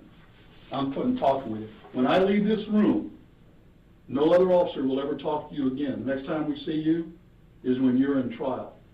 Now, you can make it right here, or you're going to trial, and you're going to do life in prison. You want to cooperate with us, whatever you want to do. I wonder where the It's over husband and done is once I walk now. up. I'm not coming back to I the went court. like a And no one else will interview. do it. What do you Post wanna do interview. before I leave here? Because the next officer comes here, going to handcuff you and take you to the I jail. can see my husband, please. No, he doesn't want to see you. He doesn't want to see you. I'm leaving now. Can I have an officer come in here and cuff the person? I don't know what's going on, please. We go ahead and arrest her for solicitation of first-degree murder. What's happening, please? Can you folks stand up? Stand up, please. I don't know what's going on, please. Dahlia is then granted her fraudulent wish and comes face to face with her husband. Oh my God. He's alive. Come here, please. Come here. Come here. Oh my God, I didn't do anything to you. Mike, come here, please. Come here. This is more like an episode of Maury. Dahlia was given roughly 15 minutes in her cell to calm down and have reality sink in. She was then brought back to the interrogation room, where two less confrontational detectives would pursue a confession. They were hoping the immediate switch from hostility to patience would influence her compliance. Oh God. Have you been advised of your rights before? So yes, your Miranda rights? Yeah, but I wanted to make a phone call. Okay, earlier this morning, Sergeant Sheridan read you your rights from that card, right? And you understood your Miranda rights, your Fifth Amendment rights? Yeah, but I wanted to make a phone call. Okay, so the phone call, we will let you do that later. Not right now, though. So while I'm still here, Yeah, later on we will. Okay? We wanna, Did you understand your rights, or you didn't understand them? I wasn't really paying attention or anything. Okay. I just said yes to everything. Okay, what I'll do is I'll go ahead and read them again, okay? And if you have any questions, just go ahead and ask me and I'll explain them to you, okay? Okay, you understand your Fifth Amendment rights now? All of them? Yeah. Okay. Can I go to the regular restroom, please, before we start? Is that okay? Is it emergency? I didn't feel comfortable going in the other one. Okay. I'm sorry, I No won't be problem. long. No problem. You mind if I call you Dahlia? Yeah, please. Okay. All right. Do you understand what happened today? What's going on here? A little. Okay. Now, slowly, I'm understanding a little bit better. What's your understanding? I was told one thing, and now it's like slowly, like all these things are I don't really know what happened. Do you know that you are arrested today? You're being arrested. That part I understood. Okay. Do you know what for? Not really, You no. don't know the charge? No, nobody said anything. Okay, go ahead and tell her the charge, Alex. Okay. You're being arrested for soliciting to commit murder. Okay, which that means is you attempted to hire someone to kill somebody else. She probably really doesn't know what's happening. And that's why you're here, and that's what you're getting charged with. You don't understand, or? No, I never did that. Okay, but that's what you're being charged with. Okay. And we have plenty of evidence to back it up. I ain't moving into no Faye's house. With your What? rights in mind, we want to give you an opportunity to do some soul searching maybe, and maybe get a lot off your chest and tell us the truth. That's what we want to hear. The evidence against her was overwhelming, hence the lack of interrogation techniques being initiated. The detectives feel that this is an open and shut case, and whether the suspect chooses to confess at this moment or not, they believe the eventual outcome will be the same. I mean, this has been worked for a couple of days now. It's not just the first day we're doing this, reference to this case, and we have a lot of information to support our charge. It's just not a quick little thing. So, you know, we don't Is know she when free? you're I don't know. It'll say at the end. Truth. I mean, it's done. It's over with now. You know, and this is your opportunity to tell us the truth. That's all we want to hear, and we know the truth. So, I know it's hard to commit to that, but now's your time, you know? Do you have anything to say about this? I'm going to talk to my husband. Okay, well, you can't talk to your husband. He's not here right now. Let him go home. He's taking care of the house and the dogs, so. The good thing about this whole thing is that nobody got killed. The tragedy was prevented today. You could look at it that way, you know? That's simple. A big tragedy, I mean, someone's life, so. Everything's on tape, Dahlia. There's no denying it. You know? Everything's on tape, and it's not a bluff, so. You gotta understand this, okay? Dahlia, listen to me for a second, I okay? didn't do anything. Listen to me for a second, okay? This is on our first day, okay? It's definitely not our second day, all right?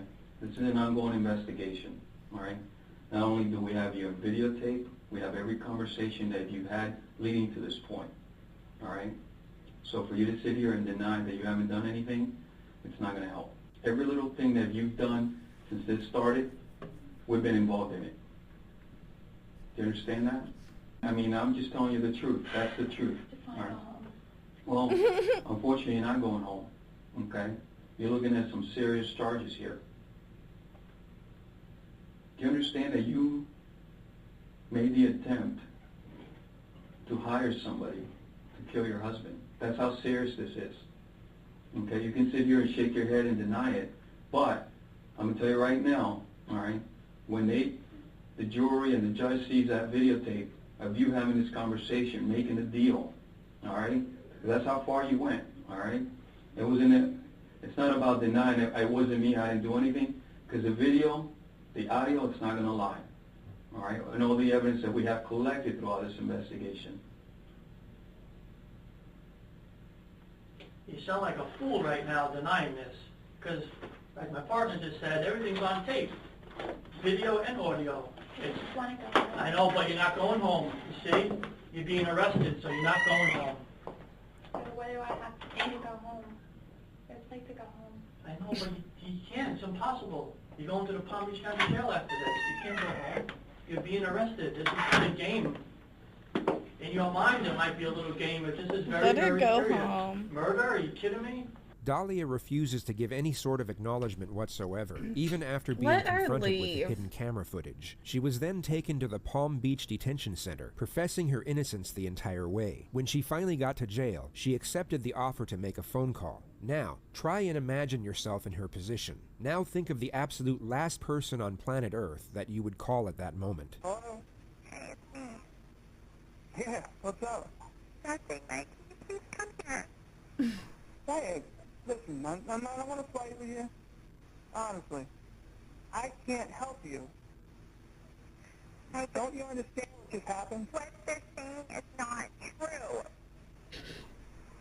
How is that possible? Like, I'm sitting here. It's not true. It's not possible. You wouldn't even give me 2 minutes to talk to you, but it's not possible.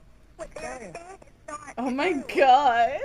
How in the hell did I hear it and see it? Like, I heard what you heard. It's not true. I heard what you heard and I saw what you saw. Everything they showed you, they showed me.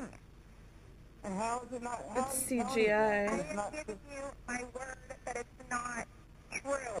What Dahlia is doing here is known as gaslighting, a textbook form of manipulation used by psychopaths, sociopaths, and all those with narcissistic Gaslight, personality gatekeep, girl disorder. She is boss. trying to cultivate doubt into Michael's mind by making him question his own perceptions. She does this by using persistent denial and misdirection to try and destabilize his thought process. Yet the hole that Dahlia had dug for herself on this occasion seems a little bit too deep for her device to have any sort of effect. What do you... Guy, I couldn't help you if I wanted to. Like, please, I need an attorney. Can you please help me? That's not true. Your brother was here and I spoke to him and he's going to go talk to your mom. I called them for you already, right? This is not true. I heard Dahlia too. Look, how do you explain what I saw and heard? Like, I am limited on my phone call. You know more than anybody. It's not true. Just give me time so I can talk to you. What did it say? I saw it. I heard it. I saw what you saw and I heard what you heard. Okay, what the f***? You said you wanted to have me killed. I heard that. It's not true. That is not How is it not true? How can you believe that? I heard your voice. How can you believe it? I heard you say it. It's not. I heard what you heard and it's not. What did I hear then? I heard you say. I heard the tape. Okay, I heard the tape and I saw pictures and I saw the whole 9 yards. I saw all of it. So why would you meet a guy in a parking lot? Explain that. I'm sitting here on the phone. I will tell you when I see you in person. Please. I can't come there anyway. I'm not allowed there. That's not true. They tell you that on purpose. That's not true. I don't know what you could tell me, even if pretend that, it's all better. What a lucky man. Don't you get it? Like, I didn't do anything. Please. I don't know what to say to you. I can't help you. What do you mean It's out of my hands. You're not even trying. What am I supposed to do? I need an attorney, please, so I can talk to you. I saw you with this guy. I'm just saying he never would have gotten this situation did he not hire a prostitute to cheat on his wife of 7 years and then divorce her and marry the prostitute. Period. So how did they get your voice on that tape recorder? Like, I'm limited with my time, please. You gotta be kidding It's me. called karma. Italian. I heard you say that shit. Like, Okay? I'm telling you right now, okay? You can't fix it. How are you going to tell me that you didn't say it, you didn't do it? When I saw you say it and I saw you do it. Do you have any idea how I was when they told me what supposedly happened to you, how I got and how I was and how everything? Can you meet me in person so I can talk to you? No. Why should I? Because you know me. I never, ever, ever, ever, ever in my wildest dreams ever want that for you, ever. Well, you said it. You hired a guy. No, I did not say anything. Period. I didn't say anything. Period. You're going to actually have the nerve to sit here and lie to me now. I can't help you even if I wanted to. Do you get it? Why don't you want to? It's out of my f***ing hands. You're not even trying. It's different. What could I possibly do for you? I don't get it. What could I do? You're not even trying. Trying what? I'm sitting here like a dumbass. Me to my subs. Okay, they're getting ready to like take me again. Daddy, I'm gonna give you some advice, and you need to listen. You're gonna be lying around in there for a little while, a couple days. You need to just try and relax, and just go with it. And keep to yourself, and don't say a lot. Like, I love you. Don't do this to me. I'm sitting here. Everybody treated me awful, sir. I can't do anything to you. You know me. Everyone here is being awful to me.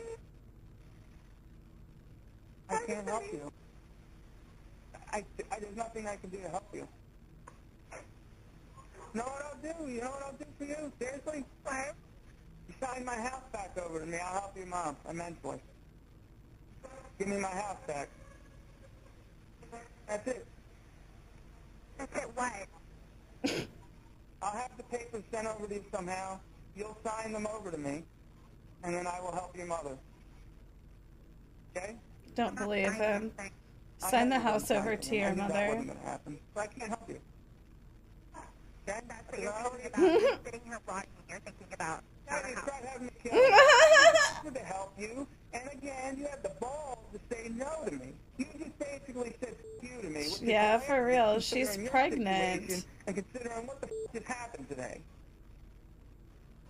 All right? I'm getting fingerprinted now. Dahlia called her mother soon Not after, really, who she was just already told him informed of the she situation was. by Michael, and appeared to be a little bit more understanding over the whole situation. Hello? Mom, I'm in jail. I know, Dahlia. I know. I find out. I need you to call Mike in New York. Okay, who do you want me to call? I need you to call Mike in New York, please. I called already and I called that. Everybody knows. What is it you want me to do? Where are you exactly? I'm in the county jail. I need you to call. What did Mike say? Is he coming? Everybody's coming, Dahlia. We're going to go ahead and get your lawyers, okay? Don't worry. Where are you? Are you in Gun Club? Yes, I'm here, Mom. Mike did this to me. Okay, I didn't do anything. I didn't do anything. Mike did this to me. And I know you didn't. Where are you? You in Gun Club? Yes, I'm here in Gun Club. And I heard Mike is at the house. I want him out of my house. Okay, well, right now we're going to need to have a lawyer first, okay? It's my house. The title's in my name. All right, okay, don't worry about that right now. Dahlia spent 20 months in jail before standing trial in April 2011. Her defense was bizarre. They claimed Michael DiPolito was a fan of reality TV, and the murder-for-hire plot was a hoax, just so he could get on television. I'm just having fun with it. Come on, I'm with you. You having fun with me? Let me ask you something. Is this fun, Mr. DiPolito? This sucks. Okay. Was it fun when you got arrested? No. Was it fun when you went through court? Horrible. Okay. So, is there anything funny about this proceeding at all, Mr. DiPolito? The questions you're asking me, some of them, yeah. You don't like them, do you? It's ridiculous. We're not here because of me. I might as well, you might as well put me up next. I mean, what are we doing here? The verdict came a month later on May 13th. The jury needed just 3 hours of deliberation. Verdict, we the jury find as follows. As to count 1, we find the defendant guilty of solicitation to commit first-degree murder. If you find the defendant guilty, do you find that there is a firearm included in the solicitation? Yes. And you and I have spoken previously about you wanting to share some comments with the court as the judge considers the appropriate sentence in this case? Yes, I do. I have no words to explain why this unfortunate event happened. And I am sorry that it did. I don't support what it happened. Poor mother. But I know that you have the power. Thank you in so deciding much what for happens. subscribing. Theo, thank you. 17 months in a row. And showing mercy. Phase 0 In just life, we resubscribed. make mistakes. Sometimes we will deserve a second chance. That is not dangerous. Your Honor, I'm asking you, I'm begging you, please, to have some mercy on her.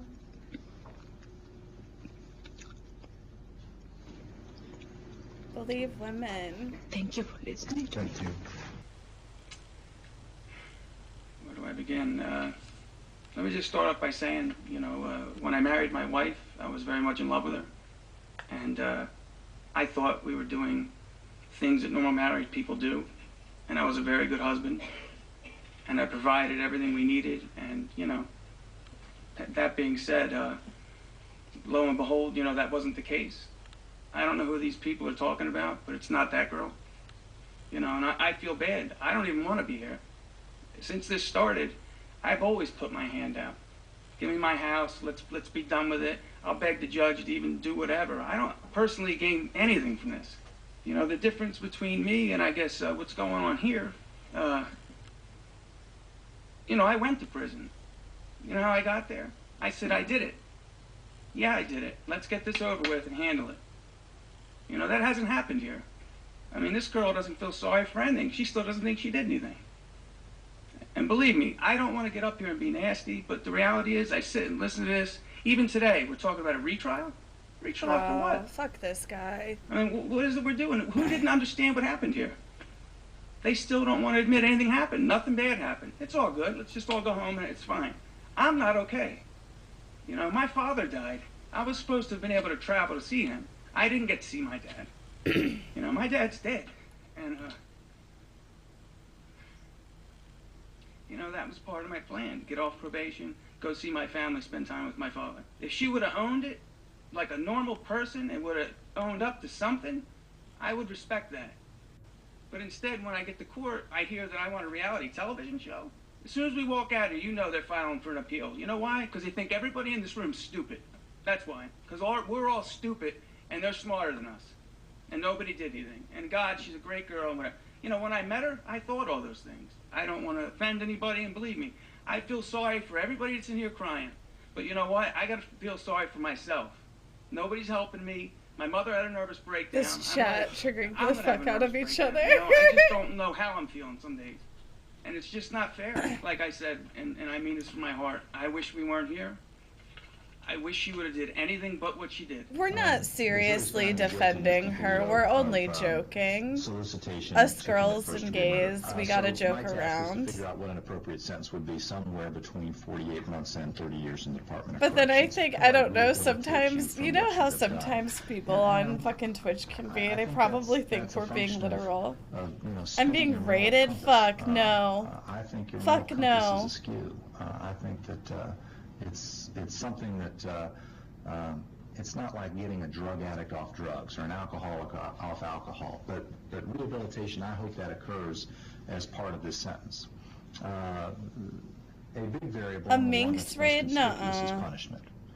You impose a sentence to punish bad behavior. I guess we'll criminal watch behavior, and another. That's going to be a large component of this sentence. And also a valid factor in imposing a sentence is Oh my God. retribution. And retribution is giving society the...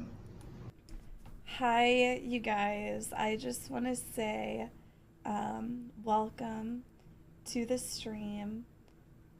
Right now, we're just, you know, hanging out, having some fun, and doing some fun things. Don't come into my stream and tell me to shut up. It doesn't make sense.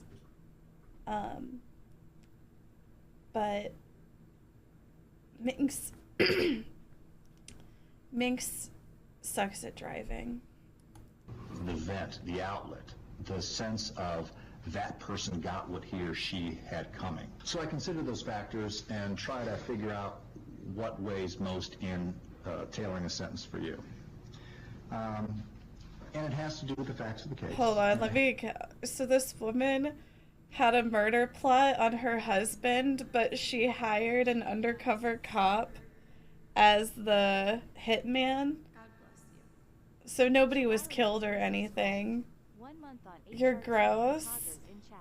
Do you have any constructive feedback? I love constructive criticism. If you want to critique me, that's fine. Just try to like do a constructive comment behind it so I know how to improve. Master 10, thank you for the 7 months. I appreciate it. Master 10 just resubscribed. Anna Grace, thank you. Lol.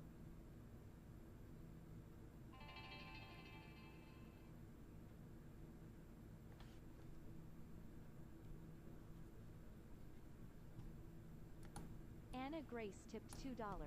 How dare you make fun of Dream? How dare you make fun of his stutter? Why would you do such a thing? I didn't make fun of Dream. I'm a Dream warrior. I've said this so many times, and that's what's so annoying about this whole thing.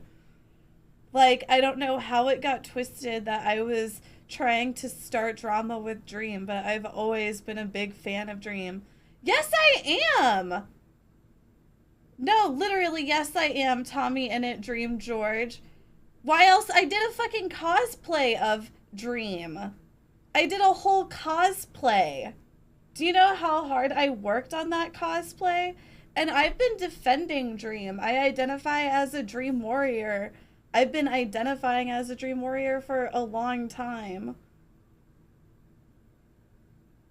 No, like, I have always said that. Like, I've said that, you know, people go too far, and I completely understand why Dream is the way he is, and he's so protective of himself and so private.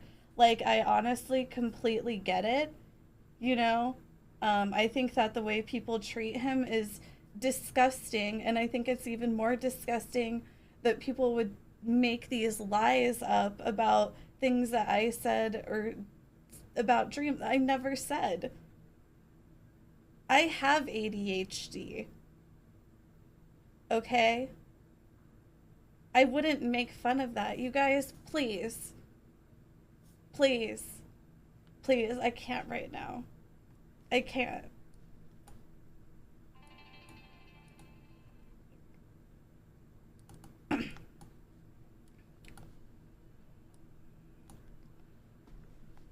I can't do this right now.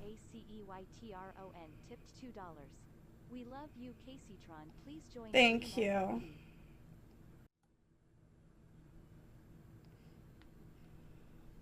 I just need a second. I'll finish the video.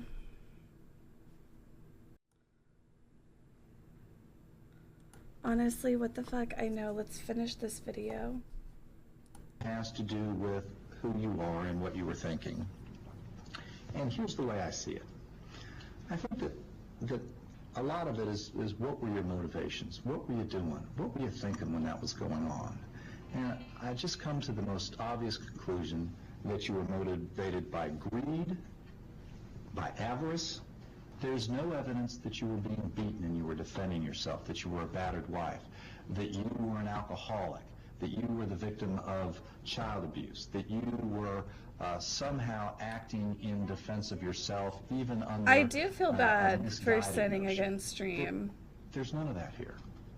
All of your conduct was just for self-indulgence and just trying to take every bit of money that you could get a hold of so that you could go on and live this fast life. In as early as March. Why can't I just apologize to him? To get rid You of your guys husband. realize we follow each other on Twitter. And that would be good enough.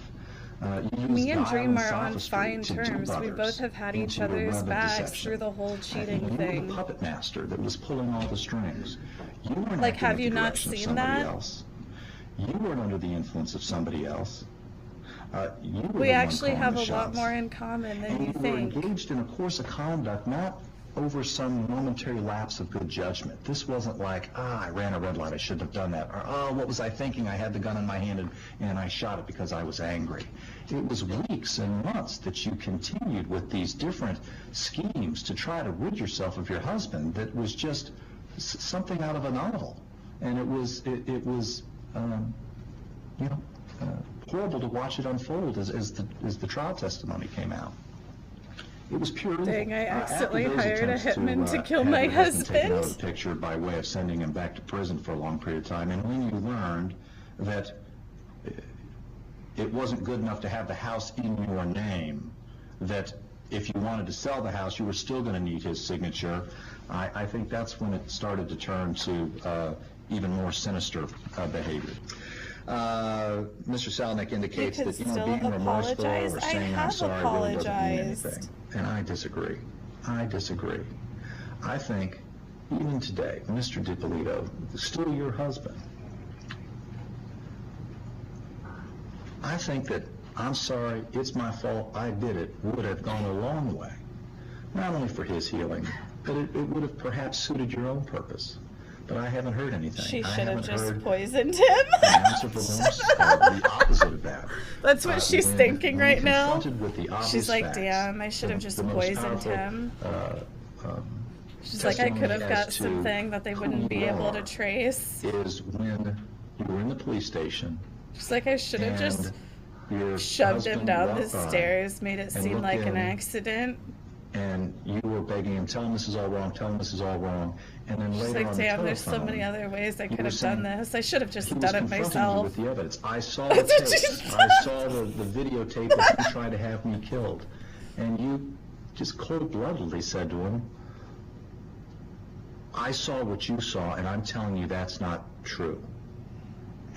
And it was astonishing, the cold-blooded denial. Me just like, that you're damn, I willing gotta to do go to everything my to fucking self, don't I? avoid the obvious.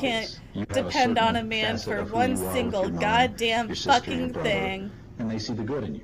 I could have just done it. As It wouldn't have been a siblings and fucking parents problem. should. This is what I get for But believing a who fucking you man are is when capable no of one's looking, anything. other than a camera and a That's what police she's car is thinking. quite different. And I think She was that like, peers he never deeply into your shuts the soul fuck and speaks volumes of the way you were presenting this, and it was quite chilling to witness that. Based upon those factors, then, Ms. Thank DiPolito, you, I'll Jana. accept the I know. It's like we've already verdict of the talked jury. about it in private. I'll find you guilty. I'll adjudicate you guilty. And I'm sentencing you to 20 years in the Department of Corrections. What? Dahlia's first encounter with retribution was a big one, yet it didn't last long. The sentence was thrown out on a technicality 1 month later, and she was able to remain under house arrest for 6 years awaiting her next trial. Her second trial began in 2016. Dahlia DiPolito takes the stand with an unusual defense. Dahlia says it was all part of a plan she hatched with her then husband, Michael DiPolito, and former lover, Mohammed Shahadi, to get famous. Her now ex-husband, Mike DiPolito, says he couldn't wait to see what she'd say in court. Let me know when she's going. I'll be sitting in the back with popcorn. I'd love to see this. In an exclusive pretrial interview with we all will 2020 be. this past December, DiPolito said she's just misunderstood. Who is Dahlia DiPolito? Understanding, sweet, and compassionate. Manipulative, conniving. I got more than 3. Malicious. Baited, enticed, and entrapped. Her attorney, Brian Claypool, says Dahlia is the innocent victim of a fame-hungry police department. What the police department did is they found out she's an attractive woman. In their minds, they're like ching, ching, ching. This is Call a them perfect skit. There's Fuck no the question about it patriarchy, that man. the Boynton Beach Police Department was dead set Fucking on incels. manufacturing a crime here. Oh yeah. How the Boynton damaging are these tapes to your client? office, They are they're damaging just because a people bunch have of formed fucking- opinions. Our job in the second trial Woman is to haters. provide the proper context for the jury to see that this is not really what it looks like. Claypool claims she only kept up the act because Mohammed threatened her with a gun. That guy was threatened really to hurt like. me and to hurt my family. Did you believe he would? Absolutely, yes. So she was threatened This guy, he to really told them, he was act like, I don't out want my a face hoax to move on a at videotape. all. I mean, do you understand how He's like, ridiculous "Fill that me up." sounds to a No. lot of people watching He's this? like, That's I don't not want, ridiculous. I You've don't got want a to be able to make any 6'2", facial expression. 230-pound It's better for man my with job a gun. anyway. Saying you will do this Absolutely. YouTube hoax or else? Right. 5,000% sure, not 100% sure, not 1,000% sure, but 5,000% sure. How do you explain that? I look at that video and I see somebody who's struggling with whether she's really sure. She's struggling. What? Why? Well, She was How is only she struggling if she's 5,000% sure? well, you might That's find that not humorous, 1,000 but or 10,000. when I hear people say they're sure, I'm 110% sure. Why didn't she Right? just tell Yeah. police her version of what happened? I've asked her that question Like too. 5,000%? Oh, That's just yeah, such everybody. a Hey, weird Sergeant, number this to was throw just a out there. YouTube That thing we were just putting shows that together. she was wasn't in a thinking state of clearly. shock. I couldn't react. I just completely froze. I wanted to get out of there, and I felt just paralyzed. The tape was, it was a show. It was a tape. That was the purpose of it. You were acting in those tapes. Yes. But you're telling the truth now. Yes. Why should we believe you? Because it's what happened. It's the truth. State of Florida versus Dahlia A. DiPolito, defendant. Verdict. We, the jury, find as follows. As to count 1, we find the defendant guilty of solicitation to commit first-degree murder as charged in the information. So say we all Casey, when she cheated. 2017 in West Palm Beach. Dahlia DiPolito was sentenced to 16 years in prison on July 21st, What? 2017. She was not given the possibility of parole, and her release Oh date my is set for God. August 24th, 2032. Her appeal was rejected by the Fucking Florida Supreme Court patriarchy. in September of 2019, and her sentence is now definitive. She is currently being held at the Lowell Correctional Institution in Gainesville, Florida, where she is expected to remain until the day of release. She will be 50 years old. Oh my God. If you're crazy prostitute, Hold on, I'm gonna watch another. Sorry, I'm chewing on the mic.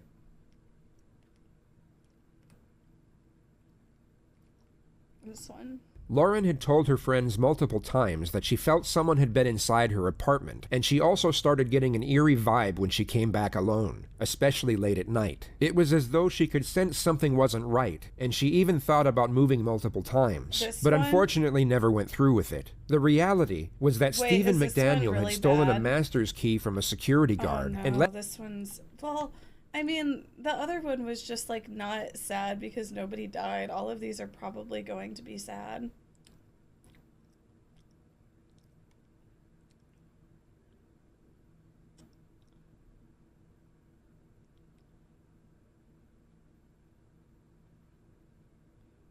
The Casey Anthony one they were saying was sad. The Legend of Jeff.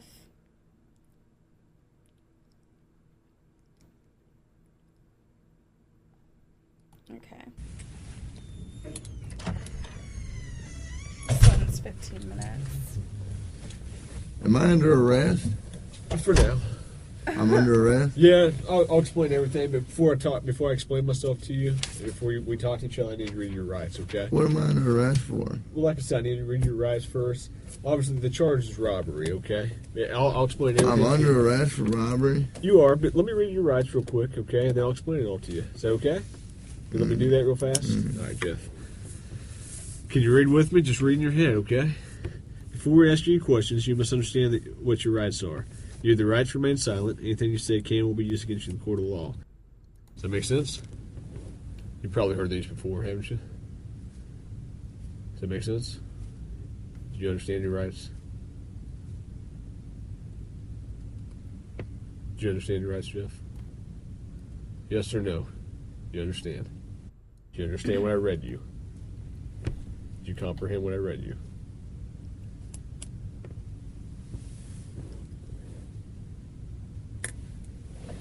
Jeff, I'm just here to talk to you and figure out what happened and move you on out of here and release Summit. So do you understand the rights I read to you?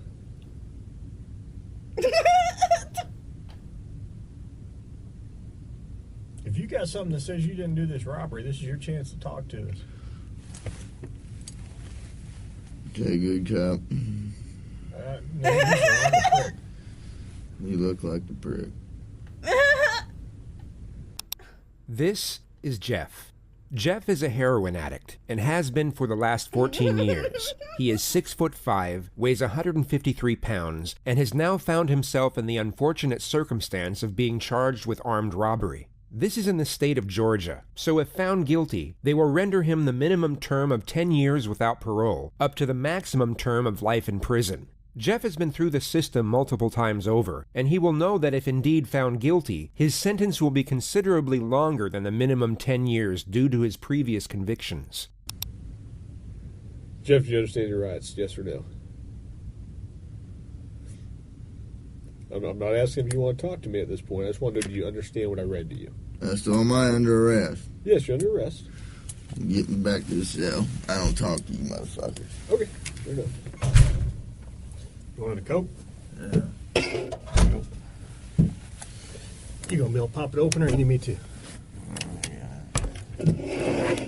Jeff has become somewhat of a cult figure in the domain of interrogation footage. His recognition seems to have grown through his own popularity, as opposed to the notoriety of his crimes like most others. Conveying the exact reasoning behind this can be tricky, as the interest in this character will no doubt vary by the individual. Yet we found the most collective reason can be explained through a single pop culture reference: the anti-hero. While the concept is timeless, the actual term was created through the realm of modern cinema. There's a diverse number of characters passing through the decades that fit the criteria. Yet perhaps the most textbook example could be the protagonist from the 2003 feature Bad Santa, a middle-aged man simply known as Willie. This is a character that lies, cheats, steals, swears at children, drinks an inconceivable amount of alcohol, and is generally extremely unpleasant to every single person he comes across. Look who's here, Jimmy. It's Santa. Oh, fucking great. Let's tell him what you want for Christmas. I'm on my fucking lunch break, okay? On paper, this is an extremely unlikable individual, yet for some reason, we root for him while following his story. Anti-heroes are flawed, as are we. Their moral complexity mirrors our own, and just like us, they are learning and growing as they move along the path of life. Their mistakes make us think of our mistakes, and perhaps the reason we root for their redemption is the reflection of ourselves rooting for our own. So you might be curious about the contrast between the anti-hero and the villain. One we embrace and relate to, while the other we despise and detach from. Both are driven by selfish motivations, yet our emotional response differs between them. The reason for this, while not necessarily obvious, is a relatively simple formula. The anti-hero must have a glimmer of humanity alongside a noticeable vulnerability. This is what allows the viewer to truly connect with the character. It allows us to forgive them when they are unethical, but admire them when they are noble. It allows them to be angry, cowardly, and greedy, but also cheerful, brave, and empathetic. Who the fuck is Thurman? Is that you? Is your name Thurman? Yeah. Thurman Merman? Yeah. Jesus. With relation to Jeff, while many of us can't relate to the feeling of being addicted to heroin for well over a decade, we can certainly understand the feeling of sadness. While we may not be able to put ourselves directly in the shoes of an addict, we can somewhat relate to the adversity that comes with it, not to mention the incredible magnitude of the situation he is going through in this video. How he responds to this very moment is quite literally the precursor to his entire future. He is at a crossroad moment in life, where on one side is the possibility of hope, and on the other side is the outright guarantee of despair. The long-term path he goes down will be the consequences of the short-term choices he makes, all of which have to be judged and decided on while going through the early stages of heroin withdrawal. I need methadone. You need methadone? I need methadone. I don't have any. Do you have medication for it, or a prescription for it? Or? No. What do you need methadone for? Because I'm a fucking junkie, and you guys can't get no methadone. I'm gonna go through withdrawal here in a minute. Where do you usually get your methadone from? I don't get it. I get heroin. How long you been using heroin? Long time, buddy. What are you trying to talk to me about here? Talk to you about what happened last night. Look, here's the deal. Either you're in a bad set of circumstances, or you went and committed an armed robbery last night. Yeah, right? I'm in a shitty, wrong place at the wrong time, obviously. I didn't commit no fucking armed robbery. All right, then let's talk about this. Let's I don't talk to the police, man.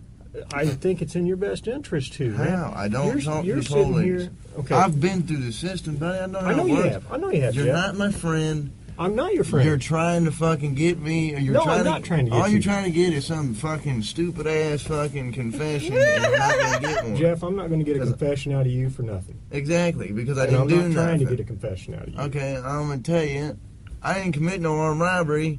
Did he and y'all ain't got no fucking evidence saying I did. Let me go. All you did is find me sitting in my buddy's house because my fucking buddy's dog's going ape shit. I go outside. There are cops everywhere. And they spotlight me. They say, come here. I say, what's up? They search me. They ain't find nothing. What's up? Let me read this. No. Yes. Because I'm not going to sign it. You don't have to sign it. But let me read it for you. Okay? I'm not signing nothing. You don't have to sign it. Let me read it. You already read it to me earlier. I know we did, but I'm going to read it to you again. Thanks for the coat. You're welcome. Before we ask any questions, you must understand what your rights are. And here we have our glimmer of humanity. Jeff extends his gratitude in recognition of the small favor the detective has done for him. There is no return benefit for Jeff giving thanks to his adversary, meaning there is an element of selflessness and grace in the act. There may be considerable emphasis on the glimmer of humanity here, but all we need is a glimmer to know that it's at least in there. You have the right to remain silent. If you cannot afford a lawyer and want one, a lawyer will be provided for you. If you decide to answer questions now without a lawyer present, you will still have the right. You also have the right to stop answering at any time until you talk to a lawyer. Do you understand the rights I've explained to you? No. Huh? Yeah. Okay. Tell me what happened last night. Plain and simple. Your side of the story. I'm not talking to you. All right. This is what I don't understand. I know, but this is what I don't understand, Jeff. You were sitting there talking just like you were ready to sit here and tell me what happened last night, and then all of a sudden I read that to you, and you screw it, I ain't talking to you. I want a lawyer. I don't understand that. What changed? Because I told you what. I already told you what happened. You didn't. How didn't I? You didn't tell me what happened last night. How didn't I just tell you what? But now you've handcuffed me, and I can't talk to you because you asked for an attorney. So okay, that's fine. But I will tell you right now, you're still on a hold for a robbery. I know. I don't know why I need a fucking lawyer because obviously I didn't do nothing. And obviously you guys know I didn't do nothing because I've been arrested for the same bullshit before, and you guys don't interview me this much. So, wham bam, thank you for the coke. Put me back in the cell. What's that? Just my phone. All right. I know we did this twice, but I got to do it again every time, okay? Before I ask you any questions, I got to read your rights. You understand that? Okay. Go ahead and sign there. Let me take your jacket off. Look, I'm not signing nothing. Okay, you don't have to sign anything. You understand your rights, though, right? Yeah. That's all I need is a verbal yes? Yeah. Okay. So when's this coke gonna be here? Or is that just a fairy tale? It's coming. He's getting there right now. He'll be here in about 2 minutes. He has to walk to the soda machine. It tastes good. Mm-hmm.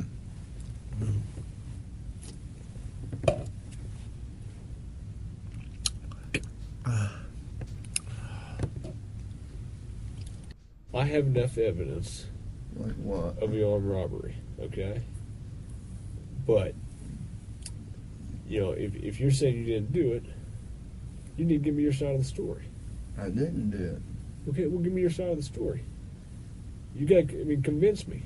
Because I got a lot of evidence. I got a lot of physical evidence. Well, like what? Name the physical. Well, I don't need to. Why should I tell you that? I mean, you haven't been helpful to me at all. You don't, because I don't believe that you got any evidence. There's only a couple pieces of evidence on this. Name them. What's that? Name them. Well, why do I need to do that? You haven't helped me out at all. You give me a little bit, I give you a little bit. We go back and forth. I give you one of my pieces of evidence, and I give me a little something. No, anything I say here can and will be used against me. Sure, but anything you say here, I can also tell your parole officer that you helped me out. That doesn't mean dick. There's no way. I didn't do it. There's no way. How drunk were you? Were you drunk? No, I was pretty sober. So you're in your right mind. You remember everything about the night, right? Yeah. So you couldn't have done something not remembered. You couldn't have gone and robbed the place and not remembered? Fuck, no. Okay, so you would remember if you robbed the place. So I'm willing to go to the prosecutor, I'm willing to go to the parole officer and say, this guy's a good guy, he helped me out. Hey. I know you don't want to go back to jail, right? Back to prison? Well, fuck, it looks like I am if and you're going to charge me with some bogus shit. You guys don't, I mean, what do you got, really? That I was at a buddy's house and I happened to come outside because you guys were fucking swarming the area and they Which door did you come out of? I came out of the front door. You know what? I'm not saying myself, man. I'm done, man. Fuck this. The only reason I came up here is to get a fucking Coke. Okay. You're not getting out. Oh, no. I can't do it. Make it quick. I got things to do. Butterfinger, you promised. I didn't promise you that. I said we'd see what happens. All right? Like I said, you haven't helped me out at all. Why should I help you out? I got you a soda. That's good enough.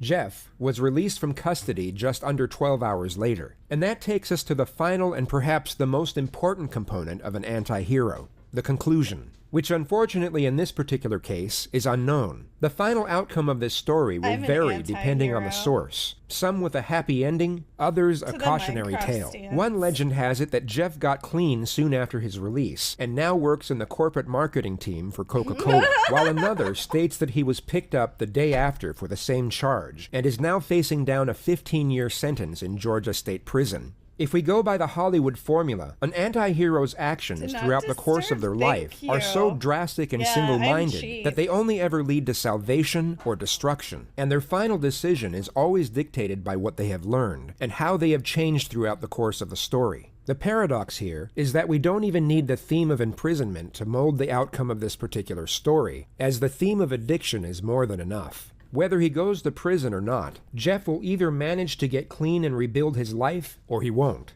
He is headed for salvation or destruction no matter what, and that single concept can perhaps define Jeff as an anti-hero. His outcome is a mystery, but either way it goes, it most certainly conforms to the anti-hero's ending.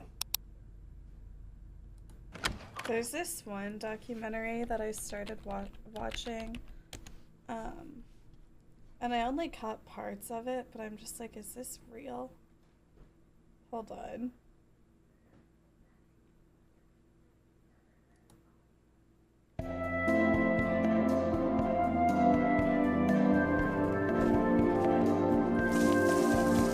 There's a Jasper Hall documentary.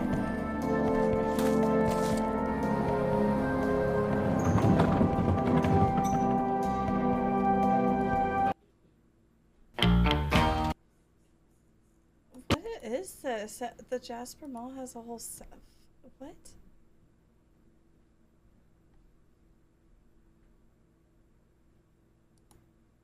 Okay, so you've heard of keto and you're wondering what all the hype is. This is the right. Foreclosed mall. Okay, so you've heard of keto and you're wondering what all the hype is.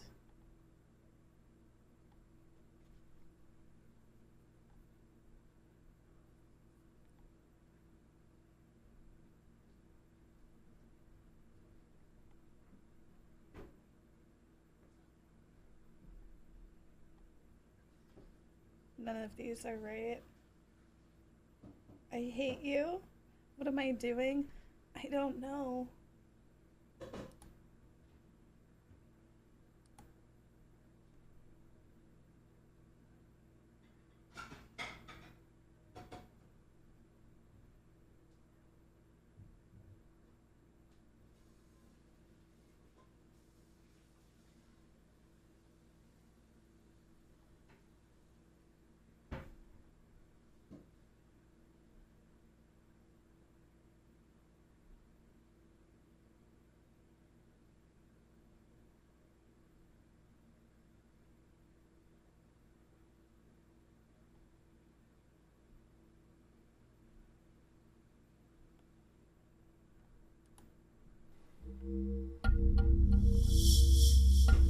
Final.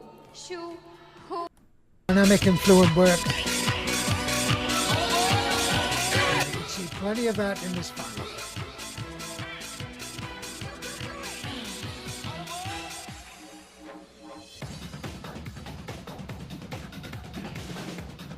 These aerobics suck compared to that 1980s video. Full of energy.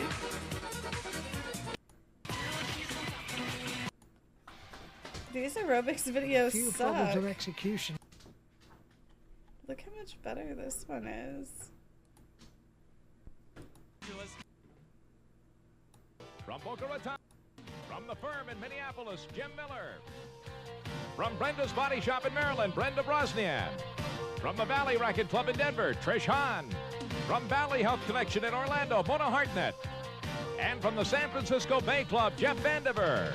No, this isn't that same one.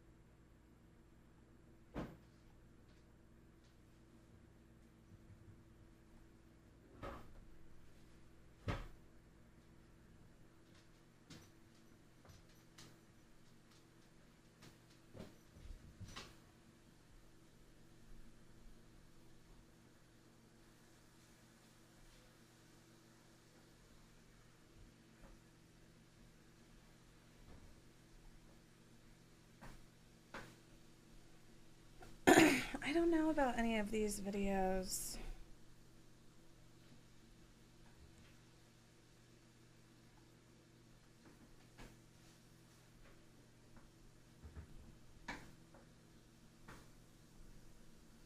I don't know, just none of these videos are standing out to me.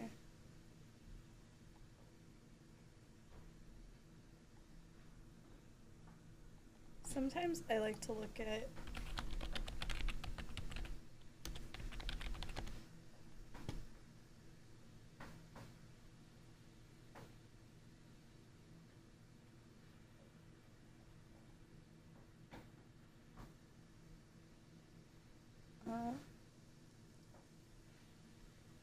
I already watched that.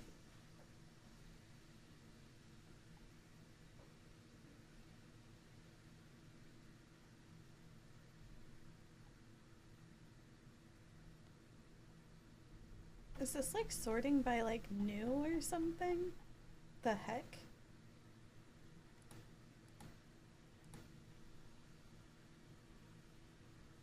Oh no, it's not our movies, it's our videos. Wrong one. Oops.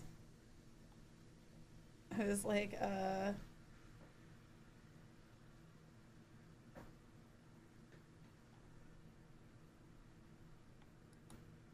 will be honest with you, I haven't been about me over vacations. You have to do what you're told for this program, and then you will be able to go get married or have a baby. I have a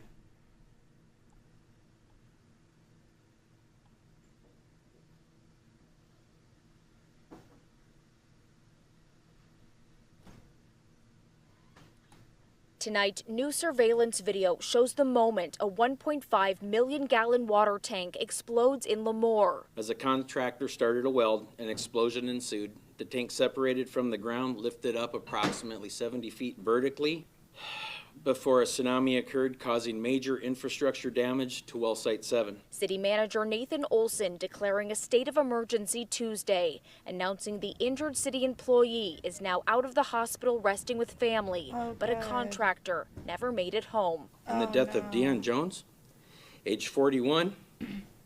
Mr. Jones is married with 3 children. He has worked for Falance for 16 years as a union carpenter. Until the site is fixed, Lemoore residents are urged to save water. The following restrictions are in place. No lawn watering and no use of hoses to wash down concrete or cars. Jamie Page says he's noticed low water pressure at his home. Me too, thank you. Click me too, just resubscribed. Have any of you not tried a case to verdict in a courtroom? Mr. Pitch, have you ever tried a jury trial? I have not. Civil? No. Criminal? No. Bench? No. State or federal court? I have not. Okay. Have you ever taken a deposition? I was involved in taking depositions when I was associate at Wiley Ryan when I first came out of law school. But that was. Have you ever? How many depositions? I would. I'd be struggling to remember. Less than 10? Yes. Less than 5?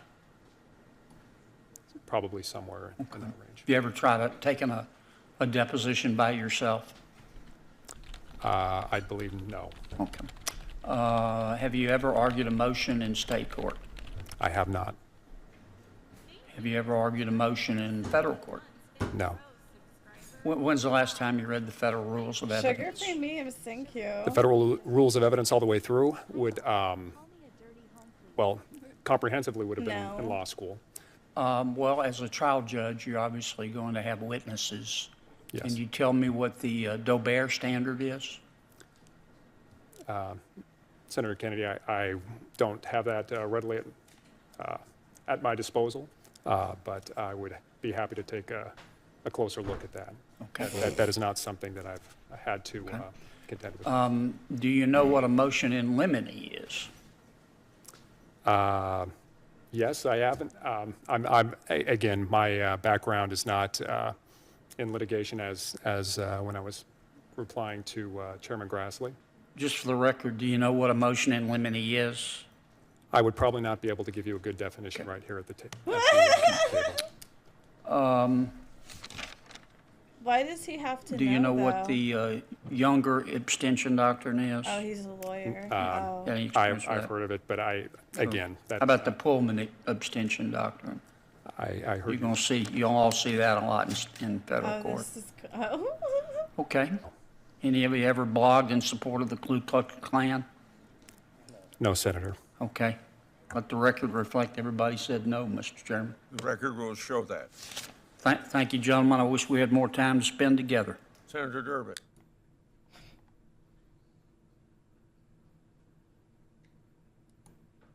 So there won't be any hard questions. I'm just going to ask you to expand on the report. Pretend you're an expert witness, and I'm your lawyer. Sounds good. Intent. Oh, wait, this is that Republican movie, right? Good TV show. It's staged.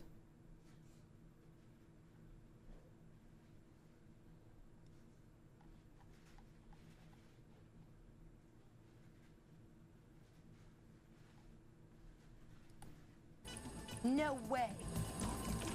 I'm getting hacked. Of course. No, this is major. They've already burned through the NCIS public firewall. Well, isolate the node and dump them on the other side of the router. I'm trying. It's moving too fast. Oh, this is not good. They're using our connection to the APHIS database. Sever it. I can't. It's a point attack. He or she is only going after my machine. It's not possible. This is DoD level 9 encryption. It would take months to get built. Hey, what is that, video game? No, Tony, we're getting hacked. They get into the computer, the entire NCIS network is next. I can't stop him. Do something, McGee. I've never seen code like this. Way to go, Abby. I didn't do anything. I thought you did. No. I did.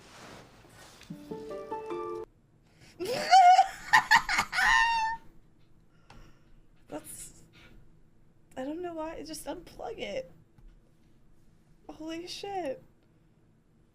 And then I just unplugged my computer.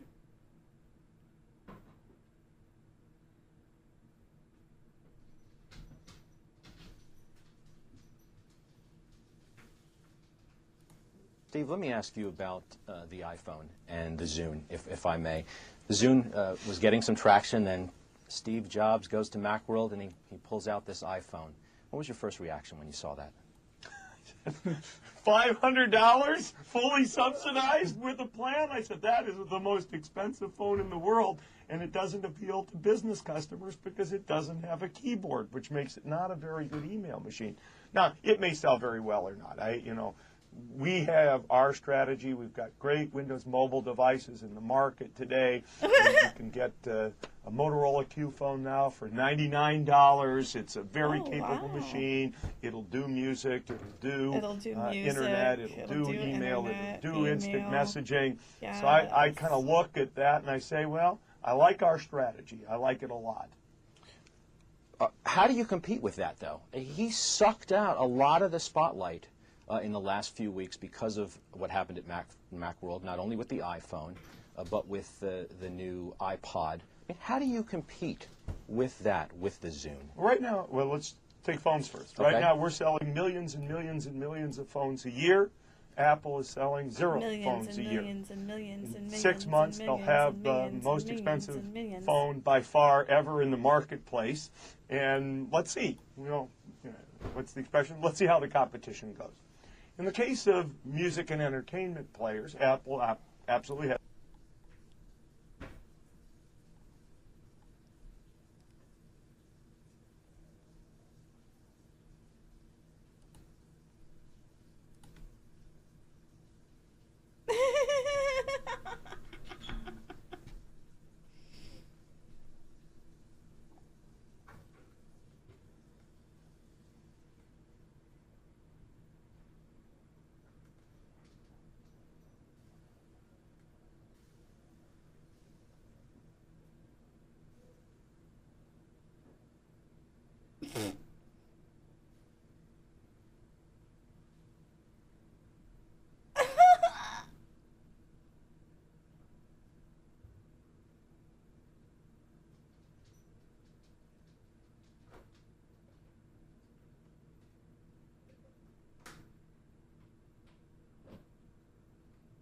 Oh my god.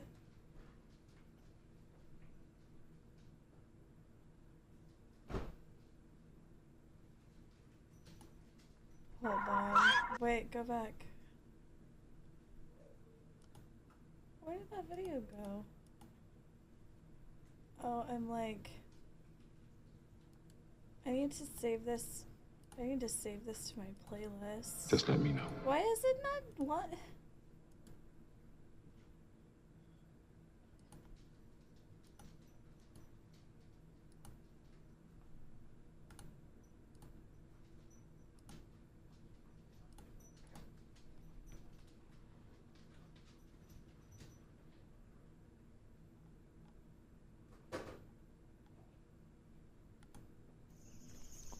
Oh, I can't watch this. This is depressing.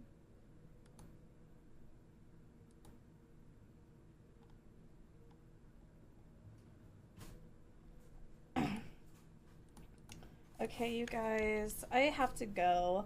I'm not supposed to be streaming anymore. I have to go. I'm gonna do a raid.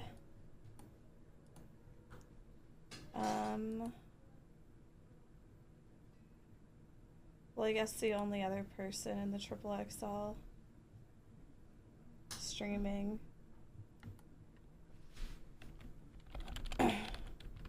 GTA RP, you guys. Say hello to Papa Reagan. Alright, have a good night, everybody. I'll see you all tomorrow. Tomorrow we're going go-karting. It'll be really fun. Be sure to follow so you can get notifications and tune in for the go-karting.